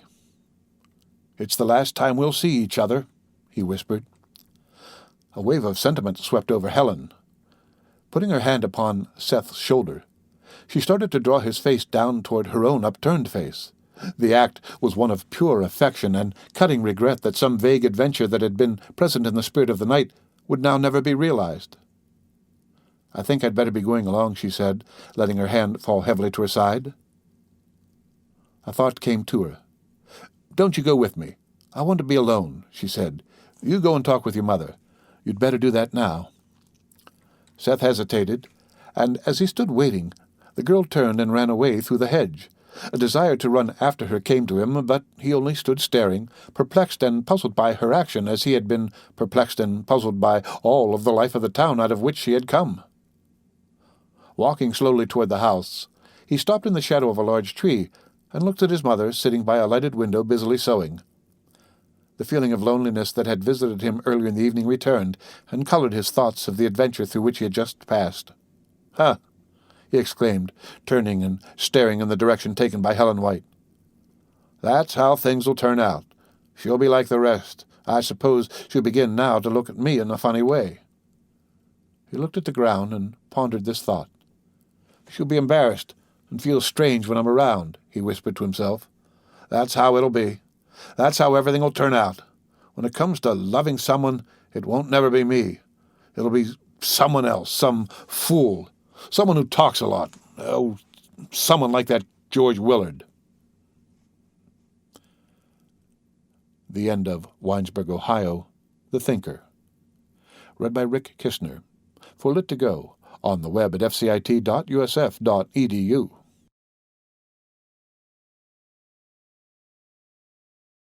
Winesburg, Ohio, by Sherwood Anderson. Tandy, concerning Tandy Hard. Until she was 7 years old, she lived in an old unpainted house on an unused road that led off Trunnion Pike. Her father gave her but little attention, and her mother was dead. The father spent his time talking and thinking of religion. He proclaimed himself an agnostic, and was so absorbed in destroying the ideas of God that had crept into the minds of his neighbors that he never saw God manifesting himself in the little child that, half forgotten, lived here and there on the bounty of her dead mother's relatives. A stranger came to Winesburg and saw in the child what the father did not see. He was a tall, red-haired young man who was almost always drunk. Sometimes he sat in a chair before the New Willard house with Tom Hard, the father. As Tom talked, declaring there could be no God, the stranger smiled and winked at the bystanders. He and Tom became friends and were much together. The stranger was the son of a rich merchant of Cleveland and had come to Winesburg on a mission. He wanted to cure himself of the habit of drink and thought that by escaping from his city associates and living in a rural community, he would have a better chance in the struggle with the appetite that was destroying him. His sojourn in Winesburg was not a success. The dullness of the passing hours led to his drinking harder than ever. But he did succeed in doing something. He gave a name rich with meaning to Tom Hard's daughter. One evening when he was recovering from a long debauch, the stranger came reeling along the main street of the town. Tom Hard sat in a chair before the New Willard house with his daughter, then a child of 5, on his knees. Beside him on the board sidewalk sat young George Willard. The stranger dropped into a chair beside them. His body shook, and when he tried to talk, his voice trembled. It was late evening, and darkness lay over the town and over the railroad that ran along the foot of a little incline before the hotel. Somewhere in the distance, off to the west, there was a prolonged blast from the whistle of a passenger engine. A dog that had been sleeping in the roadway arose and barked. The stranger began to babble and made a prophecy concerning the child that lay in the arms of the agnostic. "I came here to quit drinking," he said, and tears began to run down his cheeks. He did not look at Tom hard, but leaned forward and stared into the darkness as though seeing a vision. "I ran away to the country to be cured, but I am not cured. There is a reason." He turned to look at the child, who sat up very straight on her father's knee, and returned the look. The stranger touched Tom hard on the arm. "Drink is not the only thing to which I am addicted," he said. "There is something else. I am a lover, and have not found my thing to love. That is a big point, if you know enough to realize what I mean. It makes my destruction inevitable, you see. There are few who understand that." The stranger became silent and seemed overcome with sadness, but another blast from the whistle of the passenger engine aroused him. "I have not lost faith. I proclaim that. I have only been brought to the place where I know my faith will not be realized," he declared hoarsely. He looked hard at the child and began to address her, paying no more attention to the father. "There is a woman coming," he said, and his voice was now sharp and earnest. "I have missed her, you see. She did not come in my time. You may be the woman. It would be like fate to let me stand in her presence once, on such an evening as this, when I have destroyed myself with drink, and she is as yet only a child." The shoulders of the stranger shook violently, and when he tried to roll a cigarette, the paper fell from his trembling fingers. He grew angry and scolded. "They think it's easy to be a woman, to be loved, but I know better," he declared. Again he turned to the child. "I understand," he cried. "Perhaps, of all men, I alone understand." His glance again wandered away to the darkened street. "I know about her, although she has never crossed my path," he said softly. "I know about her struggles and her defeats. It is because of her defeats that she is to me the lovely one. Out of her defeats has been born a new quality in woman. I have a name for it. I call it Tandy. I made up the name when I was a true dreamer and before my body became vile. It is the quality of being strong to be loved. It is something men need from women, and that they do not get." The stranger arose and stood before Tom Hard.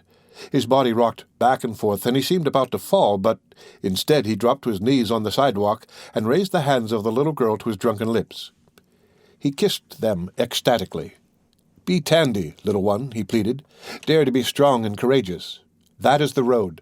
Venture anything. Be brave enough to dare to be loved. Be something more than man or woman. Be Tandy."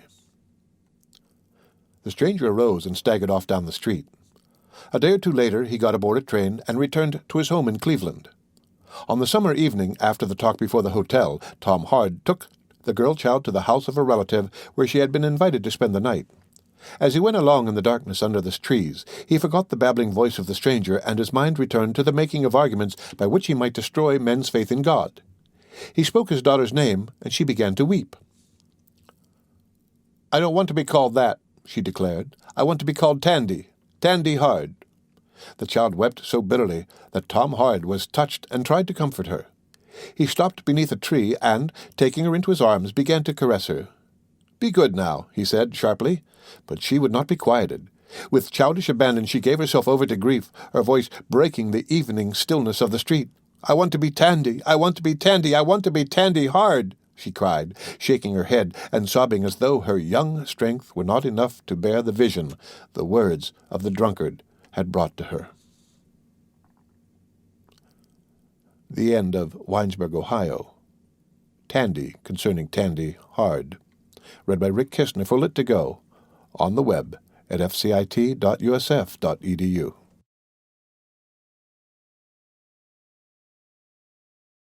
Winesburg, Ohio, by Sherwood Anderson. The Strength of God, concerning the Reverend Curtis Hartman.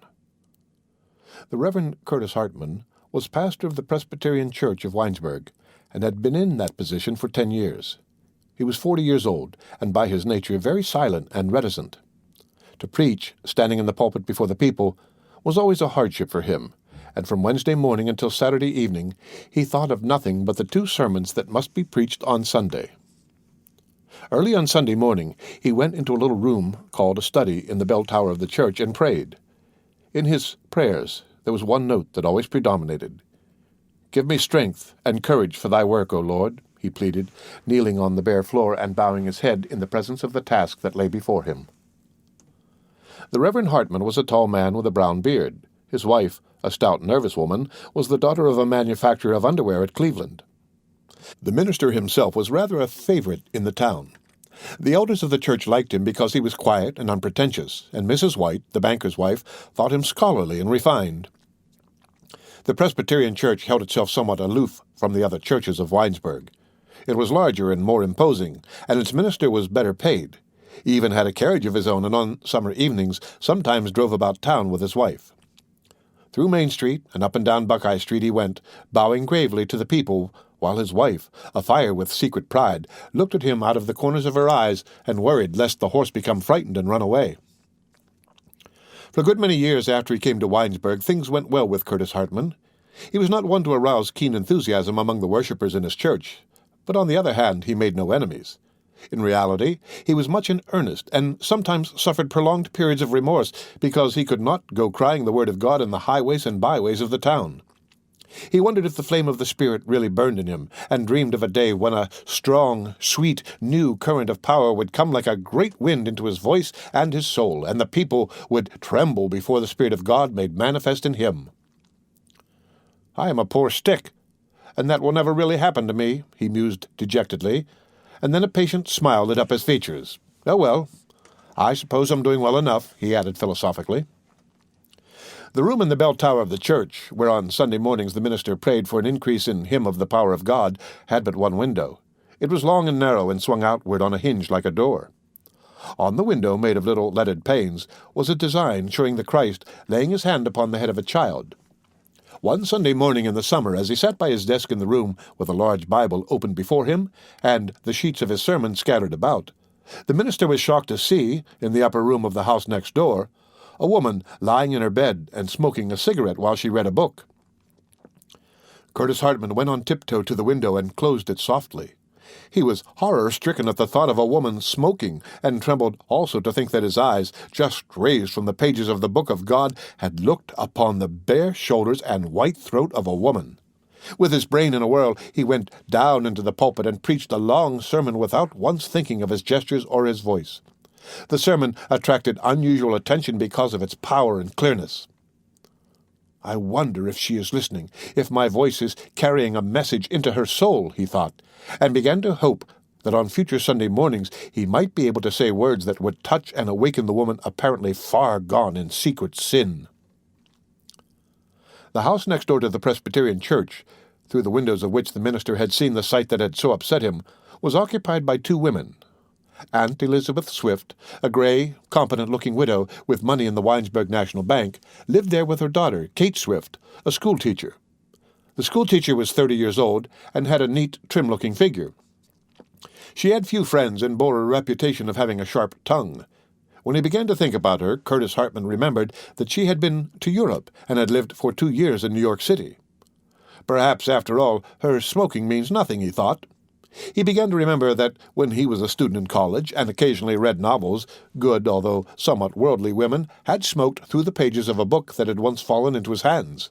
With a rush of new determination, he worked on his sermons all through the week and forgot, in his zeal to reach the ears and the soul of this new listener, both his embarrassment in the pulpit and the necessity of prayer in the study on Sunday mornings. Reverend Hartman's experience with women had been somewhat limited. He was the son of a wagon maker from Muncie, Indiana, and had worked his way through college. The daughter of the underwear manufacturer had boarded in a house where he lived during his school days, and he had married her after a formal and prolonged courtship, carried on for the most part by the girl herself. On his marriage day, the underwear manufacturer had given his daughter $5,000, and he promised to leave her at least twice that amount in his will. The minister had thought himself fortunate in marriage, and had never permitted himself to think of other women. He did not want to think of other women. What he wanted was to do the work of God, quietly and earnestly. In the soul of the minister a struggle awoke. From wanting to reach the ears of Kate Swift and through his sermons to delve into her soul, he began to want also to look again at the figure lying white and quiet in the bed. On a Sunday morning, when he could not sleep because of his thoughts, he arose and went to walk in the streets. When he had gone along Main Street almost to the old Richmond place, he stopped, and picking up a stone, rushed off to the room in the bell tower. With a stone, he broke out a corner of the window, and then locked the door, and sat down at the desk before the open Bible to wait. When the shade of the window to Kate Swift's room was raised, he could see, through the hole, directly into her bed. But she was not there. She also had arisen and had gone for a walk, and the hand that raised the shade was the hand of Aunt Elizabeth Swift. The minister almost wept with joy at this deliverance from the carnal desire to peep, and went back to his own house praising God. In an ill moment he forgot, however, to stop the hole in the window. The piece of glass broken out at the corner of the window just nipped off the bare heel of the boy standing motionless and looking with rapt eyes into the face of the Christ. Curtis Hartman forgot his sermon on that Sunday morning. He talked to his congregation, and in his talk said that it was a mistake for people to think of their minister as a man set aside and intended by nature to lead a blameless life.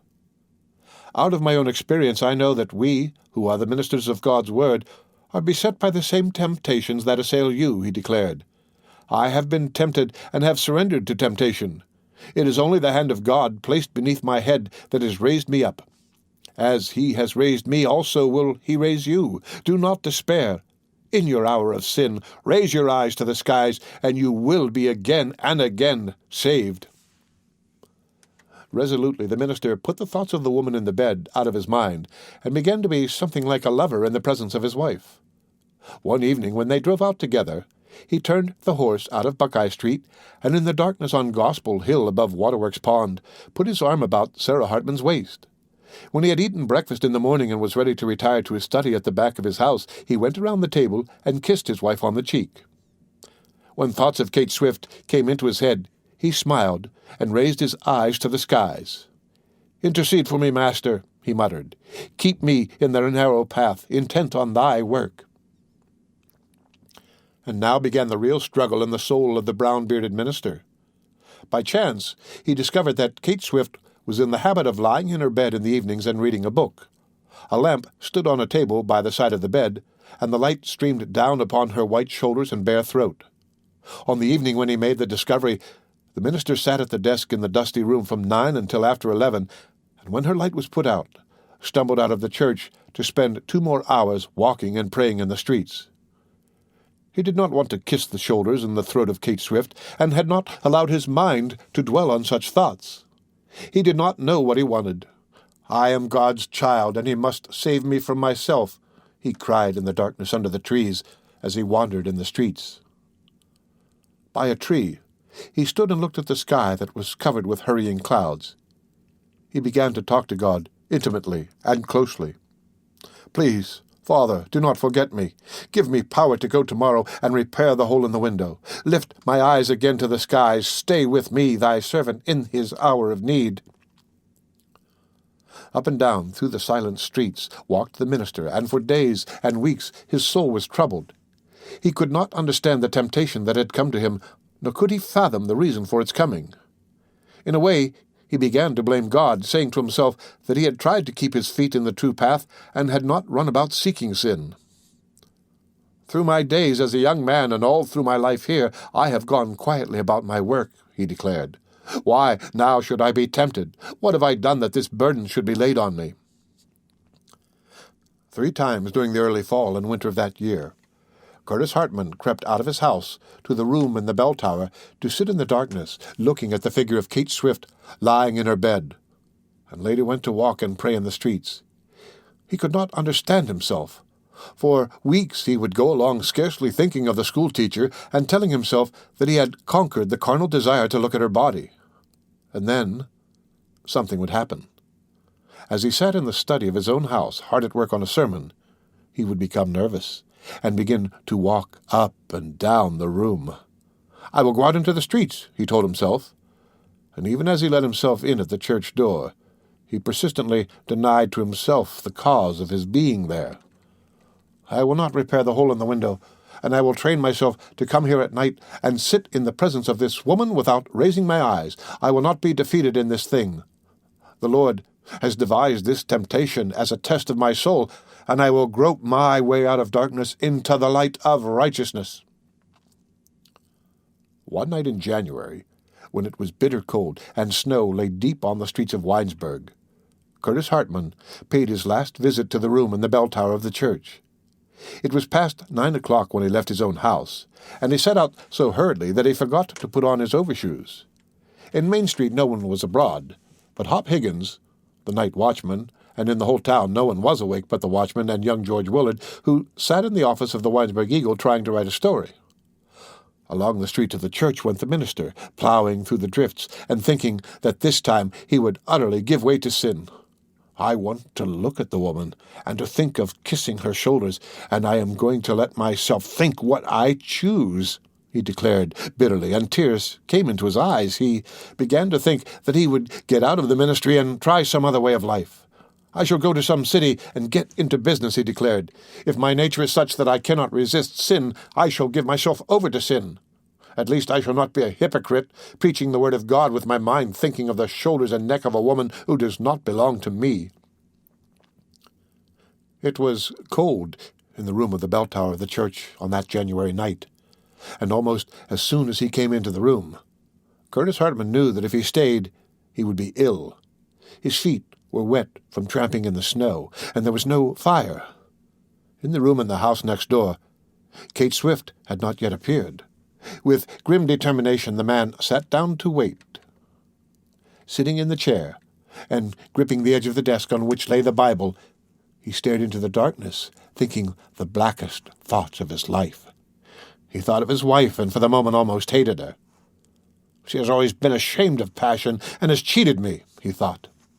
"Man has a right to expect living passion and beauty in a woman.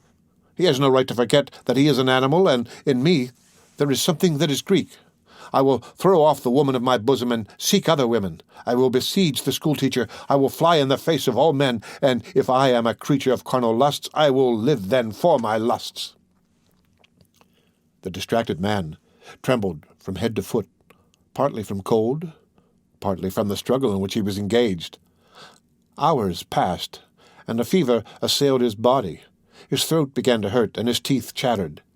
His feet on the study floor felt like 2 cakes of ice. Still, he would not give up. "I will see this woman, and will think the thoughts I have never dared to think," he told himself, gripping the edge of the desk and waiting. Curtis Hartman came near dying from the effects of that night of waiting in the church, and also he found in the thing that happened what he took to be the way of life for him. On other evenings when he had waited, he had not been able to see through the little hole in the glass any part of the schoolteacher's room except that occupied by her bed. In the darkness he had waited until the woman suddenly appeared, sitting in the bed in her white nightrobe. When the light was turned up, she propped herself up among the pillows and read a book. Sometimes she smoked one of the cigarettes. Only her bare shoulders and throat were visible. On the January night, after he had come near dying with cold, and after his mind had 2 or 3 times actually slipped away into an odd land of fantasy, so that he had by an exercise of willpower to force himself back into consciousness, Kate Swift appeared. In the room next door a lamp was lighted, and the waiting man stared into an empty bed. Then, upon the bed before his eyes, a naked woman threw herself. Lying face downward, she wept and beat with her fists upon the pillow. With a final outburst of weeping, she half arose, and in the presence of the man who had waited to look and not to think thoughts, the woman of sin began to pray. In the lamplight, her figure, slim and strong, looked like the figure of the boy in the presence of the Christ on the leaded window. Curtis Hartman never remembered how he got out of the church. With a cry he arose, dragging the heavy desk along the floor. The Bible fell, making a great clatter in the silence. When the light in the house next door went out, he stumbled down the stairway and into the street. Along the street he went, and ran in at the door of the Winesburg Eagle. To George Willard, who was tramping up and down in the office, undergoing a struggle of his own, he began to talk half incoherently. The ways of God are beyond human understanding," he cried, running in quickly and closing the door. He began to advance upon the young man, his eyes glowing and his voice ringing with fervor. "I have found the light," he cried. "After 10 years in this town, God has manifested himself to me in the body of a woman." His voice dropped, and he began to whisper. "I did not understand," he said. "What I took to be a trial of my soul was only a preparation for a new and more beautiful fervor of the Spirit. God has appeared to me in the person of Kate Swift, the schoolteacher, kneeling naked on a bed. Do you know Kate Swift? Although she may not be aware of it, she is an instrument of God bearing the message of truth." Reverend Curtis Hartman turned and ran out of the office. At the door he stopped, and looking up and down the deserted street, turned again to George Willard. "I am delivered. Have no fear." He held up a bleeding fist for the young man to see. "I smashed the glass of the window," he cried. "Now it will have to be wholly replaced. The strength of God was in me, and I broke it with my fist." The end of Winesburg, Ohio, The Strength of God, concerning Reverend Curtis Hartman. Read by Rick Kistner for Lit2Go. On the web at fcit.usf.edu.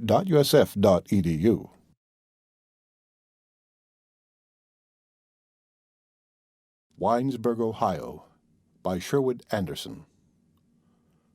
The Teacher, concerning Kate Swift. Snow lay deep in the streets of Winesburg. It had begun to snow about 10 o'clock in the morning, and a wind sprang up and blew the snow in clouds along Main Street. The frozen mud roads that led into town were fairly smooth, and in places ice covered the mud. "There will be good sleighing," said Will Henderson, standing by the bar in Ed Griffith's saloon. Out of the saloon he went and met Sylvester West, the druggist, stumbling along in the kind of heavy overshoes called Arctics. "Snow will bring the people into town on Saturday," said the druggist. The two men stopped and discussed their affairs. Will Henderson, who had on a light overcoat and no overshoes, kicked the heel of his left foot with the toe of the right. "Snow will be good for the wheat," observed the druggist sagely. Young George Willard, who had nothing to do, was glad because he did not feel like working that day. The weekly paper had been printed and taken to the post office Wednesday evening, and the snow began to fall on Thursday. At 8 o'clock, after the morning train had passed, he put a pair of skates in his pocket and went up to Waterworks Pond, but did not go skating. Past the pond and along a path that followed Wine Creek, he went until he came to a grove of beech trees. There he built a fire against the side of a log and sat down at the end of the log to think. When the snow began to fall and the wind to blow, he hurried about getting fuel for the fire. The young reporter was thinking of Kate Swift, who had once been his schoolteacher. On the evening before he had gone to her house to get a book she wanted him to read, and had been alone with her for an hour. For the 4th or 5th time, the woman had talked to him with great earnestness, and he could not make out what she meant by her talk. He began to believe she must be in love with him, and the thought was both pleasing and annoying. Up from the log he sprang, and began to pile sticks on the fire. Looking about to be sure he was alone, he talked aloud, pretending he was in the presence of the woman. "Oh, you're just letting on. You know you are," he declared. "I am going to find out about you. You wait and see." The young man got up and went back along the path toward town, leaving the fire blazing in the wood. As he went through the streets, the skates clanked in his pocket. In his own room in the new Willard house, he built a fire in the stove and lay down on top of the bed. He began to have lustful thoughts, and pulling down the shade of the window, closed his eyes and turned his face to the wall. He took a pillow into his arms and embraced it, thinking first of the schoolteacher, who by her words had stirred something within him, and later of Helen White, the slim daughter of the town banker, with whom he had been for a long time half in love. By 9 o'clock of that evening, snow lay deep in the streets, and the weather had become bitter cold. It was difficult to walk about. The stores were dark, and the people had crawled away to their houses. The evening train from Cleveland was very late, but nobody was interested in its arrival. By 10 o'clock, all but 4 of the 1,800 citizens of the town were in bed. Hop Higgins, the night watchman, was partially awake. He was lame and carried a heavy stick. On dark nights he carried a lantern. Between 9 and 10 o'clock he went his rounds. Up and down Main Street he stumbled through the drifts, trying the doors of the stores. Then he went into alleyways and tried the back doors. Finding all tight, he hurried around the corner to the new Willard house and beat on the door. Through the rest of the night he intended to stay by the stove. "You go to bed. I'll keep the stove going," he said to the boy who slept on a cot in the hotel office. Hop Higgins sat down by the stove and took off his shoes. When the boy had gone to sleep, he began to think of his own affairs. He intended to paint his house in the spring and sat by the stove calculating the cost of paint and labor. That led him into other calculations. The night watchman was 60 years old and wanted to retire. He had been a soldier in the Civil War and drew a small pension. He hoped to find some new method of making a living and aspired to become a professional breeder of ferrets. Already he had 4 of the strangely shaped savage little creatures that are used by sportsmen in the pursuit of rabbits in the cellar of his house. "Now I have 1 male and 3 females," he mused. "If I am lucky, by spring I shall have 12 or 15. In another year I shall be able to begin advertising ferrets for sale in the sporting papers." The night watchman settled into his chair and his mind became a blank. He did not sleep. By years of practice he had trained himself to sit for hours through the long nights, neither asleep nor awake. In the morning he was almost as refreshed as though he had slept. With Hop Higgins safely stowed away in the chair behind the stove, only 3 people were awake in Winesburg. George Willard was in the office of the Eagle, pretending to be at work on the writing of a story, but in reality continuing the mood of the morning by the fire in the wood. In the bell tower of the Presbyterian Church, the Reverend Curtis Hartman was sitting in the darkness preparing himself for a revelation from God, and Kate Swift, the schoolteacher, was leaving her house for a walk in the storm.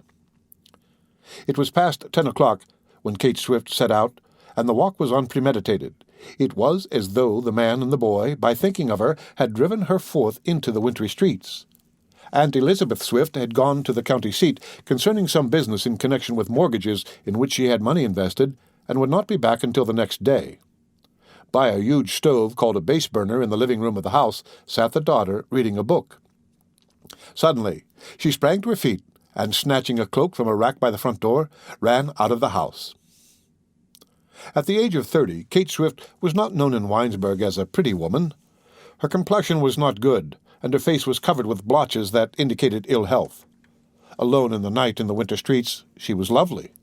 Her back was straight, her shoulders square, and her features were as the features of a tiny goddess on a pedestal in a garden in the dim light of a summer evening.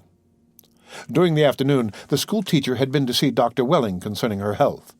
The doctor had scolded her and had declared she was in danger of losing her hearing. It was foolish for Kate Swift to be abroad in the storm, foolish and perhaps dangerous. The woman in the streets did not remember the words of the doctor, and would not have turned back had she remembered. She was very cold, but after walking for 5 minutes no longer minded the cold. First she went to the end of her own street, and then across a pair of hay scales set in the ground before a feed barn and into Trunnion Pike. Along Trunnion Pike she went to Ned Winter's barn, and turning east followed a street of low-frame houses that led over Gospel Hill and into Sucker Road, that ran down a shallow valley past Ike Smead's chicken farm to Waterworks Pond. As she went along, the bold, excited mood that had driven her out of doors passed and then returned again. There was something biting and forbidding in the character of Kate Swift. Everyone felt it. In the schoolroom she was silent, cold, and stern, and yet, in an odd way, very close to her pupils. Once in a long while, something seemed to have come over her, and she was happy. All of the children in the schoolroom felt the effect of her happiness. For a time they did not work, but sat back in their chairs and looked at her. With hands clasped behind her back, the schoolteacher walked up and down in the schoolroom and talked very rapidly. It did not seem to matter what subject came into her mind. Once she talked to the children of Charles Lamb, and made up strange, intimate little stories concerning the life of the dead writer. The stories were told with the air of one who had lived in a house with Charles Lamb and knew all the secrets of his private life. The children were somewhat confused, thinking Charles Lamb must be someone who had once lived in Winesburg. On another occasion, the teacher talked to the children of Benvenuto Cellini. That time they laughed. What a bragging, blustering, brave, lovable fellow she made of the old artist. Concerning him also she invented anecdotes. There was one of a German music teacher who had a room above Cellini's lodgings in the city of Milan that made the boys guffaw. Sugar McNuts, a fat boy with red cheeks, laughed so hard that he became dizzy and fell off his seat, and Kate Swift laughed with him. Then suddenly she became cold again, and stern. On the winter night when she walked through the deserted snow-covered streets, a crisis had come into the life of the schoolteacher. Although no one in Winesburg would have suspected it, her life had been very adventurous. It was still adventurous. Day by day, as she worked in the schoolroom or walked in the streets, grief, hope, and desire fought within her. Behind the cold exterior, the most extraordinary events transpired in her mind. The people of the town thought of her as a confirmed old maid, and because she spoke sharply and went her own way, thought her lacking in all the human feeling that did so much to make her and mar their own lives. In reality, she was the most eagerly passionate soul among them, and more than once in the 5 years since, she had come back from her travels to settle in Winesburg and become a schoolteacher, and had been compelled to go out of the house and walk half through the night, fighting out some battle raging within. Once on a night when it rained, she had stayed out 6 hours, and when she came home had a quarrel with Aunt Elizabeth Swift. "I am glad you're not a man," said the mother sharply. "More than once I've waited for your father to come home, not knowing what new mess he had gotten into. I've had my share of uncertainty, and you cannot blame me if I do not want to see the worst side of him reproduced in you." Kate Swift's mind was ablaze with thoughts of George Willard. In something he had written as a schoolboy, she thought she had recognized a spark of genius and wanted to blow on the spark. One day in the summer, she had gone to the Eagle office and, finding the boy unoccupied, had taken him out Main Street to the fairground, where the two sat on a grassy bank and talked. The schoolteacher tried to bring home to the mind of the boy some conception of the difficulties he would have to face as a writer. "You will have to know life," she declared, and her voice trembled with earnestness. She took hold of George Willard's shoulders and turned him about so that she could look into his eyes. A passer-by might have thought them about to embrace. "If you are to become a writer, you'll have to stop fooling with words," she explained. "It would be better to give up the notion of writing until you are better prepared. Now it's time to be living. I don't want to frighten you, but I would like to make you understand the import of what you think of attempting.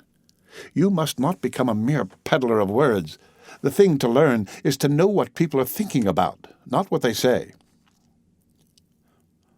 On the evening before that stormy night, when the Reverend Curtis Hartman sat in the bell tower of the church waiting to look at her body, young Willard had gone to visit the teacher and to borrow a book.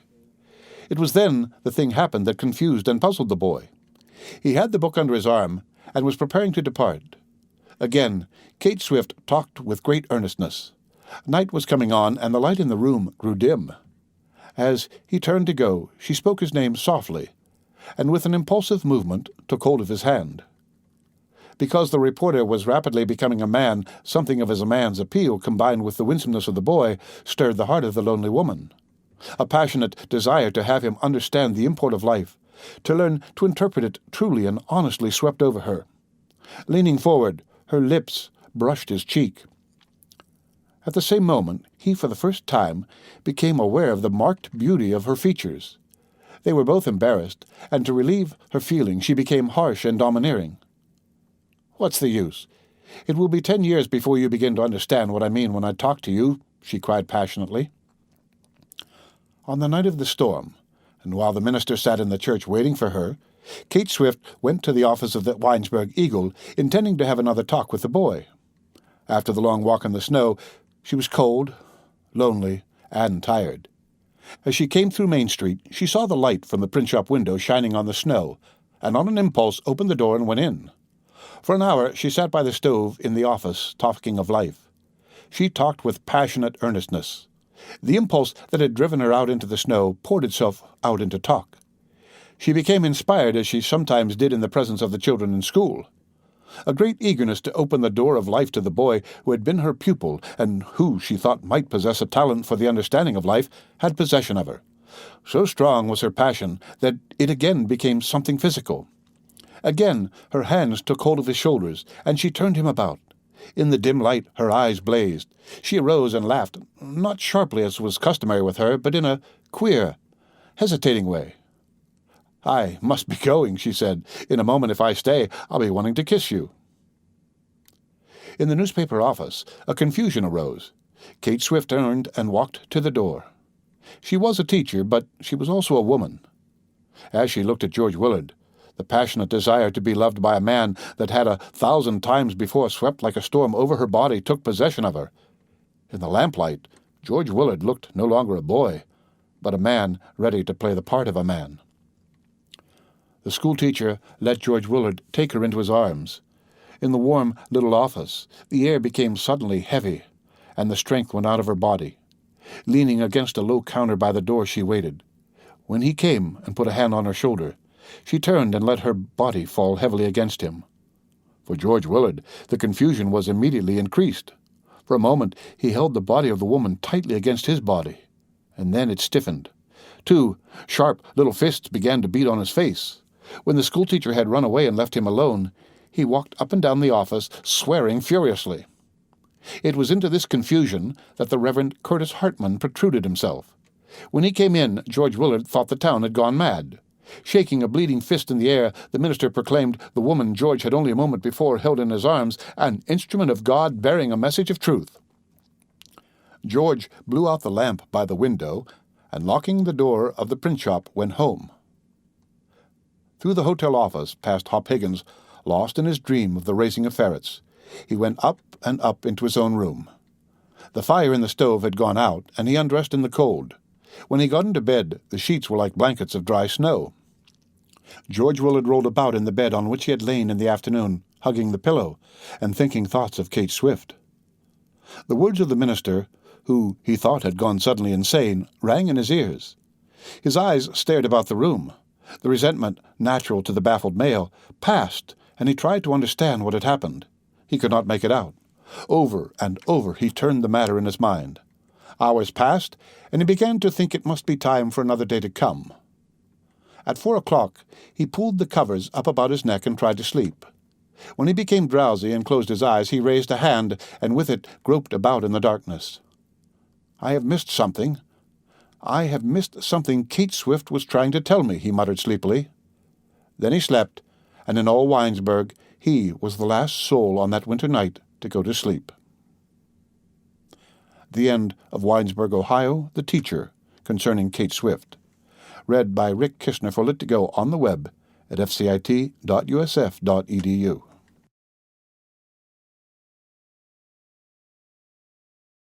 Winesburg, Ohio, by Sherwood Anderson.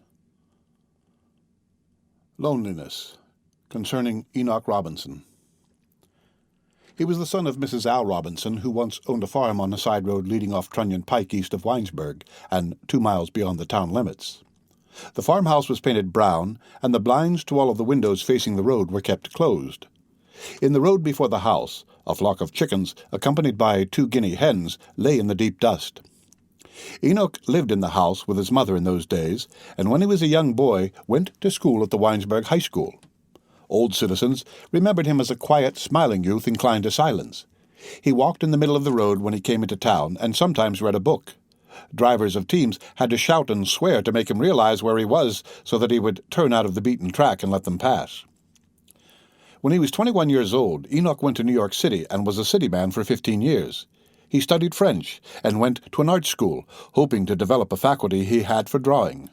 In his own mind, he planned to go to Paris and to finish his art education among the masters there, but that never turned out.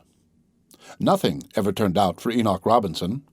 He could draw well enough, and he had many odd, delicate thoughts hidden away in his brain that might have expressed themselves through the brush of a painter. But he was always a child, and that was a handicap to his worldly development. He never grew up, and of course he couldn't understand people, and he couldn't make people understand him. The child in him kept bumping against things, against actualities like money and sex and opinions. Once he was hit by a streetcar and thrown against an iron post. That made him lame.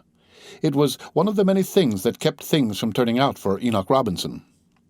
In New York City, when he first went there to live, and before he became confused and disconcerted by the facts of life, Enoch went about a good deal with young men. He got into a group of other young artists, both men and women, and in the evenings they sometimes came to visit him in his room. Once he got drunk and was taken to a police station where a police magistrate frightened him horribly. And once he tried to have an affair with a woman of the town, met on the sidewalk before his lodging house. The woman and Enoch walked together 3 blocks, and then the young man grew afraid and ran away. The woman had been drinking, and the incident amused her. She leaned against the wall of a building and laughed so heartily that another man stopped and laughed with her. The two went away together, still laughing, and Enoch crept off to his room, trembling and vexed. The room in which young Robinson lived in New York faced Washington Square, and was long and narrow like a hallway. It is important to get that fixed in your mind. The story of Enoch is in fact the story of a room almost more than it is the story of a man. And so into the room in the evening came young Enoch's friends. There was nothing particularly striking about them, except that they were artists of the kind that talk. Everyone knows of the talking artists. Throughout all of the known history of the world, they have gathered in rooms and talked. They talked of art, and are passionately, almost fervorously in earnest about it. They think it matters much more than it does. And so these people gathered and smoked cigarettes and talked, and Enoch Robinson, the boy from the farm near Winesburg, was there. He stayed in a corner and for the most part said nothing. How his big, blue, childlike eyes stared about! On the walls were pictures he had made, crude things, half-finished. His friends talked of these. Leaning back in their chairs, they talked, and talked with their heads rocking from side to side. Words were said about line and values and composition, lots of words such as are always being said. Enoch wanted to talk too, but he didn't know how. He was too excited to talk coherently. When he tried, he sputtered and stammered, and his voice sounded strange and squeaky to him. That made him stop talking. He knew what he wanted to say, but he knew also that he could never, by any possibility, say it. When a picture he had painted was under discussion, he wanted to burst out with something like this. "You don't get the point," he wanted to explain. "The picture you see doesn't consist of the things you see and say words about. There is something else, something you don't see at all, something you weren't intended to see. Look at this one, over here by the door here, where the light from the window falls on it. The dark spot by the road that you might not notice at all is, you see, the beginning of everything. There is a clump of elders there, such as used to grow beside the road before our house back in Winesburg, Ohio, and in among the elders there is something hidden. It is a woman, that's what it is. She has been thrown from a horse, and the horse has run away out of sight. Do you not see how the old man who drives a cart looks anxiously about? That is Thad Grayback, who has a farm up the road. He's taking corn to Winesburg to be ground into meal at Comstock's mill. He knows there is something in the elders, something hidden away, and yet he doesn't quite know. It's a woman, you see, and that's what it is. It's a woman, and oh, she is lovely. She's hurt and is suffering, but she makes no sound. Don't you see how it is? She lies quite still, white and still, and the beauty comes out from her and spreads over everything. It is in the sky back there and all around everywhere. I didn't try to paint the woman, of course. She is too beautiful to be painted. How dull to talk of composition and such things. Why do you not look at the sky and then run away as I used to do when I was a boy back there in Winesburg, Ohio?" That is the kind of thing young Enoch Robinson trembled to say to the guests who had come into his room when he was a young fellow in New York City. But he always ended by saying nothing. Then he began to doubt his own mind. He was afraid the things he felt were not getting expressed in the pictures he painted. In a half-indignant mood, he stopped inviting people into his room, and presently got into the habit of locking the door. He began to think that enough people had visited him, that he did not need people any more. With quick imagination, he began to invent his own people to whom he could really talk, and to whom he explained the things he had been unable to explain to living people. His room began to be inhabited by the spirits of men and women, among whom he went, in his turn, saying words. It was as though everyone Enoch Robinson had ever seen had left with him some essence of himself, something he could mold and change to suit his own fancy, something that understood all about such things as the wounded woman behind the elders in the pictures. The mild, blue-eyed young Ohio boy was a complete egotist, as all children are egotists. He did not want friends for the quite simple reason that no child wants friends. He wanted most of all the people of his own mind, people with whom he could really talk, people he could harangue and scold by the hour, servants, you see, to his fancy. Among these people he always was self-confident and bold. They might talk, to be sure, and even have opinions of their own, but always he talked last and best. He was like a writer busy among the figures of his brain, a kind of tiny, blue-eyed king he was, in a $6 room facing Washington Square in the city of New York. Then Enoch Robinson got married. He began to get lonely and to want to touch actual flesh-and-bone people with his hands. Days passed when his room seemed empty. Lust visited his body, and desire grew in his mind. At night, strange fevers burning within kept him awake. He married a girl who sat in a chair next to his own in the art school and went to live in an apartment house in Brooklyn. 2 children were born to the woman he married, and Enoch got a job in a place where illustrations are made for advertisements. That began another phase of Enoch's life. He began to play at a new game. For a while he was very proud of himself in the role of producing citizen of the world. He dismissed the essence of things and played with realities. In the fall he voted at an election, and he had a newspaper thrown on his porch each morning. When in the evening he came home from work, he got off a streetcar and walked sedately along behind some businessman, trying to look very substantial and important. As a payer of taxes, he thought he should post himself on how things are run. "I'm getting to be of some moment, a real part of things, of the state and of the city and all that," he told himself with an amusing miniature air of dignity. Once, coming home from Philadelphia, he had a discussion with a man met on a train. Enoch talked about the advisability of the government's owning and operating the railroads, and the man gave him a cigar. It was Enoch's notion that such a move on the part of the government would be a good thing, and he grew quite excited as he talked. Later, he remembered his own words with pleasure. "I gave him something to think about, that fellow," he muttered to himself as he climbed the stairs to his Brooklyn apartment. To be sure, Enoch's marriage did not turn out. He himself brought it to an end. He began to feel choked and walled in by the life in the apartment, and to feel toward his wife and even toward his children as he had felt concerning the friends who once came to visit him. He began to tell little lies about business engagements that would give him freedom to walk alone in the street at night, and, the chance offering, he secretly re-rented the room facing Washington Square. Then Mrs. Al Robinson died on the farm near Winesburg, and he got $8,000 from the bank that acted as trustee of her estate. That took Enoch out of the world of men altogether. He gave the money to his wife and told her he could not live in the apartment any more. She cried and was angry and threatened, but he only stared at her and went his own way. In reality, the wife did not care much. She thought Enoch slightly insane and was a little afraid of him. When it was quite sure that he would never come back, she took the 2 children and went to a village in Connecticut where she had lived as a girl. In the end, she married a man who bought and sold real estate and was contented enough.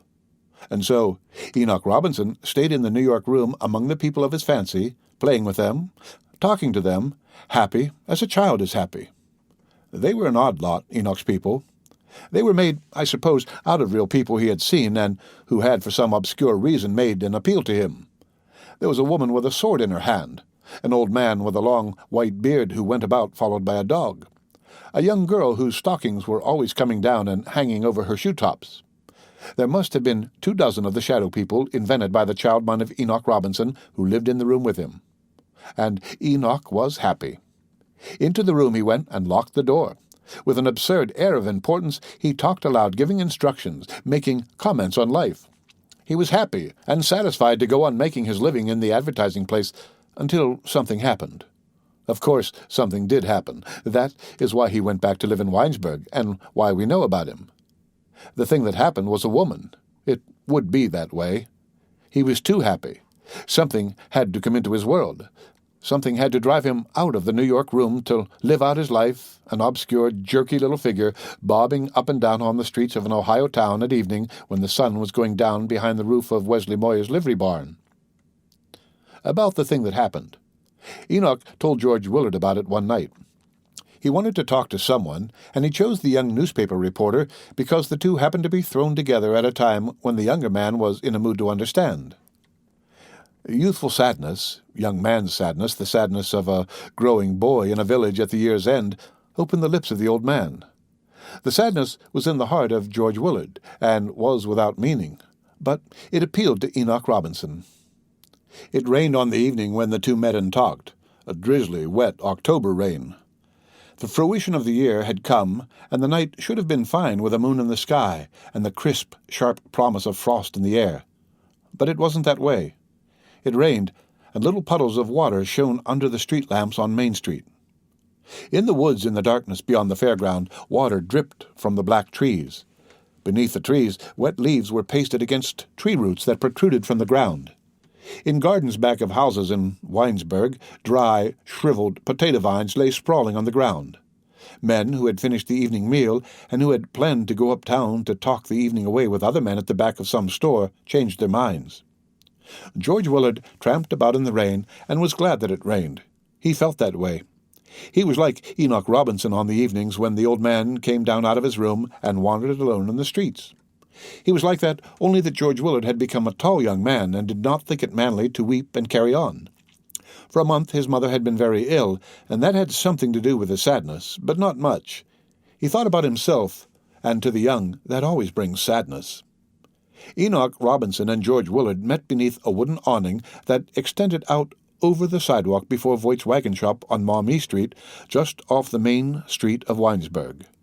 They went together from there, through the rain-washed streets, to the older man's room on the third floor of the Hefner block. The young reporter went willingly enough. Enoch Robinson asked him to go after the two had talked for 10 minutes. The boy was a little afraid, but had never been more curious in his life. 100 times he had heard the old man spoken of as a little off his head, and he thought himself rather brave and manly to go at all. From the very beginning, in the street, in the rain, the old man talked in a queer way, trying to tell the story of the room in Washington Square and of his life in the room. "You'll understand if you try hard enough," he said conclusively. "I've looked at you when you went past me on the street, and I think you can understand. It isn't hard. All you have to do is to believe what I say. Just listen and believe. That's all there is to it." It was past 11 o'clock that evening when old Enoch, talking to George Willard in the room in the Hefner block, came to the vital thing, the story of the woman and of what drove him out of the city to live out his life alone and defeated in Winesburg. He sat on a cot by the window with his head in his hand, and George Willard was in a chair by a table. A kerosene lamp sat on the table, and the room, although almost bare of furniture, was scrupulously clean. As the man talked, George Willard began to feel that he would like to get out of the chair and sit on the cot also. He wanted to put his arms about the little old man. In the half-darkness, the man talked, and the boy listened, filled with sadness. "She got to coming in there after there hadn't been anyone in the room for years," said Enoch Robinson. "She saw me in the hallway of the house, and we got acquainted. I don't know just what she did in her own room. I never went there. I think she was a musician and played a violin. Every now and then she came and knocked at the door, and I opened it. In she came and sat down beside me. Just sat and looked about and said nothing. Anyway, she said nothing that mattered." The old man rose from the cot and moved about the room. The overcoat he wore was wet from the rain, and drops of water kept falling with a soft thump on the floor. When he again sat upon the cot, George Willard got out of the chair and sat beside him. "I had a feeling about her. She sat there in the room with me, and she was too big for the room. I felt that she was driving everything else away. We just talked of little things, but I couldn't sit still. I wanted to touch her with my fingers and to kiss her. Her hands were so strong, and her face was so good, and she looked at me all the time." The trembling voice of the old man became silent, and his body shook as from a chill. "I was afraid," he whispered. "I was terribly afraid. I didn't want to let her come in when she knocked at the door, but I couldn't sit still. No, no, I said to myself. But I got up and I opened the door just the same. She was so grown up, you see. She was a woman. I thought she would be bigger than I was there in that room." Enoch Robinson stared at George Willard, his childlike blue eyes shining in the lamplight. Again he shivered. "I wanted her, and all the time I didn't want her," he explained. "Then I began to tell her about my people, about everything that meant anything to me. I tried to keep quiet, to keep myself to myself, but I couldn't. I felt just as I did about opening the door. Sometimes I ached to have her go away and never come back any more." The old man sprang to his feet, and his voice shook with excitement. "One night something happened. I became mad to make her understand me and to know what a big thing I was in that room. I wanted her to see how important I was. I told her over and over, When she tried to go away, I ran and locked the door. I followed her about. I talked, and then all of a sudden things went to smash. A look came into her eyes, and I knew she did understand. Maybe she had understood all the time. I was furious. I couldn't stand it. I wanted her to understand, but don't you see, I couldn't let her understand. I felt that then she would know everything, that I would be submerged, drowned out, you see? That's how it is. I don't know why. The old man dropped into a chair by the lamp, and the boy listened, filled with awe. "Go away, boy," said the man. "Don't stay here with me any more. I thought it might be a good thing to tell you, but it isn't. I don't want to talk any more. Go away." George Willard shook his head, and a note of command came into his voice. "Don't stop now. Tell me the rest of it," he commanded sharply. "What happened? Tell me the rest of the story." Enoch Robinson sprang to his feet and ran to the window that looked down into the deserted main street of Winesburg. George Willard followed. By the window the two stood, the tall, awkward boy-man, and the little, wrinkled man-boy. The childish, eager voice carried forward the tale. "I swore at her," he explained. "I said vile words. I ordered her to go away and not to come back. Oh, I said terrible things. At first she pretended not to understand, but I kept at it. I screamed and stamped on the floor. I made the house ring with my curses. I didn't want ever to see her again, and I knew after some of the things I said that I never would see her again." The old man's voice broke, and he shook his head.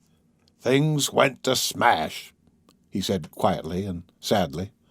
"Out she went through the door, and all the life there had been in the room followed her out. She took out all of my people. They all went out. They went away, through the door after her. That's the way it was."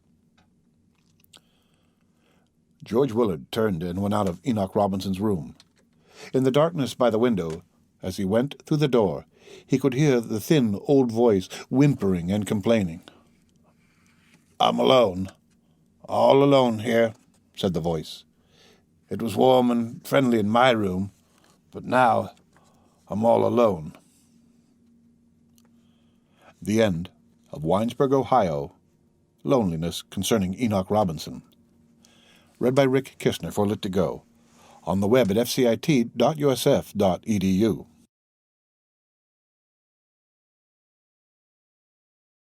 Winesburg, Ohio, by Sherwood Anderson. An Awakening, concerning Belle Carpenter. Belle Carpenter had a dark skin, gray eyes, and thick lips.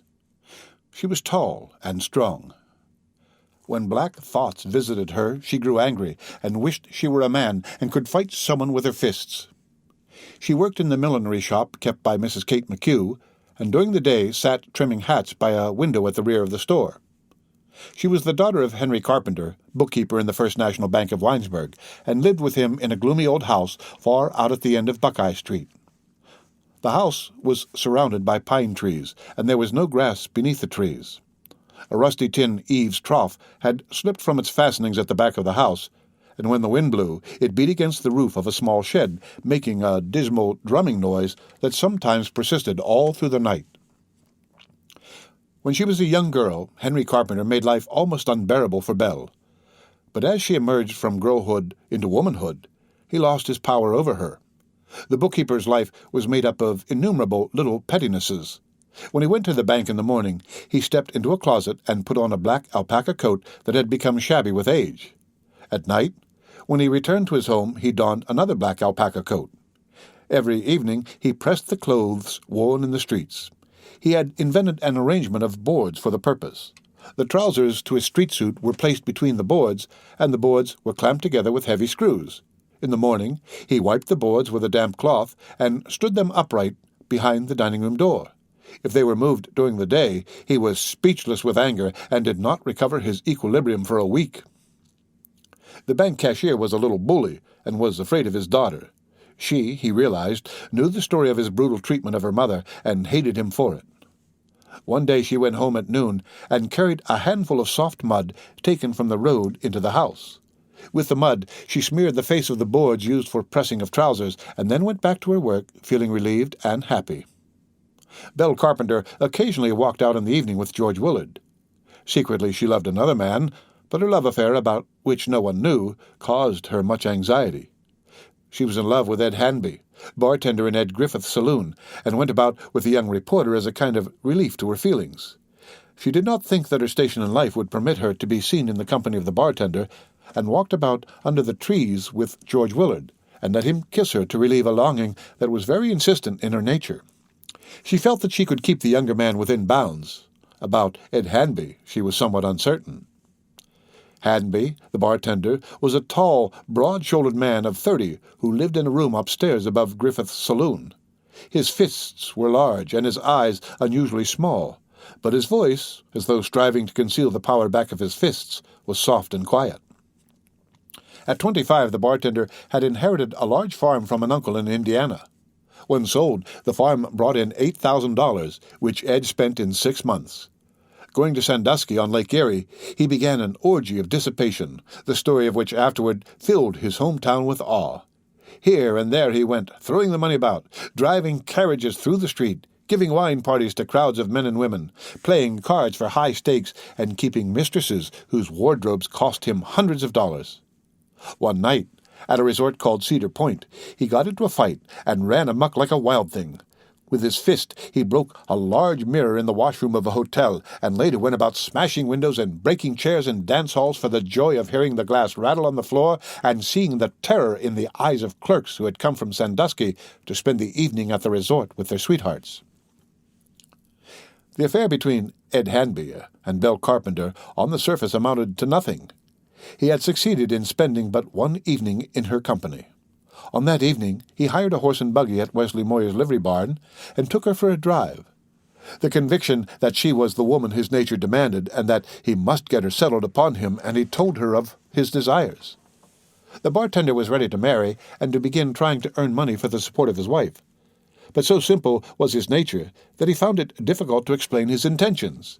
His body ached with physical longing, and with his body he expressed himself. Taking the milliner into his arms and holding her tightly in spite of her struggles, he kissed her until she became helpless. Then he brought her back to town and let her out of the buggy. "When I get hold of you again, I'll not let you go. You can't play with me," he declared as he turned to drive away.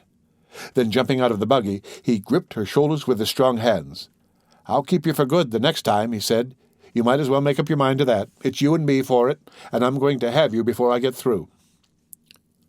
One night in January, when there was a new moon, George Willard, who was in Ed Hanby's mind the only obstacle to his getting Belle Carpenter, went for a walk. Early that evening, George went into Ransom Surbeck's pool room with Seth Richmond and Art Wilson, son of the town butcher. Seth Richmond stood with his back against the wall and remained silent, but George Willard talked. The pool room was filled with Winesburg boys, and they talked of women. The young reporter got into that vein. He said that women should look out for themselves, that the fellow who went out with a girl was not responsible for what happened. As he talked, he looked about, eager for attention.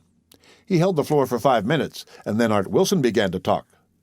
Art was learning the butcher's trade in Cal Pross's shop, and already began to consider himself an authority in such matters as baseball, horse racing, drinking, and going about with women. He began to tell of a night when he, with 2 men from Winesburg, went into a house of prostitution at the county seat. The butcher's son held a cigar in the side of his mouth, and as he talked, spat on the floor. "The women in the place couldn't embarrass me, although they tried hard enough," he boasted. "One of the girls in the house tried to get fresh, but I fooled her. As soon as she began to talk, I went and sat in her lap. Everyone in the room laughed when I kissed her. I taught her to let me alone." George Willard went out of the pool room and into Main Street. For days the weather had been bitter cold, with a high wind blowing down on the town from Lake Erie, 18 miles to the north. But on that night the wind had died away, and a new moon made the night unusually lovely. Without thinking where he was going or what he wanted to do, George went out of Main Street and began walking in dimly lighted streets filled with frame houses. Out of doors, under the black sky filled with stars, he forgot his companions of the pool room. Because it was dark and he was alone, he began to talk aloud.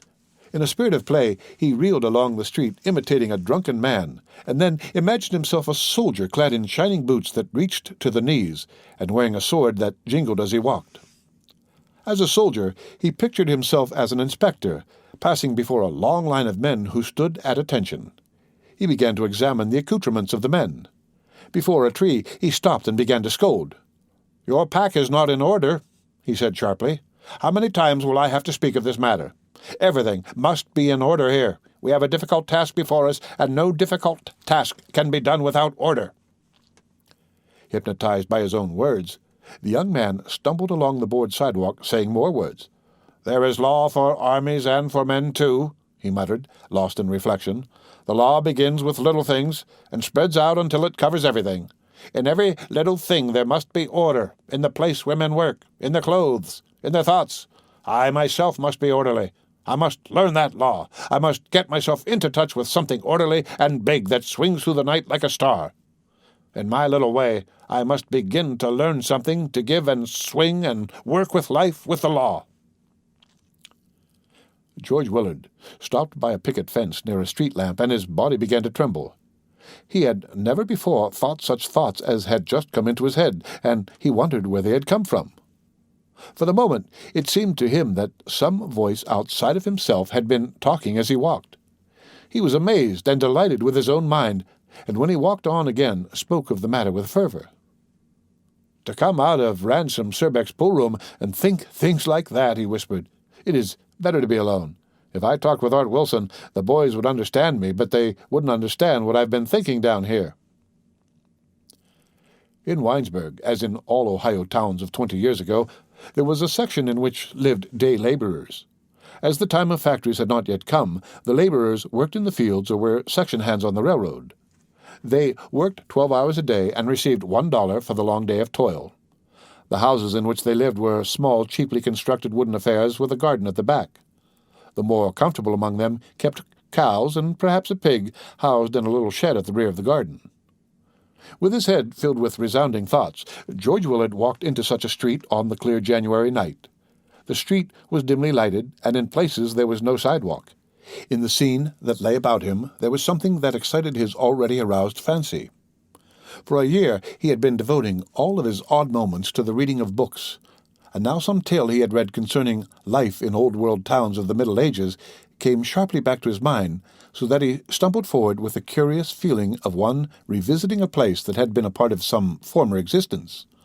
On an impulse, he turned out of the street and went into a little dark alleyway behind the sheds in which lived the cows and pigs.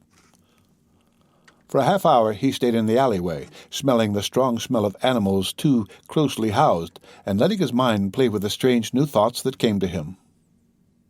The very rankness of the smell of manure in the clear, sweet air awoke something heady in his brain.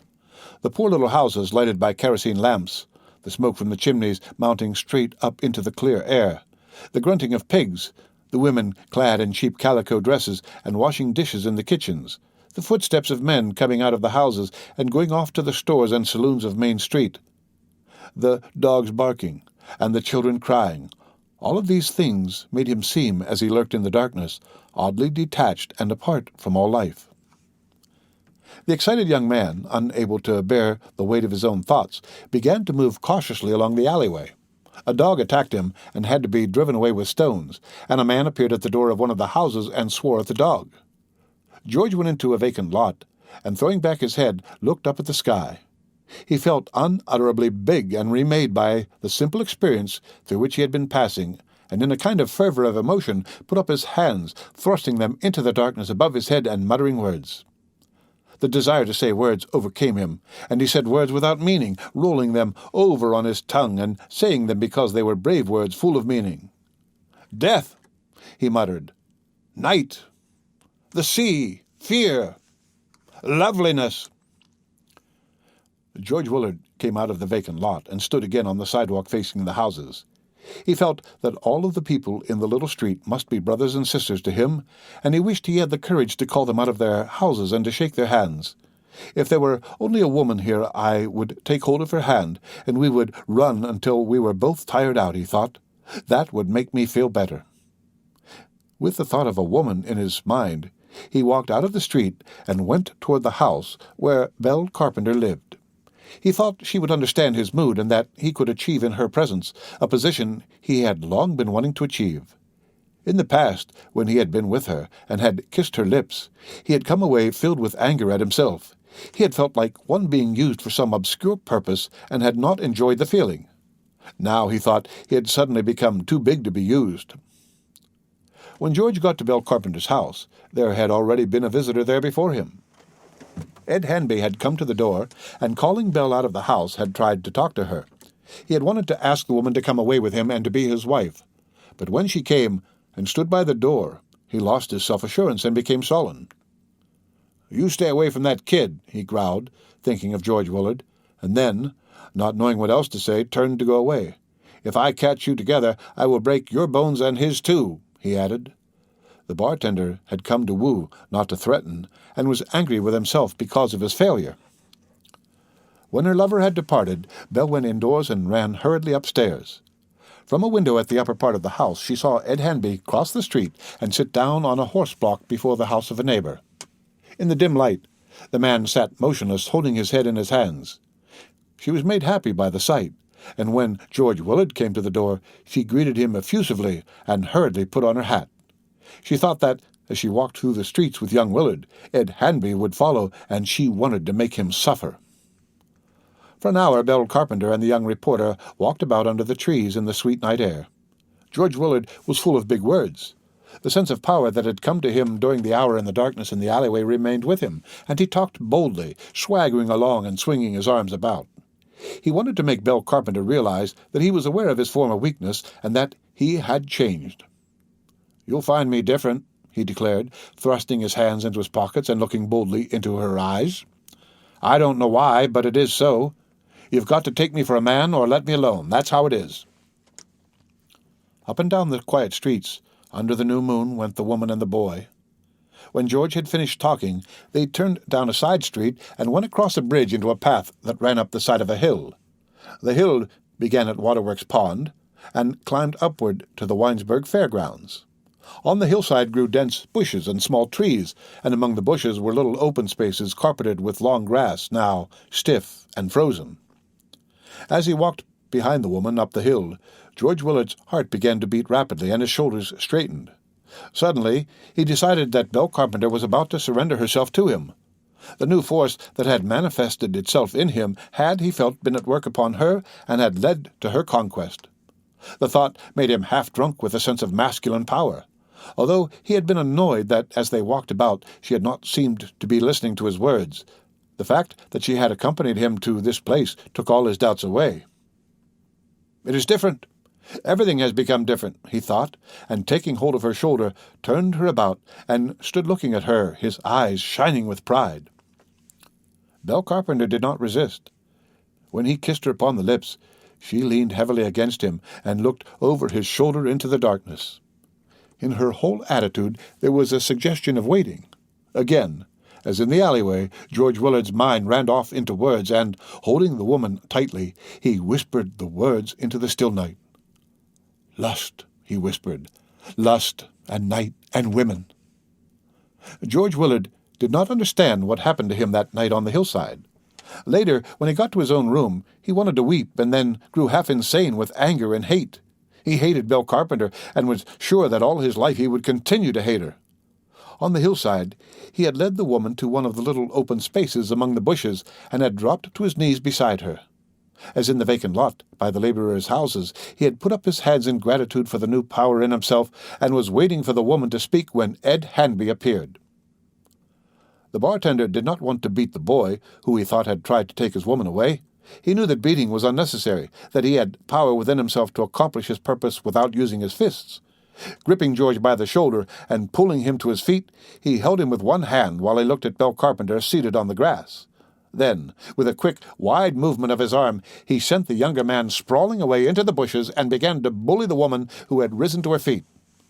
"You're no good," he said roughly. "I've half a mind not to bother with you. I'd let you alone if I didn't want you so much." On his hands and knees in the bushes, George Willard stared at the scene before him and tried hard to think. He prepared to spring at the man who had humiliated him, To be beaten seemed to be infinitely better than to be thus hurled ignominiously aside. 3 times the young reporter sprang at Ed Hanby, and each time the bartender, catching him by the shoulder, hurled him back into the bushes. The older man seemed prepared to keep the exercise going indefinitely, but George Willard's head struck the root of a tree, and he lay still. Then Ed Hanby took Belle Carpenter by the arm and marched her away.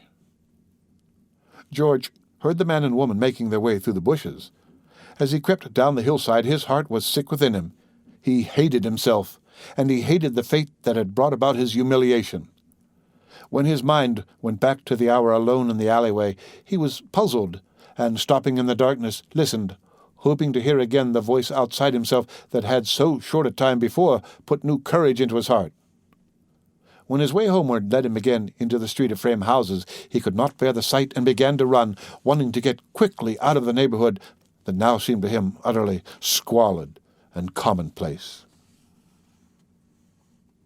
The End of Winesburg, Ohio, An Awakening Concerning Belle Carpenter.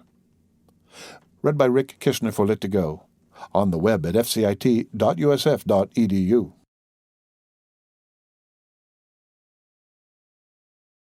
Winesburg, Ohio, by Sherwood Anderson.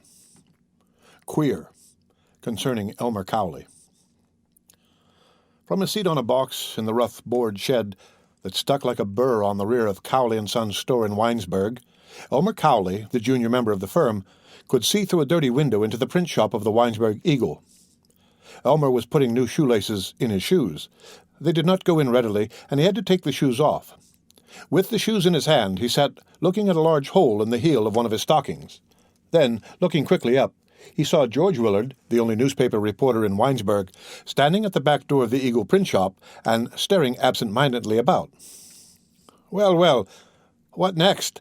exclaimed the young man with the shoes in his hand, jumping to his feet and creeping away from the window. A flush crept into Elmer Cowley's face, and his hands began to tremble.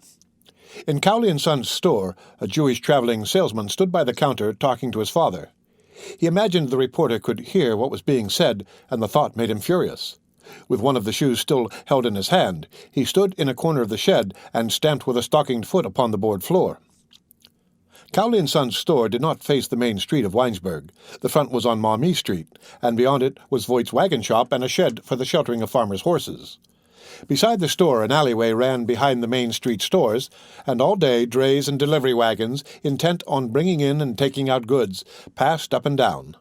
The store itself was indescribable. Will Henderson once said of it that it sold everything and nothing. In the window facing Maumee Street stood a chunk of coal as large as an apple barrel to indicate that orders for coal were taken, and beside the black mass of the coal stood 3 combs of honey grown brown and dirty in their wooden frames. The honey had stood in the store window for 6 months. It was for sale, as were also the coat hangers, patent suspender buttons, cans of roof paint, bottles of rheumatism cure, and a substitute for coffee that companioned the honey in its patient willingness to serve the public. Ebenezer Cowley, the man who stood in the store listening to the eager patter of words that fell from the lips of the traveling man, was tall and lean and looked unwashed. On his scrawny neck was a large wen, partially covered by a gray beard. He wore a long Prince Albert coat. The coat had been purchased to serve as a wedding garment. Before he became a merchant, Ebenezer was a farmer, and after his marriage he wore the Prince Albert coat to church on Sundays and on Saturday afternoons when he came into town to trade. When he sold the farm to become a merchant, he wore the coat constantly. It had become brown with age and was covered with grease spots, but in it Ebenezer always felt dressed up and ready for the day in town. As a merchant, Ebenezer was not happily placed in life, and he had not been happily placed as a farmer. Still, he existed. His family, consisting of a daughter named Mabel and the son, lived with him in rooms above the store, and it did not cost them much to live. His troubles were not financial. His unhappiness as a merchant lay in the fact that when a traveling man with wares to be sold came in at the front door, he was afraid. Behind the counter he stood, shaking his head. He was afraid, first, that he would stubbornly refuse to buy and thus lose the opportunity to sell again. Second, that he would not be stubborn enough and would in a moment of weakness buy what could not be sold. In the store on the morning when Elmer Cowley saw George Willard standing and apparently listening at the back door of the Eagle print shop, a situation had arisen that always stirred the son's wrath. The traveling man talked, and Ebenezer listened, his whole figure expressing uncertainty. You see how quickly it is done?" said the traveling man, who had for sale a small flat metal substitute for collar buttons. With one hand, he quickly unfastened a collar from his shirt and then fastened it on again. He assumed a flattering, wheedling tone. "I'll tell you what. Men have come to the end of all this fooling with collar buttons, and you are the man to make money out of the change that is coming. I am offering you the exclusive agency for this town. Take 20 dozen of these fasteners, and I'll not visit any other store. I'll leave the field to you." The traveling man leaned over the counter and tapped with his finger on Ebenezer's breast. "It's an opportunity, and I want you to take it," he urged. "A friend of mine told me about you. See that man Cowley," he said. "He's a live one." The traveling man paused and waited. Taking a book from his pocket, he began writing out the order. Still holding the shoe in his hand, Elmer Cowley went through the store, past the two absorbed men, to a glass showcase near the front door. He took a cheap revolver from the case and began to wave it about. "You get out of here," he shrieked. "We don't want any collar fasteners here." An idea came to him. "Mind, I'm not making any threat," he added. "I don't say I'll shoot. Maybe I just took this gun out of the case to look at it. But you better get out. Yes, sir, I'll say that. You better grab up your things and get out." The young storekeeper's voice rose to a scream, and going behind the counter, he began to advance upon the two men. "We're through being fools here," he cried. "We ain't going to buy any more stuff until we begin to sell. We ain't going to keep on being queer and have folks staring and listening. You get out of here." The traveling man left.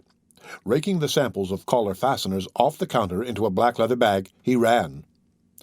He was a small man and very bow-legged, and he ran awkwardly. The black bag caught against the door, and he stumbled and fell. "Crazy! That's what he is, crazy!" he sputtered as he arose from the sidewalk and hurried away. In the store, Elmer Cowley and his father stared at each other. Now that the immediate object of his wrath had fled, the younger man was embarrassed. "Well, I meant it. I think we've been queer long enough," he declared, going to the showcase and replacing the revolver. Sitting on a barrel, he pulled on and fastened the shoe he had been holding in his hand.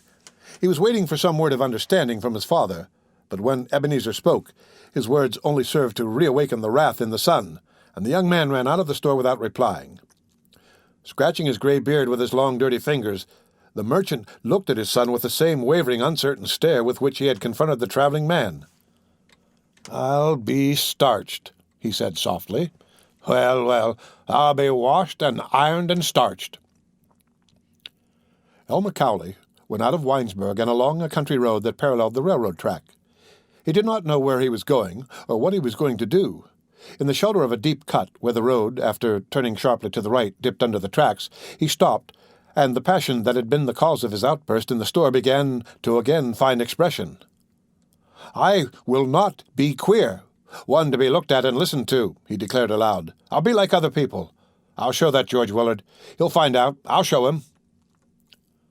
The distraught young man stood in the middle of the road and glared back at the town. He did not know the reporter George Willard, and had no special feeling concerning the tall boy who ran about town gathering the town news.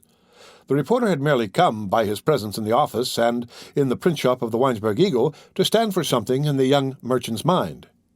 He thought the boy who passed and repassed Cowley and Son's store, and who stopped to talk to people in the street, must be thinking of him and perhaps laughing at him. George Willard, he felt, belonged to the town, typified the town, represented in his person the spirit of the town. Elmer Cowley could not have believed that George Willard had also his days of unhappiness, that vague hungers and secret, unnameable desires visited also his mind. Did he not represent public opinion, and had not the public opinion of Winesburg condemned the Cowleys to queerness? Did he not walk whistling and laughing through Main Street?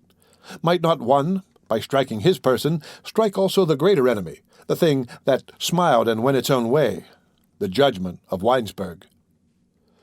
Elmer Cowley was extraordinarily tall, and his arms were long and powerful. His hair, his eyebrows, and the downy beard that had begun to grow upon his chin were pale almost to whiteness. His teeth protruded from between his lips, and his eyes were blue, with the colorless blueness of the marbles called Aggies that the boys of Winesburg carried in their pockets. Elmer had lived in Winesburg for a year, and had made no friends. He was, he felt, one condemned to go through life without friends, and he hated the thought. Suddenly, the tall young man tramped along the road with his hands stuffed into his trouser pockets. The day was cold with a raw wind, But presently the sun began to shine, and the road became soft and muddy. The tops of the ridges of frozen mud that formed the road began to melt, and the mud clung to Elmer's shoes. His feet became cold. When he had gone several miles, he turned off the road, crossed a field, and entered a wood. In the wood he gathered sticks to build a fire by which he sat trying to warm himself, miserable in body and in mind.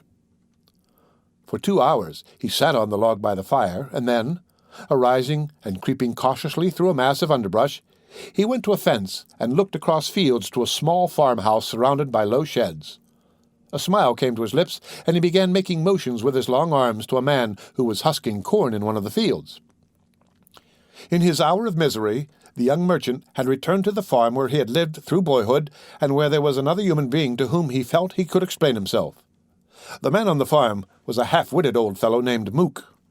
He had once been employed by Ebenezer Cowley, and had stayed on the farm when it was sold. The old man lived in one of the unpainted sheds back of the farmhouse, and puttered about all day in the fields. Mook the half-wit lived happily. With childlike faith, he believed in the intelligence of the animals that lived in the sheds with him, and when he was lonely, held long conversations with the cows, the pigs, and even with the chickens that ran about the barnyard. It was he who had put the expression regarded being laundered into the mouth of his former employer. When excited or surprised by anything, he smiled vaguely and muttered, "I'll be washed and ironed. Well, I'll be washed and ironed and starched."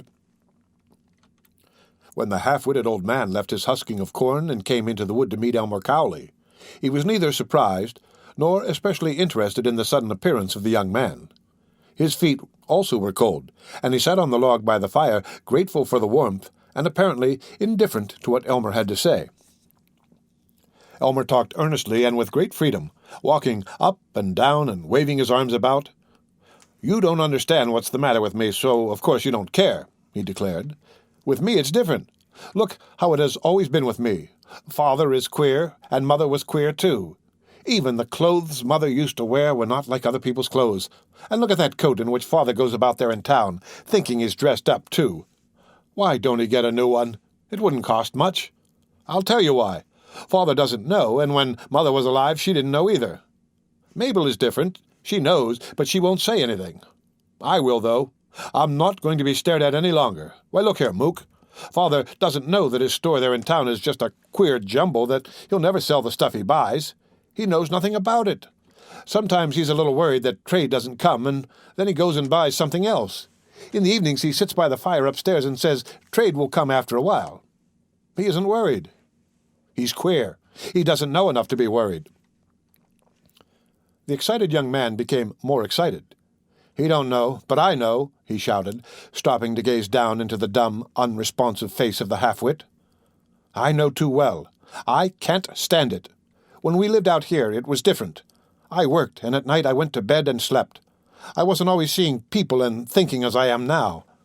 In the evening, there in town, I go to the post office or to the depot to see the train come in, and no one says anything to me. Everyone stands around and laughs, and they talk, but they say nothing to me. Then I feel so queer that I can't talk either. I go away. I don't say anything. I can't." The fury of the young man became uncontrollable. "I won't stand it," he yelled, looking up at the bare branches of the trees. "I'm not made to stand it." Maddened by the dull face of the man on the log by the fire, Elmer turned and glared at him as he had glared back along the road at the town of Winesburg. "Go on, back to work," he screamed. "What good does it do me to talk to you?" A thought came to him, and his voice dropped. "I'm a coward too, huh?" he muttered. "Do you know why I came clear out here afoot? I had to tell someone, and you were the only one I could tell. I hunted out another queer one, you see. I ran away. That's what I did. I couldn't stand up to someone like that George Willard. I had to come to you. I ought to tell him, and I will." Again, his voice arose to a shout, and his arms flew about. "I will tell him. I won't be queer. I don't care what they think. I won't stand it." Elmer Cowley ran out of the woods, leaving the half-wit sitting on the log before the fire. Presently the old man arose, and, climbing over the fence, went back to his work in the corn. "I'll be washed and ironed and starched," he declared. Well, I'll be washed and ironed." Mook was interested. He went along a lane to a field where 2 cows stood nibbling at a straw stack. "Elmer was here," he said to the cows. "Elmer is crazy. You better get behind the stack where he don't see you. He'll hurt someone, Elmer will." At 8 o'clock that evening, Elmer Cowley put his head in at the front door of the office of the Winesburg Eagle, where George Willard sat writing. His cap was pulled down over his eyes, and a sullen, determined look was on his face. "You come on outside with me," he said, stepping in and closing the door. He kept his hand on the knob as though prepared to resist anyone else coming in. "You just come along outside. I want to see you." George Willard and Elmer Cowley walked through the main street of Winesburg. The night was cold, and George Willard had on a new overcoat and looked very spruce and dressed up. He thrust his hands into the overcoat pockets and looked inquiringly at his companion. He had long been wanting to make friends with the young merchant and find out what was in his mind. Now he thought he saw a chance and was delighted. "I wonder what he's up to. Perhaps he thinks he has a piece of news for the paper. It can't be a fire because I haven't heard the fire bell, and there isn't anyone running," he thought. In the main street of Winesburg on the cold November evening, but few citizens appeared, and these hurried along bent on getting to the stove at the back of some store. The windows of the stores were frosted, and the wind rattled the tin sign that hung over the entrance to the stairway leading to Dr. Welling's office. Before Hearn's grocery, a basket of apples and a rack filled with new brooms stood on the sidewalk. Elmer Cowley stopped and stood facing George Willard. He tried to talk, and his arms began to pump up and down. His face worked spasmodically. He seemed about to shout, "Oh, you go on back," he cried. "Don't stay out here with me. I ain't got anything to tell you. I don't want to see you at all."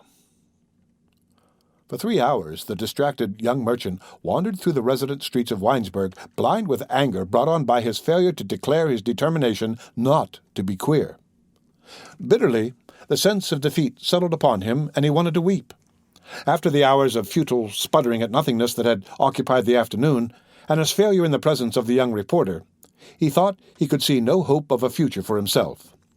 And then a new idea dawned for him. In the darkness that surrounded him, he began to see a light. Going to the now darkened store where Cowley and Son had for over a year waited vainly for trade to come, he crept stealthily in and felt about in a barrel that stood by the stove at the rear. In the barrel, beneath shavings, lay a tin box containing Cowley and Son's cash. Every evening, Ebenezer Cowley put the box in the barrel when he closed the store and went upstairs to bed. "They wouldn't never think of a careless place like that," he told himself, thinking of robbers. Elmer took $20, 2 $10 bills from the little roll containing perhaps $400, the cash left from the sale of the farm. Then, replacing the box beneath the shavings, he went quietly out at the front door and walked again in the streets. The idea that he thought might put an end to all of his unhappiness was very simple. "I will get out of here, run away from home," he told himself. He knew that a local freight train passed through Winesburg at midnight and went on to Cleveland, where it arrived at dawn. He would steal a ride on the local, and when he got to Cleveland, would lose himself in the crowds there. He would get work in some shop and become friends with the other workmen, and would be indistinguishable. Then he could talk and laugh. He would no longer be queer and would make friends. Life would begin to have warmth and meaning for him as it had for others. The tall, awkward young man, striding through the streets, laughed at himself because he had been angry and had been half afraid of George Willard. He decided he would have his talk with the young reporter before he left town, that he would tell him about things, perhaps challenge all of Winesburg through him. Aglow with new confidence, Elmer went to the office of the New Willard House and pounded on the door. A sleep-eyed boy slept on a cot in the office. He received no salary, but was fed at the hotel table, and bore with pride the title of night clerk. Before the boy, Elmer was bold, insistent. "You wake him up," he commanded. "You tell him to come down by the depot. I got to see him, and I'm going away on the local. Tell him to dress and come on down. I ain't got much time." The midnight local had finished its work in Winesburg, and the trainsmen were coupling cars, swinging lanterns, and preparing to resume their flight east. George Willard, rubbing his eyes and again wearing the new overcoat, ran down to the station platform, afire with curiosity. "Well, here I am. What do you want? You've got something to tell me, huh?" he said. Elmer tried to explain. He wet his lips with his tongue and looked at the train that had begun to groan and get under way. "Well, you see," he began, and then lost control of his tongue. "I'll be washed and ironed. I'll be washed and ironed and starched," he muttered half incoherently. Elmer Cowley danced with fury beside the groaning train in the darkness on the station platform. Lights leaped into the air and bobbed up and down before his eyes. Taking the two $10 bills from his pocket, he thrust them into George Willard's hand. "Take them," he cried. "I don't want them. Give them to Father. I stole them." With a snarl of rage, he turned, and his long arms began to flay the air. Like one struggling for release from hands that held him, he struck out, hitting George Willard blow after blow on the breast, the neck, the mouth. The young reporter rolled over on the platform, half unconscious, stunned by the terrific force of the blows. Springing aboard the passing train and running over the tops of cars, Elmer sprang down to a flat car and, lying on his face, looked back, trying to see the fallen man in the darkness. Pride surged up in him. "I showed him," he cried. "I guess I showed him. I ain't so queer. I guess I showed him I ain't so queer." The end of Winesburg, Ohio, Queer, concerning Elmer Cowley. Read by Rick Kistner for Lit2Go, on the web at fct.usf.edu.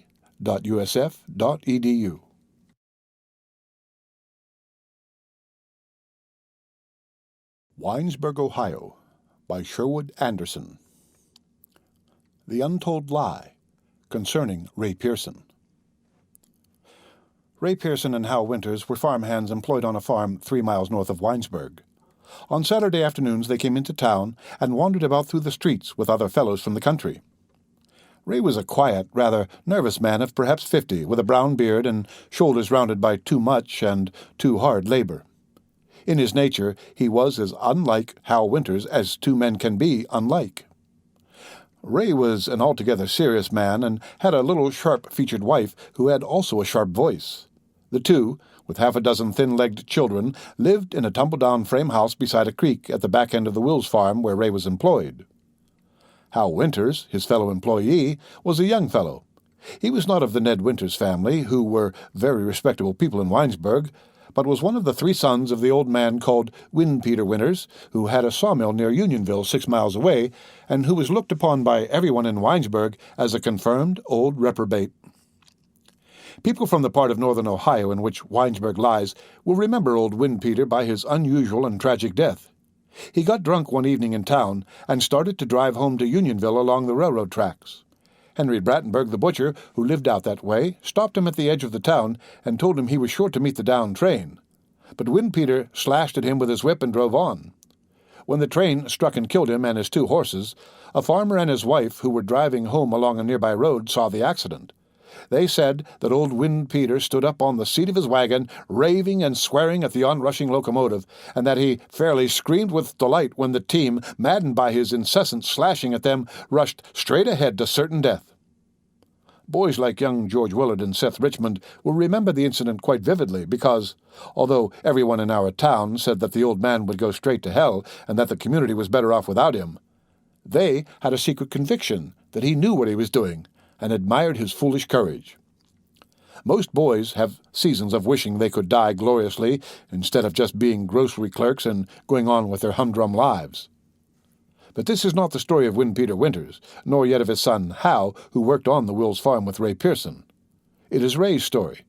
It will, however, be necessary to talk a little of young Hal so that you will get into the spirit of it. Now, Hal was a bad one. Everyone said that. There were 3 of the Winters boys in that family, John, Hal, and Edward, all broad-shouldered big fellows like old Peter himself, and all fighters and woman chasers, and generally all-around bad ones. Hal was the worst of the lot, and always up to some devilment. He once stole a load of boards from his father's mill and sold them in Winesburg. With the money, he bought himself a suit of cheap, flashy clothes. Then he got drunk, and when his father came raving into town to find him, they met and fought with their fists on Main Street, and were arrested and put into jail together.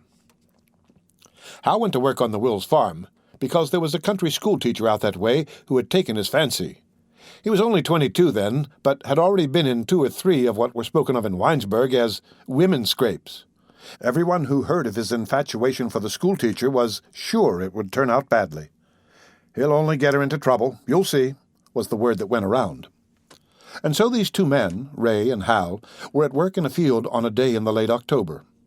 They were husking corn, and occasionally something was said, and they laughed. Then came silence. Ray, who was the more sensitive and always minded things more, had chapped hands and they hurt. He put them into his coat pockets and looked away across the fields. He was in a sad, distracted mood and was affected by the beauty of the country. If you knew the Winesburg country in the fall, and how the low hills are all splashed with yellows and reds, you would understand his feeling. He began to think of the time long ago when he was a young fellow living with his father, then a baker in Winesburg, and how on such days he had wandered away into the woods to gather nuts, hunt rabbits, or just to loaf about and smoke his pipe.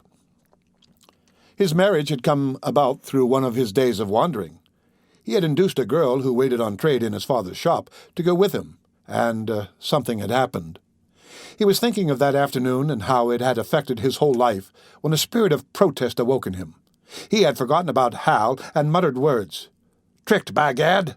That's what it was! Tricked by life and made a fool of!" he said in a low voice. As though understanding his thoughts, Hal Winter spoke up. "Well, has it been worthwhile? What about it, huh? What about marriage and all that?" he asked, and then laughed. Hal tried to keep on laughing, but he too was in an earnest mood. He began to talk earnestly. "Has a fellow got to do it?" he asked. "Has he got to be harnessed up and driven through life like a horse?" Hal didn't wait for an answer, but sprang to his feet and began to walk back and forth between the corn shocks. He was getting more and more excited. Bending down suddenly, he picked up an ear of the yellow corn and threw it at the fence. "I've got Nell Gunther in trouble," he said. "I'm telling you, but you keep your mouth shut." Ray Pearson arose and stood staring. He was almost a foot shorter than Hal, and when the younger man came and put his 2 hands on the older man's shoulders, they made a picture. There they stood in the big empty field with the quiet corn shocks standing in rows behind them, and the red and yellow hills in the distance. And for being just 2 indifferent workmen, they had become all alive to each other. Hal sensed it, and because that was his way, he laughed. "Well, old daddy," he said awkwardly, "come on. Advise me. I've got Nell in trouble.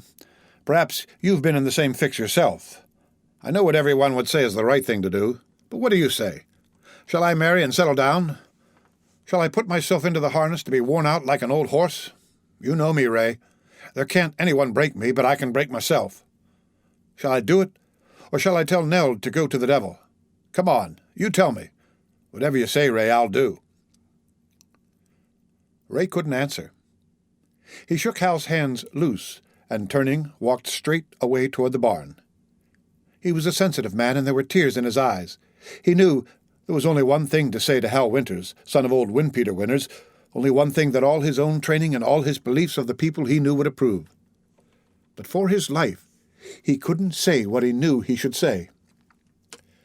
At 4:30 that afternoon, Ray was puttering about the barnyard when his wife came up the lane along the creek and called him. After the talk with Hal, he hadn't returned to the cornfield, but worked about the barn. He had already done the evening chores and had seen Hal, dressed and ready for a roistering night in town, come out of the farmhouse and go into the road. Along the path to his own house, he trudged behind his wife, looking at the ground and thinking. He couldn't make out what was wrong.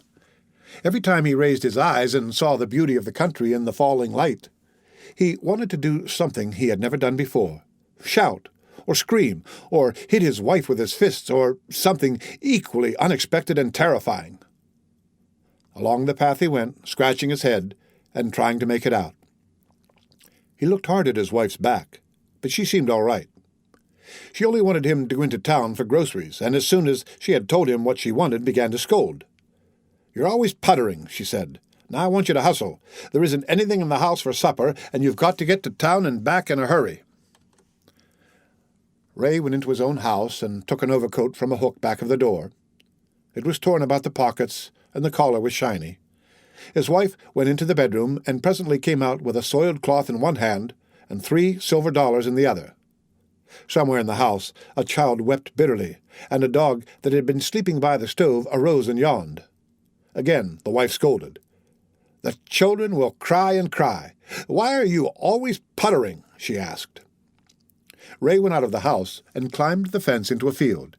It was just growing dark, and the scene that lay before him was lovely. All the low hills were washed with color, and even the little clusters of bushes in the corners of the fences were alive with beauty. The whole world seemed to Ray Pearson to have become alive with something, just as he and Hal had suddenly become alive when they stood in the cornfield staring into each other's eyes. The beauty of the country about Winesburg was too much for Ray on that fall evening. That is all there was to it. He could not stand it. Of a sudden, he forgot all about being a quiet old farm hand, and throwing off the torn overcoat, began to run across the field. As he ran, he shouted a protest against his life, against all life, against everything that makes life ugly. "There was no promise made," he cried into the empty spaces that lay about him. "I didn't promise my Minnie anything, and Hal hasn't made any promise to Nell. I know he hasn't. She went into the woods with him because she wanted to go. What he wanted, she wanted. Why should I pay? Why should Hal pay? Why should anyone pay? I don't want Hal to become old and worn out. I'll tell him. I won't let it go on. I'll catch Hal before he gets to town, and I'll tell him." Ray ran clumsily, and once he stumbled and fell down. "I must catch Hal and tell him," he kept thinking, and although his breath came in gasps, he kept running harder and faster and harder. As he ran, he thought of things that hadn't come into his mind for years. How at the time he married, he had planned to go west to his uncle in Portland, Oregon.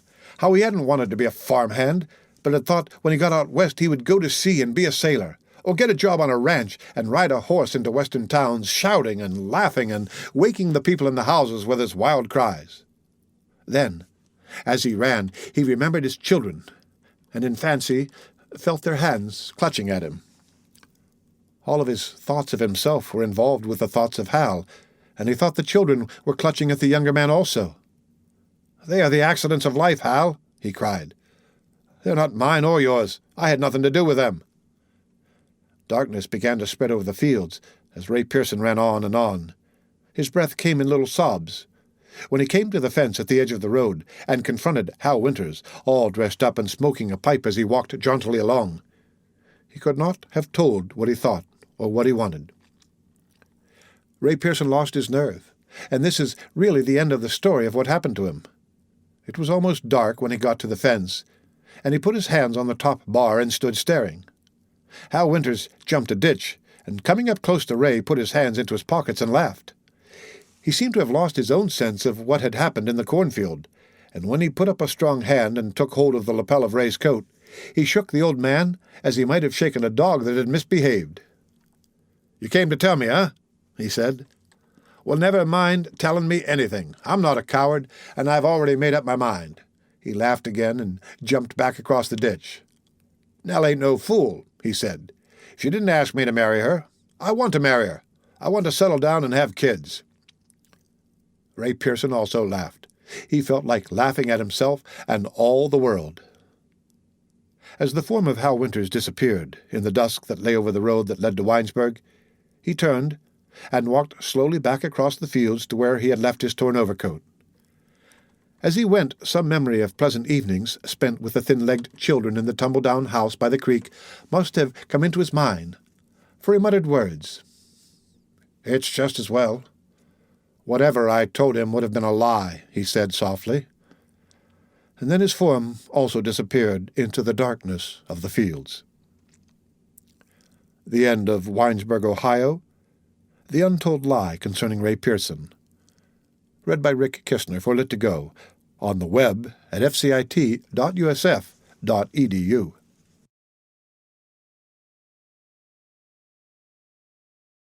Winesburg, Ohio, by Sherwood Anderson. Drink. Concerning Tom Foster. Tom Foster came to Winesburg from Cincinnati when he was still young and could get many new impressions. His grandmother had been raised on a farm near the town, and as a young girl had gone to school there when Winesburg was a village of 12 or 15 houses clustered about a general store on the Trunnion Pike. What a life the old woman had led since she went away from the frontier settlement, and what a strong, capable little old thing she was. She had been in Kansas, in Canada, and in New York City, traveling about with her husband, a mechanic, before he died. Later, she went to stay with her daughter, who had also married a mechanic and lived in Covington, Kentucky, across the river from Cincinnati. Then began the hard years for Tom Foster's grandmother. First, her son-in-law was killed by a policeman during a strike, and then Tom's mother became an invalid and died also. The grandmother had saved a little money, but it was swept away by the illness of the daughter and by the cost of the 2 funerals. She became a half-worn-out old woman worker and lived with the grandson above a junk shop on a side street in Cincinnati. For 5 years, she scrubbed the floors in an office building and then got a place as dishwasher in a restaurant. Her hands were all twisted out of shape. When she took hold of a mop or a broom handle, the hands looked like the dried stems of an old creeping vine clinging to a tree. The old woman came back to Winesburg as soon as she got the chance. One evening, as she was coming home from work, she found a pocketbook containing $37, and that opened the way. The trip was a great adventure for the boy. It was past 7 o'clock at night when the grandmother came home with the pocketbook held tightly in her old hands, and she was so excited she could scarcely speak. She insisted on leaving Cincinnati that night, saying that if they stayed until morning, the owner of the money would be sure to find them out and make trouble. Tom, who was then 16 years old, had to go trudging off to the station with the old woman, bearing all of their earthly belongings done up in a worn-out blanket and slung across his back. By his side walked the grandmother, urging him forward. Her toothless old mouth twitched nervously, and when Tom grew weary and wanted to put the pack down at a street crossing, she snatched it up, and if he had not prevented, would have slung it across her own back. When they got into the train, and it had run out of the city, she was as delighted as a girl and talked as the boy had never heard her talk before.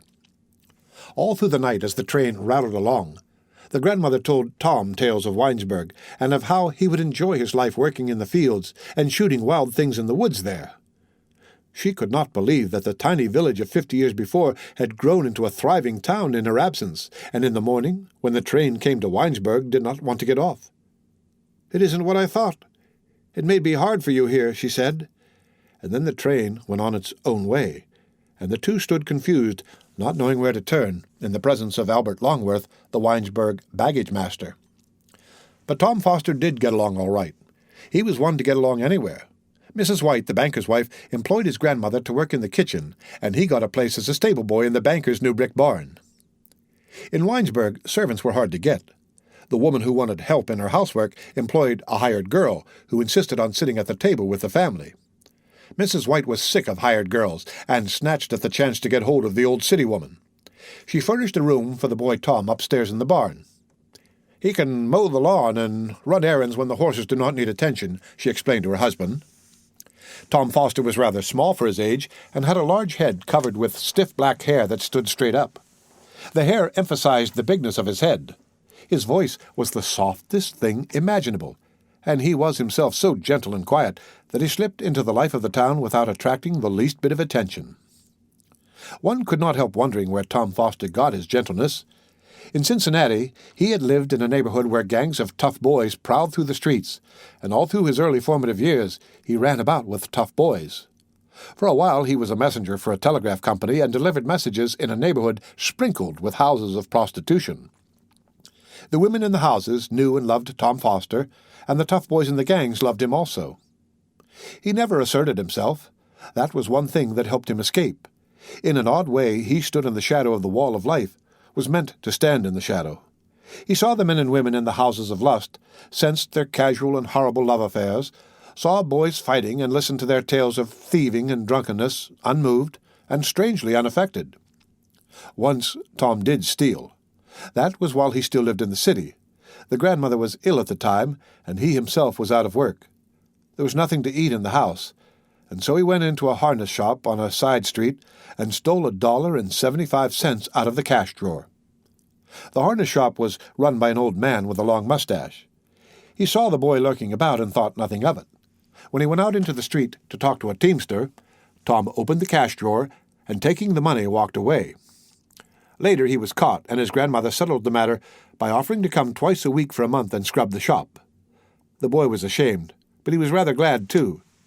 "It is all right to be ashamed, and makes me understand new things," he said to the grandmother, who didn't know what the boy was talking about, but loved him so much that it didn't matter whether she understood or not. For a year Tom Foster lived in the banker's stable and then lost his place there. He didn't take very good care of the horses, and he was a constant source of irritation to the banker's wife. She told him to mow the lawn, and he forgot, Then she sent him to the store or to the post office, and he did not come back, but joined a group of men and boys and spent the whole afternoon with them, standing about, listening and, occasionally when addressed, saying a few words. As in the city and the houses of prostitution and with the rowdy boys running through the streets at night, so in Winesburg among its citizens he had always the power to be a part of, and yet distinctly apart from the life about him. After Tom lost his place at Banker White's, he did not live with his grandmother, although often in the evening she came to visit him. He rented a room at the rear of a little frame building belonging to old Rufus Whiting. The building was on Duane Street, just off Main Street, and had been used for years as a law office by the old man, who had become too feeble and forgetful for the practice of his profession, but did not realize his inefficiency. He liked Tom and let him have the room for $1 a month. In the late afternoon, when the lawyer had gone home, the boy had the place to himself, and spent hours lying on the floor by the stove and thinking of things. In the evening, the grandmother came and sat in the lawyer's chair to smoke a pipe, while Tom remained silent, as he always did in the presence of everyone. Often the old woman talked with great vigor. Sometimes she was angry about some happening at the banker's house, and scolded away for hours. Out of her own earnings, she bought a mop and regularly scrubbed the lawyer's office. Then, when the place was spotlessly clean and smelled clean, she lighted her clay pipe, and she and Tom had a smoke together. "When you get ready to die, then I will die also," she said to the boy lying on the floor beside her chair. Tom Foster enjoyed life in Winesburg. He did odd jobs such as cutting wood for kitchen stoves and mowing the grass before houses. In late May and early June he picked strawberries in the fields. He had time to loaf, and he enjoyed loafing. Banker White had given him a cast-off coat which was too large for him, but his grandmother cut it down, and he had also an overcoat got at the same place that was lined with fur. The fur was worn away in spots, but the coat was warm, and in the winter Tom slept in it. He thought his method of getting along good enough, and was happy and satisfied with the way life in Winesburg had turned out for him. The most absurd little things made Tom Foster happy. That, I suppose, was why people loved him. In Hearn's grocery, they would be roasting coffee on Friday afternoon, preparatory to the Saturday rush of trade, and the rich odor invaded Lower Main Street. Tom Foster appeared and sat on a box at the rear of the store. For an hour he did not move, but sat perfectly still, filling his being with the spicy odor that made him half drunk with happiness. "I like it," he said gently. "It makes me think of things far away, places and things like that." One night Tom Foster got drunk. That came about in a curious way. He never had been drunk before, and indeed in all his life had never taken a drink of anything intoxicating. But he felt he needed to be drunk that one time, and so went and did it. In Cincinnati, when he lived there, Tom had found out many things about ugliness and crime and lust. Indeed, he knew more of these things than anyone else in Winesburg. The matter of sex in particular had presented itself to him in a quite horrible way, and had made a deep impression on his mind. He thought, after what he had seen of the women standing before the squalid houses on cold nights, and the look he had seen in the eyes of the men who stopped to talk to them, that he would put sex altogether out of his own life. One of the women of the neighborhood tempted him once, and he went into a room with her. He never forgot the smell of the room, nor the greedy look that came into the eyes of the woman. It sickened him, and in a very terrible way left a scar on his soul. He had always thought before that women were quite innocent things, much like his grandmother. But after that one experience in the room, he dismissed women from his mind. So gentle was his nature that he could not hate anything, and not being able to understand, he decided to forget. And Tom did forget, until he came to Winesburg. After he had lived there for 2 years, something began to stir in him. On all sides he saw youth making love, and he was himself a youth. Before he knew what had happened, he was in love also. He fell in love with Helen White, daughter of the man for whom he had worked, and found himself thinking of her at night. That was a problem for Tom, and he settled it in his own way. He let himself think of Helen White whenever her figure came into his mind, and only concerned himself with the manner of his thoughts. He had a fight, a quiet, determined little fight of his own, to keep his desires in the channel where he thought they belonged. But on the whole, he was victorious. And then came the spring night when he got drunk. Tom was wild on that night. He was like an innocent young buck of the forest that is eaten of some maddening weed. The thing began, ran its course, and was ended in one night, and you may be sure that no one in Winesburg was any the worse for Tom's outbreak. In the first place, the night was one to make a sensitive nature drunk. The trees along the residence streets of the town were all newly clothed in soft green leaves. In the gardens behind the houses men were puttering about in vegetable gardens, and in the air there was a hush, a waiting kind of silence very stirring to the blood. Tom left his room on Duane Street just as the young night began to make itself felt. First he walked through the streets, going softly and quietly along, thinking thoughts that he tried to put into words. He said that Helen White was a flame dancing in the air, and that he was a little tree without leaves standing out sharply against the sky. Then he said that she was a wind, a strong, terrible wind, coming out of the darkness of a stormy sea, and that he was a boat left on the shore of the sea by a fisherman. That idea pleased the boy, and he sauntered along playing with it. He went into Main Street and sat on the curbing before Wacker's tobacco store. For an hour he lingered about, listening to the talk of men, but it did not interest him much, and he slipped away. Then he decided to get drunk, and went into Willie's saloon and bought a bottle of whiskey. Putting the bottle into his pocket, he walked out of town, wanting to be alone, to think more thoughts, and to drink the whiskey. Tom got drunk sitting on a bank of new grass beside the road about a mile north of town. Before him was a white road, and at his back an apple orchard in full bloom. He took a drink out of the bottle, and then lay down on the grass. He thought of mornings in Winesburg, and of how the stones in the gravelled driveway by Banker White's house were wet with dew and glistened in the morning light. He thought of the nights in the barn when it rained, and he lay awake hearing the drumming of the raindrops and smelling the warm smell of horses and of hay. Then he thought of a storm that had gone roaring through Winesburg several days before, and, his mind going back, he relived the night he had spent on the train with his grandmother when the two were coming from Cincinnati.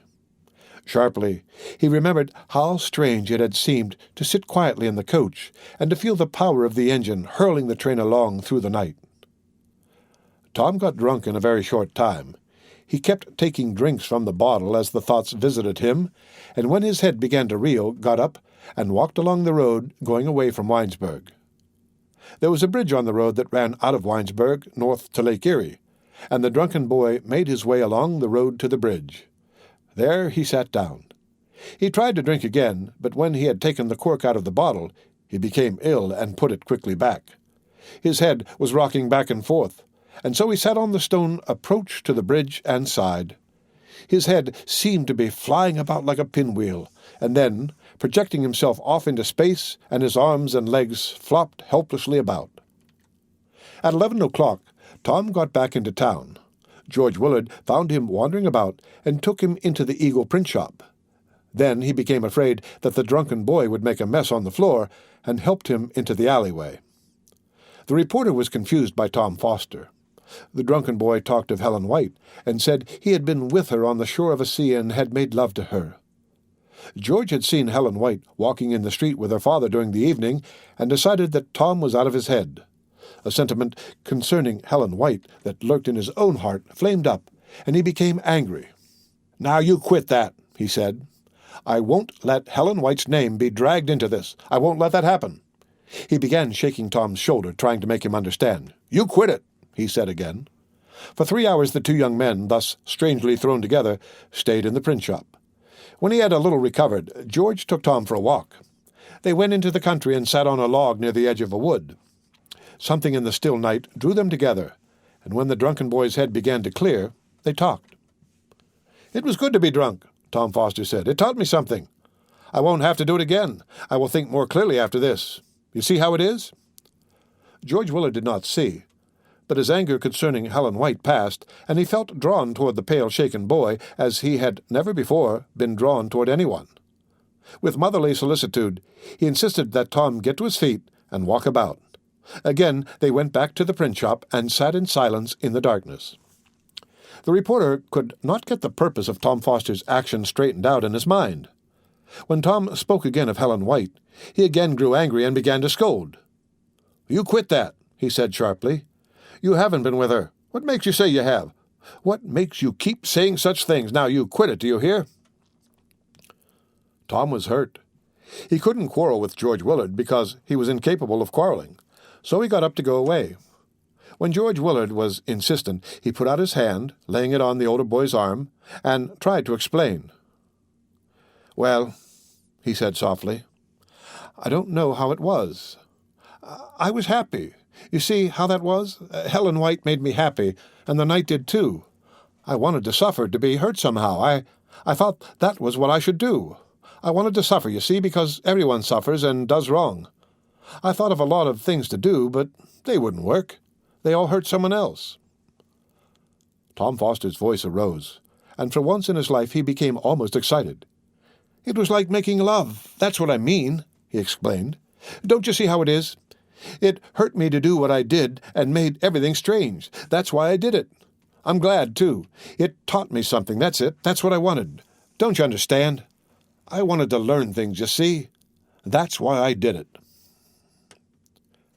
The end of Winesburg, Ohio. Drink, concerning Tom Foster. Read by Rick Kistner for Lit2Go on the web at fcit.usf.edu.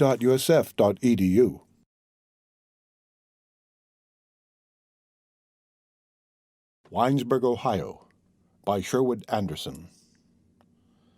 Death, concerning Dr. Reefy and Elizabeth Willard. The stairway leading up to Dr. Reefy's office in the Hefner block above the Paris dry goods store was but dimly lighted. At the head of the stairway hung a lamp with a dirty chimney that was fastened by a bracket to the wall. The lamp had a tin reflector, brown with rust and covered with dust. The people who went up the stairway followed with their feet the feet of many who had gone before. The soft boards of the stairs had yielded under the pressure of feet, and deep hollows marked the way. At the top of the stairway, a turn to the right brought you to the doctor's door. To the left was a dark hallway filled with rubbish. Old chairs, carpenter's horses, step-ladders, and empty boxes lay in the darkness waiting for shins to be barked. The pile of rubbish belonged to the Paris Dry Goods Company. When a counter or a row of shelves in the store became useless, clerks carried it up the stairway and threw it on the pile. Dr. Reefy's office was as large as a barn. A stove with a round paunch sat in the middle of the room. Around its base was piled sawdust, held in place by heavy planks nailed to the floor. By the door stood a huge table that had once been a part of the furniture of Herrick's clothing store, and that had been used for displaying custom-made clothes. It was covered with books, bottles, and surgical instruments.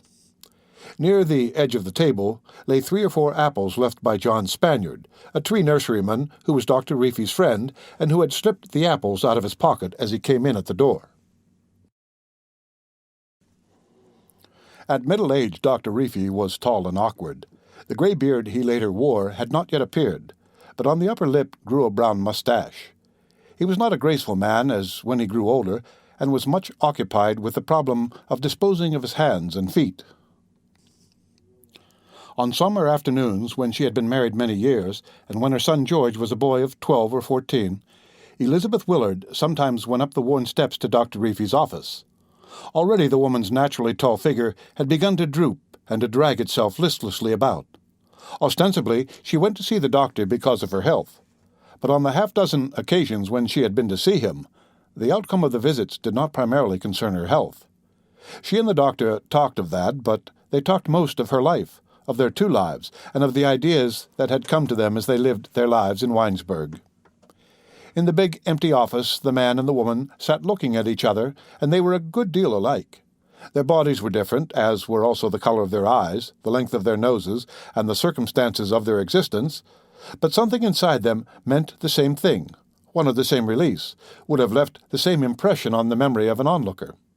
Later, and when he grew older and married a young wife, the doctor often talked to her of the hours spent with the sick woman, and expressed a good many things he had been unable to express to Elizabeth.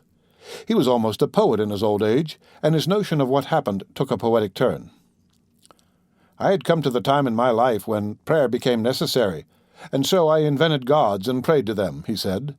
"I did not say my prayers in words, nor did I kneel down, but sat perfectly still in my chair. In the late afternoon, when it was hot and quiet on Main, or in the winter when the days were gloomy, the gods came into the office, and I thought no one knew about them. Then I found that this woman, Elizabeth, knew, that she worshipped also the same gods. I have a notion that she came to the office because she thought the gods would be there, but she was happy to find herself not alone just the same. It was an experience that cannot be explained, although I suppose it is always happening to men and women in all sorts of places. On the summer afternoons, when Elizabeth and the doctor sat in the office and talked of their two lives, they talked of other lives also. Sometimes the doctor made philosophic epigrams. Then he chuckled with amusement. Now and then, after a period of silence, a word was said, or a hint given, that strangely illuminated the life of the speaker. A wish became a desire, or a dream, half dead, flared suddenly into life. For the most part, the words came from the woman, and she said them without looking at the man. Each time she came to see the doctor, the hotel-keeper's wife talked a little more freely, and after an hour or two in his presence, went down the stairway into Main Street, feeling renewed and strengthened against the dullness of her days. With something approaching a girlhood swing to her body, she walked along, but when she had got back to her chair by the window of her room, and when darkness had come on, and a girl from the hotel dining-room brought her dinner on a tray, she let it grow cold. Her thoughts ran away to her girlhood with its passionate longing for adventure, and she remembered the arms of men that had held her when adventure was a possible thing for her. Particularly, she remembered one who had for a time been her lover, and who in the moment of his passion had cried out to her more than 100 times, saying the same words madly over and over, "You dear, you dear, you lovely dear." The words, she thought, expressed something she would have liked to have achieved in life. In her room in the shabby old hotel, the sick wife of the hotel-keeper began to weep, and putting her hands to her face rocked back and forth. The words of her one friend, Dr. Reefy, rang in her ears. "Love is like a wind stirring the grass beneath trees on a black night," he had said. "You must not try to make love definite. It is the divine accident of life. If you try to be definite and sure about it and to live beneath the trees where soft night winds blow, the long hot day of disappointment comes swiftly, and the gritty dust from passing wagons gathers upon lips inflamed and made tender by kisses." Elizabeth Willard could not remember her mother, who had died when she was but 5 years old. Her girlhood had been lived in the most haphazard manner imaginable. Her father was a man who had wanted to be left alone, and the affairs of the hotel would not let him alone. He also had lived and died a sick man. Every day he arose with a cheerful face, but by 10 o'clock in the morning all the joy had gone out of his heart.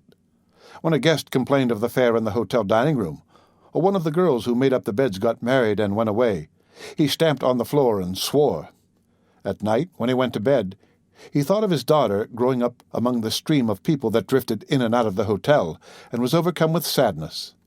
As the girl grew older and began to walk out in the evening with men, he wanted to talk to her, but when he tried, was not successful.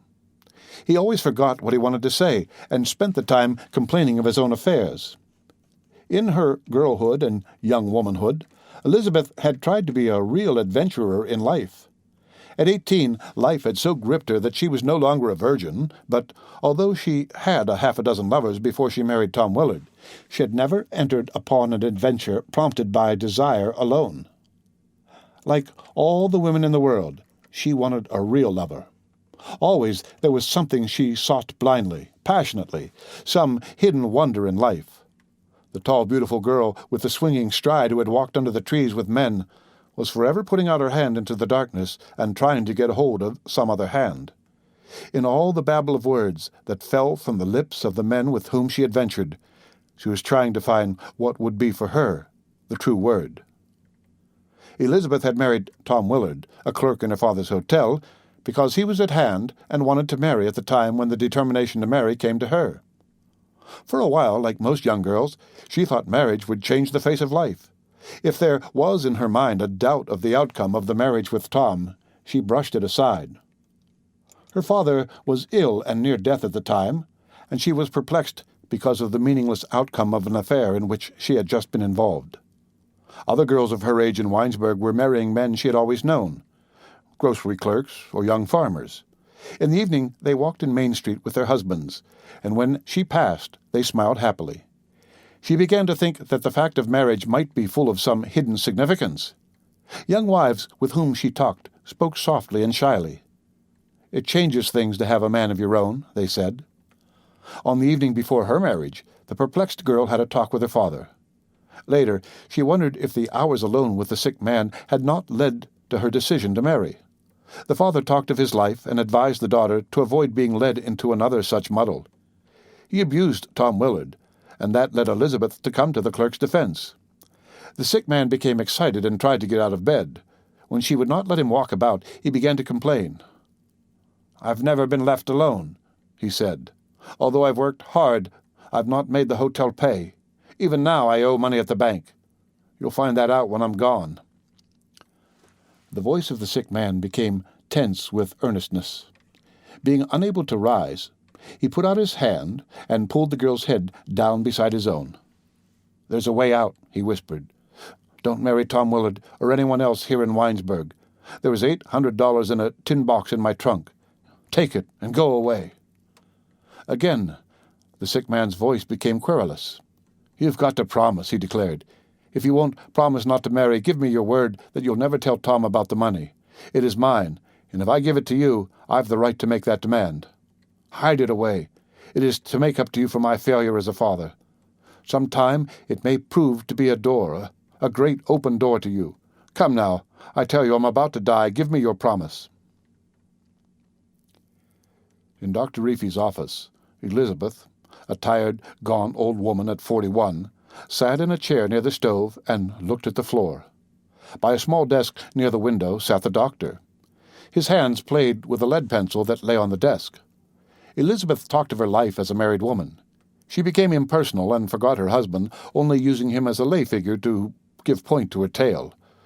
"And then I was married, and it did not turn out at all," she said bitterly. "As soon as I had gone into it, I began to be afraid. Perhaps I knew too much before, and then perhaps I found out too much during my first night with him. I don't remember. What a fool I was. When Father gave me the money and tried to talk me out of the thought of marriage, I would not listen. I thought of what the girls who were married had said of it, and I wanted marriage also. It wasn't Tom I wanted. It was marriage. When Father went to sleep, I leaned out of the window and thought of the life I had led. I didn't want to be a bad woman. The town was full of stories about me. I even began to be afraid that Tom would change his mind." The woman's voice began to quiver with excitement. To Dr. Reefy, who had, without realizing what was happening, had begun to love her, there came an odd illusion. He thought that as she talked, the woman's body was changing, that she was becoming younger, straighter, stronger. When he could not shake off the illusion, his mind gave it a professional twist. "It is good for both her body and her mind, this talking," he muttered. The woman began telling of an incident that had happened one afternoon a few months after her marriage. Her voice became steadier. "In the late afternoon I went for a drive alone," she said. "I had a buggy and a little gray pony. I kept in Moyer's livery. Tom was painting and repapering rooms in the hotel. He wanted more money, and I was trying to make up my mind to tell him about the $800 Father had given me. I couldn't decide to do it. I didn't like him well enough. There was always paint on his face and hands during those days, and he smelled of paint. He was trying to fix up the old hotel and make it new and smart." The excited woman sat up very straight in her chair and made a quick, girlish movement with her hand as she told of the drive alone on the spring afternoon. "It was cloudy and a storm threatened," she said. "Black clouds made the green of the trees and the grass stand out so that the colors hurt my eyes. I went out Trunnion Pike a mile or more, and then turned into a side road. The little horse went quickly along uphill and down. I was impatient. Thoughts came, and I wanted to get away from my thoughts. I began to beat the horse. The black cloud settled down, and it began to rain. I wanted to go at a terrible speed, to drive on and on forever. I wanted to get out of town, out of my clothes, out of my marriage, out of my body, out of everything. I almost killed the horse, making him run, and when he could not run any more, I got out of the buggy and ran afoot into the darkness until I fell and hurt my side. I wanted to run away from everything, but I wanted to run towards something too. Don't you see, dear, how it was?" Elizabeth sprang out of the chair and began to walk about in the office. She walked as Dr. Reefy thought he had never seen anyone walk before. To her whole body there was a swing, a rhythm that intoxicated him. When she came and knelt on the floor beside his chair, he took her into his arms and began to kiss her passionately. "I cried all the way home," she said, as she tried to continue the story of her wild ride. But he did not listen. "You dear, you lovely dear, oh, you lovely dear," he muttered, and thought he held in his arms not the tired-out woman of 41, but a lovely and innocent girl who had been able by some miracle to project herself out of the husk of the body of the tired-out woman. Dr. Reefy did not see the woman he had held in his arms again until after her death. On the summer afternoon in the office, when he was on the point of becoming her lover, a half-grotesque little incident brought his love-making quickly to an end. As the man and woman held each other tightly, heavy feet came tramping up the office stairs. The two sprang to their feet and stood listening and trembling. The noise on the stairs was made by a clerk from the Paris Dry Goods Company. With a loud bang, he threw an empty box on the pile of rubbish in the hallway and then went heavily down the stairs. Elizabeth followed him almost immediately. The thing that had come to life in her as she talked to her one friend died suddenly. She was hysterical, as was also Dr. Reefy, and did not want to continue the talk. Along the street she went, with the blood still singing in her body. But when she turned out of Main Street and saw ahead the lights of the New Willard house, she began to tremble, and her knees shook so that for a moment she thought she would fall in the street. The sick woman spent the last months of her life hungering for death. Along the road of death she went, seeking, hungering. She personified the figure of death, and made him now a strong black-haired youth running over hills, now a stern, quiet man, marked and scarred by the business of living. In the darkness of her room she put out her hand, thrusting it from under the covers of her bed, and she thought that death, like a living thing, put out his hand to her. "Be patient, lover," she whispered. "Keep yourself young and beautiful, and be patient." On the evening when disease laid its heavy hand upon her and defeated her plans for telling her son George of the $800 hidden away, she got out of bed and crept half across the room, pleading with death for another hour of life. "Wait, dear. The boy! The boy! The boy!" she pleaded as she tried with all of her strength to fight off the arms of the lover she had wanted so earnestly. Elizabeth died one day in March in the year when her son George became 18, and the young man had but little sense of the meaning of her death. Only time could give him that. For a month he had seen her lying white and still and speechless in her bed, and then, one afternoon, the doctor stopped him in the hallway and said a few words. The young man went into his own room and closed the door.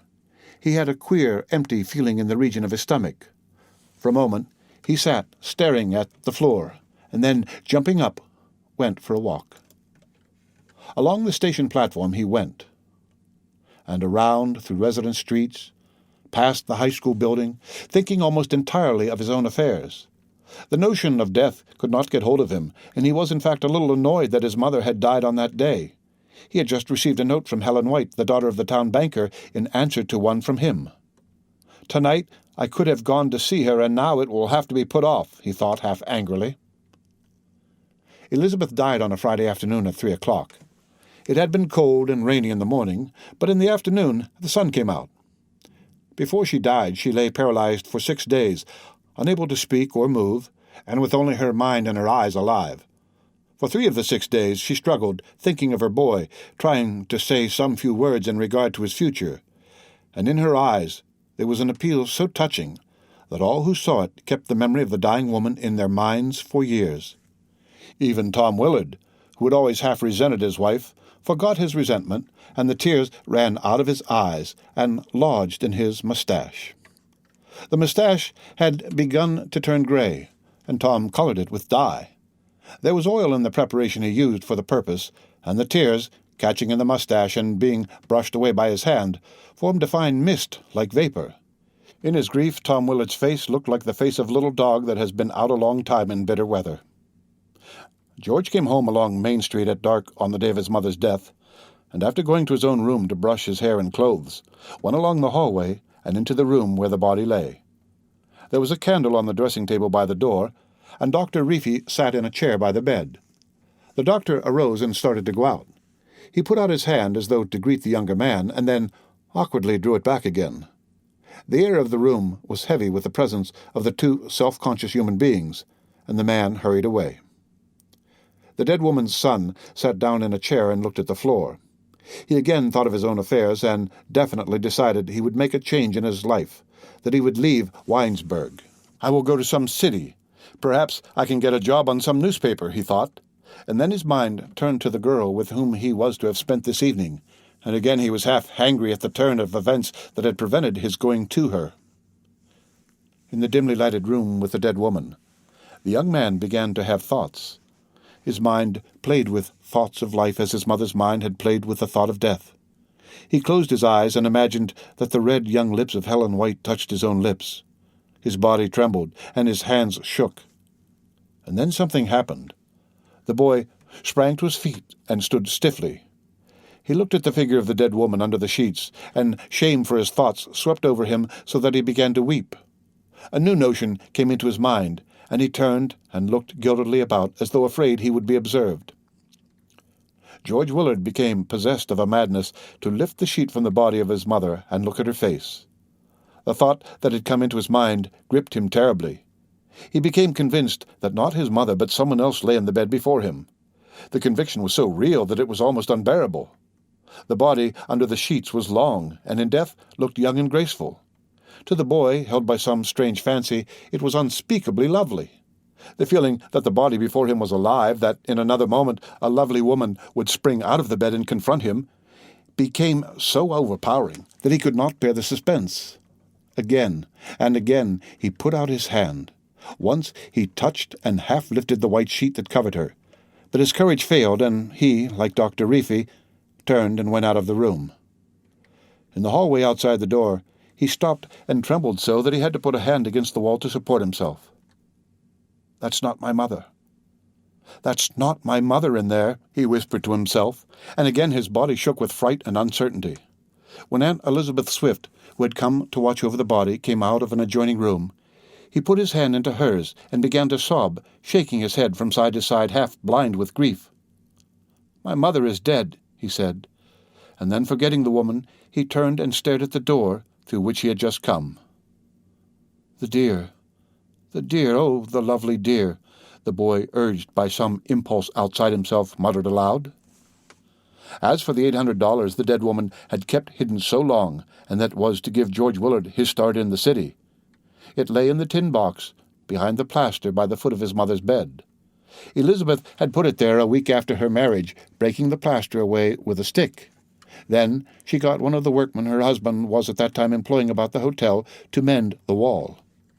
"I jammed the corner of the bed against it," she had explained to her husband, unable at the moment to give up her dream of release, the release that, after all, came to her but twice in her life, in the moments when her lovers, Death and Dr. Reefy, held her in their arms.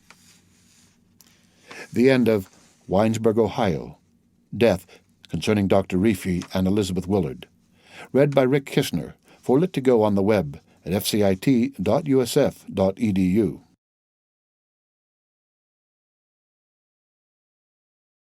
Winesburg, Ohio, by Sherwood Anderson. Sophistication, concerning Helen White. It was early evening of a day in the late fall, and the Winesburg County Fair had brought crowds of country people into town.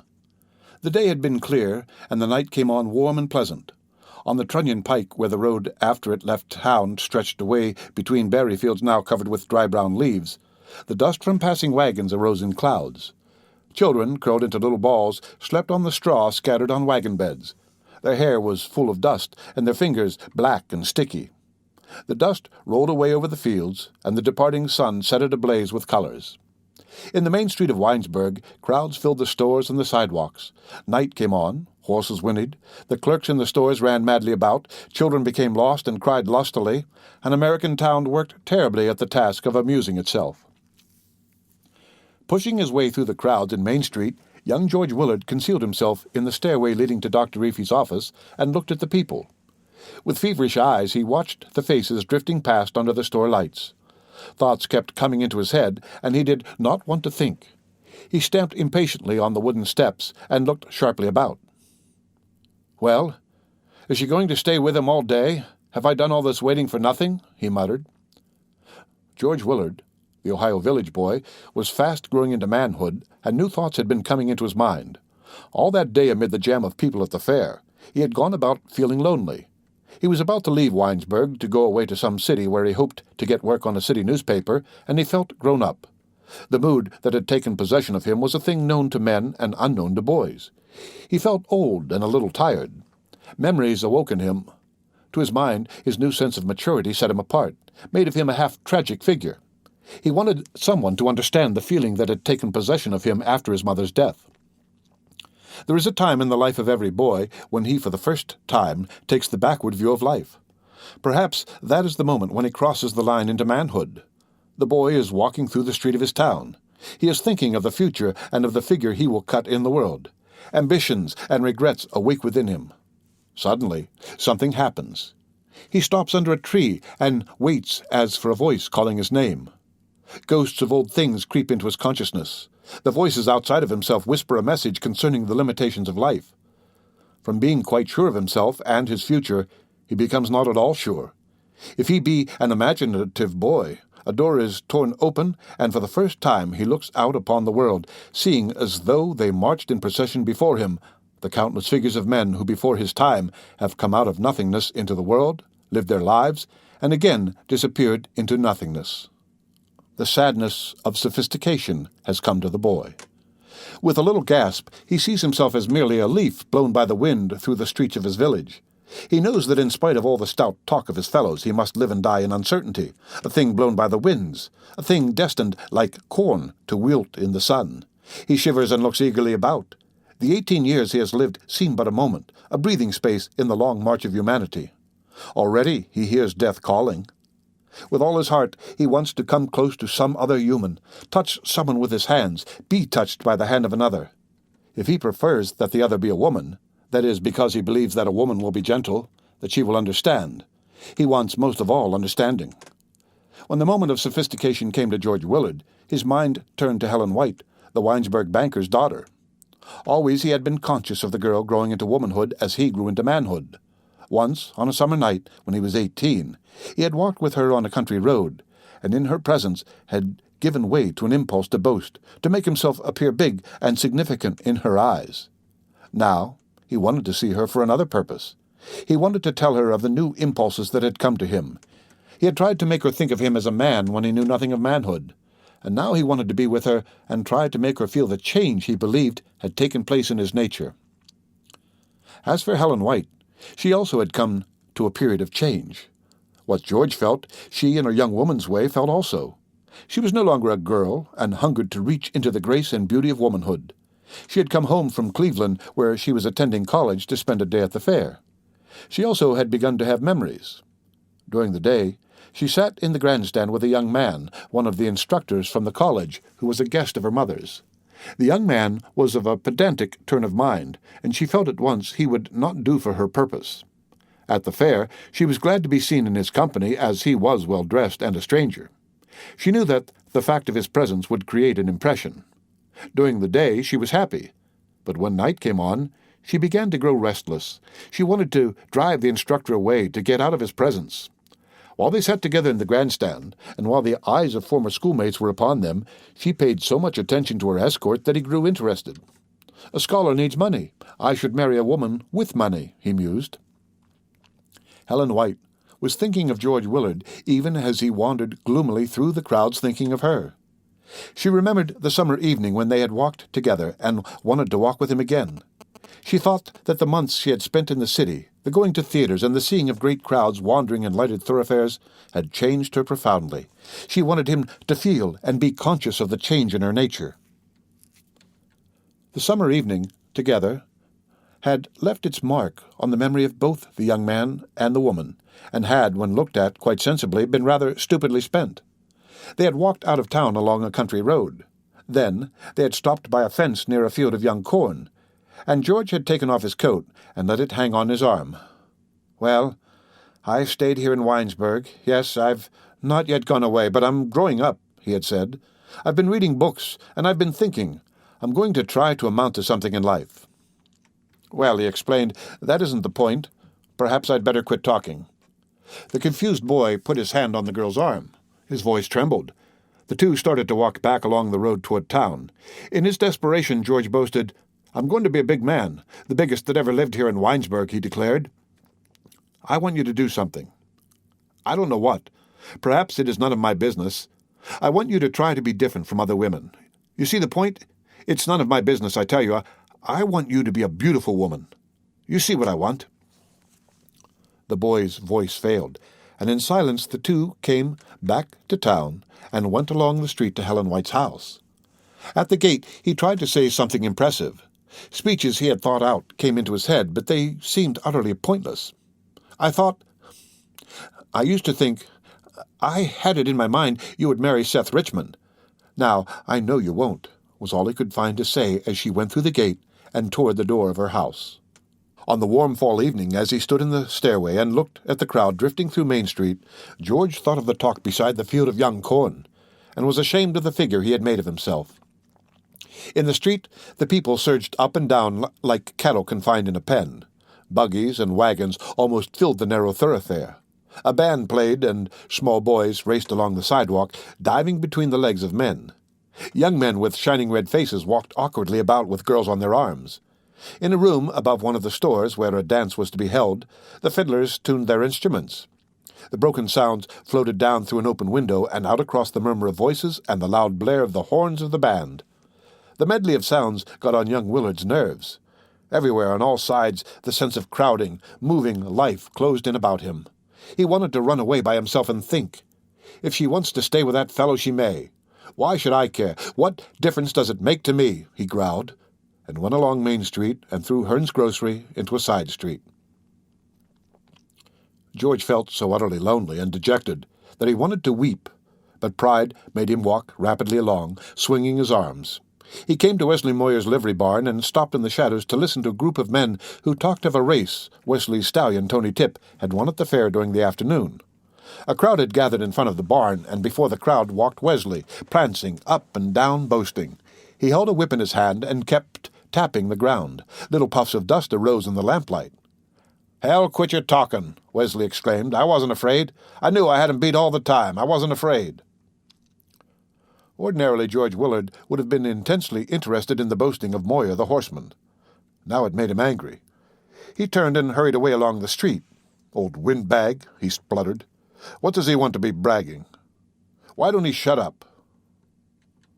George went into a vacant lot and, as he hurried along, fell over a pile of rubbish. A nail protruding from an empty barrel tore his trousers. He sat down on the ground and swore. With a pin he mended the torn place and then arose and went on. "I'll go to Helen White's house, that's what I'll do. I'll walk right in, I'll say that I want to see her, I'll walk right in and sit down, that's what I'll do," he declared, climbing over a fence and beginning to run. On the veranda of Banker White's house, Helen was restless and distraught. The instructor sat between the mother and daughter. His talk wearied the girl. Although he had also been raised in an Ohio town, the instructor began to put on the airs of the city. He wanted to appear cosmopolitan. "I like the chance you have given me to study the background out of which most of our girls come," he declared. "It was good of you, Mrs. White, to have me down for the day." He turned to Helen and laughed. "Your life is still bound up with the life of this town?" he asked. "There are people here in whom you are interested?" To the girl his voice sounded pompous and heavy. Helen arose and went into the house. At the door leading to a garden at the back, she stopped and stood listening. Her mother began to talk. "There is no one here fit to associate with a girl of Helen's breeding," she said. Helen ran down a flight of stairs at the back of the house and into the garden. In the darkness she stopped and stood trembling. It seemed to her that the world was full of meaningless people saying words. Afire with eagerness, she ran through a garden gate, and turning a corner by the banker's barn, went into a little side street. "George! Where are you, George?" she cried, filled with nervous excitement. She stopped running and leaned against a tree to laugh hysterically. Along the dark little street came George Willard, still saying words. "I'm going to walk right into her house. I'll go right in and sit down," he declared as he came up to her. He stopped and stared stupidly. "Come on," he said, and took hold of her hand. With hanging heads they walked away along the street under the trees. Dry leaves rustled underfoot. Now that he had found her, George wondered what he had better do and say. At the upper end of the fairground in Winesburg there is a half-decayed old grandstand. It has never been painted, and the boards are all warped out of shape. The fairground stands on top of a low hill rising out of the valley of Wine Creek, and from the grandstand one can see at night over a cornfield the lights of the town reflected against the sky. George and Helen climbed the hill to the fairground, coming by the path past Waterworks Pond. The feeling of loneliness and isolation that had come to the young man in the crowded streets of his town was both broken and intensified by the presence of Helen. What he felt was reflected in her. In youth there are always two forces fighting in people.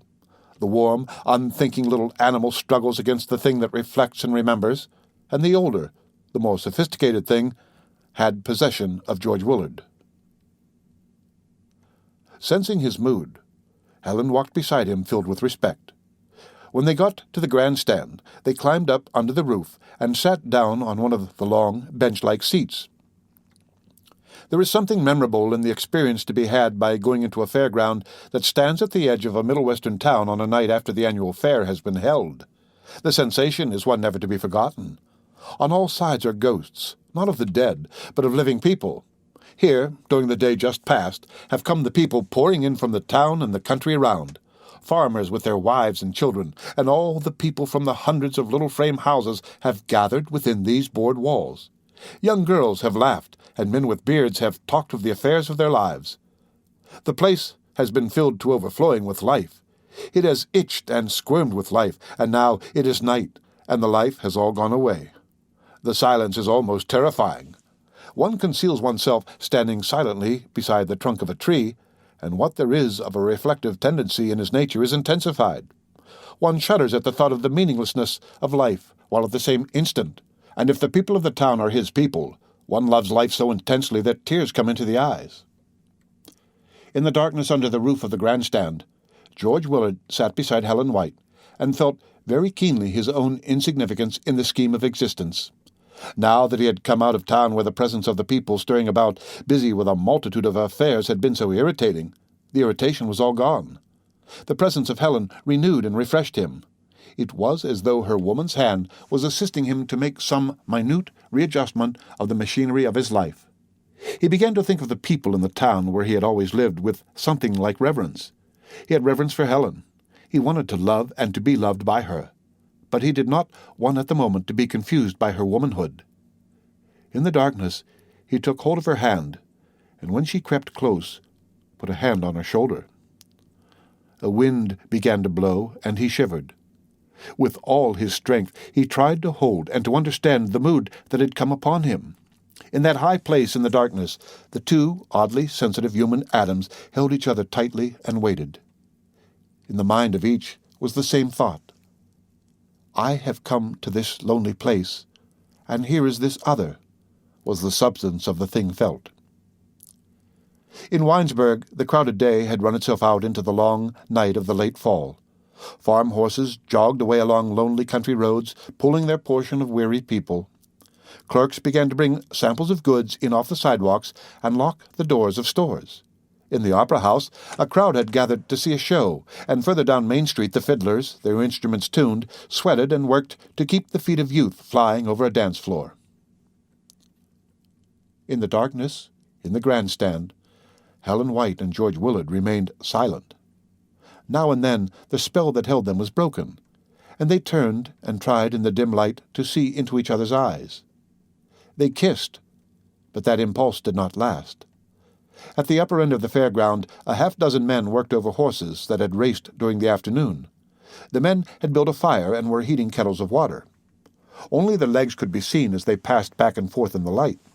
When the wind blew, the little flames of the fire danced crazily about. George and Helen arose and walked away into the darkness. They went along a path past a field of corn that had not yet been cut. The wind whispered among the dry corn blades. For a moment, during the walk back into town, the spell that held them was broken. When they had come to the crest of Waterworks Hill, they stopped by a tree, and George again put his hands on the girl's shoulders. She embraced him eagerly, and then, again, they drew quickly back from that impulse. They stopped kissing and stood a little apart. Mutual respect grew big in them. They were both embarrassed, and to relieve their embarrassment dropped into the animalism of youth. They laughed and began to pull and haul at each other. In some way chastened and purified by the mood they had been in, they became not man and woman, not boy and girl, but excited little animals. It was so they went down the hill. In the darkness they played like two splendid young things in a young world. Once, running swiftly forward, Helen tripped George and he fell. He squirmed and shouted. Shaking with laughter, he rolled down the hill. Helen ran after him. For just a moment she stopped in the darkness. There was no way of knowing what woman's thoughts went through her mind. But when the bottom of the hill was reached, she came up to the boy. She took his arm and walked beside him in dignified silence. For some reason they could not have explained, they had both got from their silent evening together the thing needed. Man or boy, woman or girl, they had for a moment taken hold of the thing that makes the mature life of men and women in the modern world possible. The end of Winesburg, Ohio, Sophistication. Read by Rick Kishner for Lit2Go on the web at fcit.usf.edu.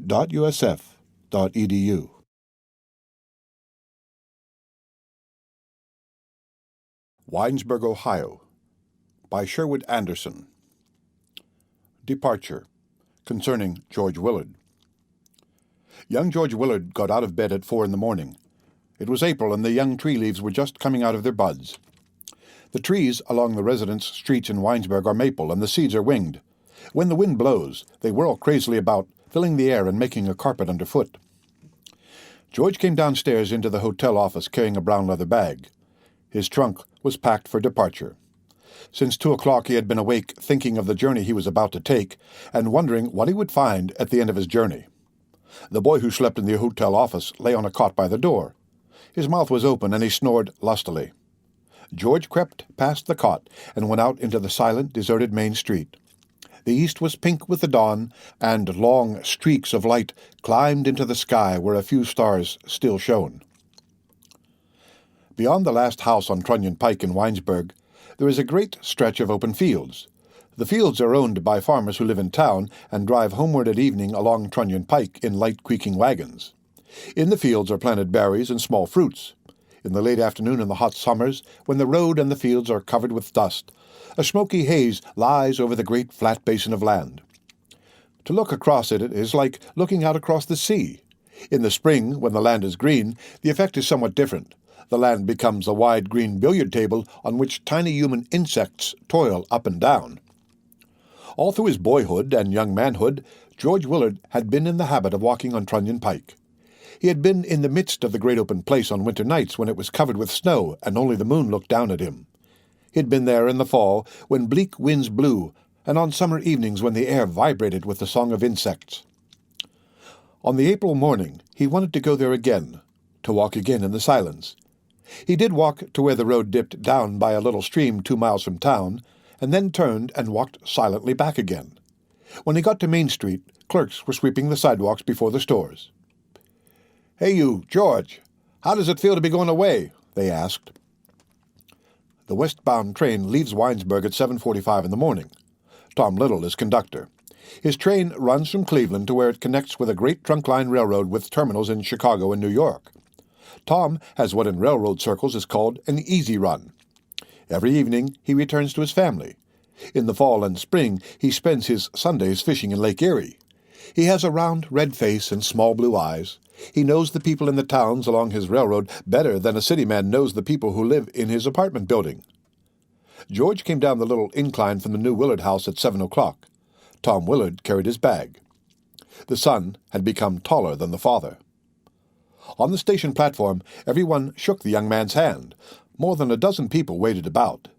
Then they talked of their own affairs. Even Will Henderson, who was lazy and often slept until 9, had got out of bed. George was embarrassed. Gertrude Wilmot, a tall, thin woman of 50 who worked in the Winesburg post office, came along the station platform. She had never before paid any attention to George. Now she stopped and put out her hand. In 2 words she voiced what everyone felt. "Good luck," she said sharply, and then turning, went on her way. When the train came into the station, George felt relieved. He scampered hurriedly aboard. Helen White came running along Main Street, hoping to have a parting word with him, but he had found a seat and did not see her. When the train started, Tom Little punched his ticket, grinned, and although he knew George well and knew on what adventure he was just setting out, made no comment. Tom had seen 1,000 George Willards go out of their towns to the city. It was a commonplace enough incident with him. In the smoking car there was a man who had just invited Tom to go on a fishing trip to Sandusky Bay. He wanted to accept the invitation and talk over details. George glanced up and down the car to be sure no one was looking, then took out his pocketbook and counted his money. His mind was occupied with a desire not to appear green. Almost the last words his father had said to him concerned the matter of his behavior when he got to the city. "Be a sharp one," Tom Willard had said. "Keep your eyes on your money. Be awake. That's the ticket. Don't let anyone think you're a greenhorn." After George counted his money, he looked out of the window and was surprised to see that the train was still in Winesburg. The young man, going out of his town to meet the adventure of life, began to think, but he did not think of anything very big or dramatic. Things like his mother's death, his departure from Winesburg, the uncertainty of his future life in the city, the serious and larger aspects of his life did not come into his mind. He thought of little things, Turk Smollett wheeling boards through the main street of his town in the morning, a tall woman, beautifully gowned, who had once stayed overnight at his father's hotel, Butch Wheeler, the lamplighter of Winesburg, hurrying through the streets on a summer evening and holding a torch in his hand, Helen White, standing by a window in the Winesburg post office and putting a stamp on an envelope. The young man's mind was carried away by his growing passion for dreams. One looking at him would not have thought him particularly sharp. With the recollection of little things occupying his mind, he closed his eyes and leaned back in the car seat. He stayed that way for a long time, and when he aroused himself and again looked out of the car window, the town of Winesburg had disappeared, and his life there had become but a background on which to paint the dreams of his manhood. The end of Departure concerning George Willard, and the end of Winesburg, Ohio by Sherwood Anderson. Read by Rick Kistner for Lit to Go on the web at fcit.usf.edu.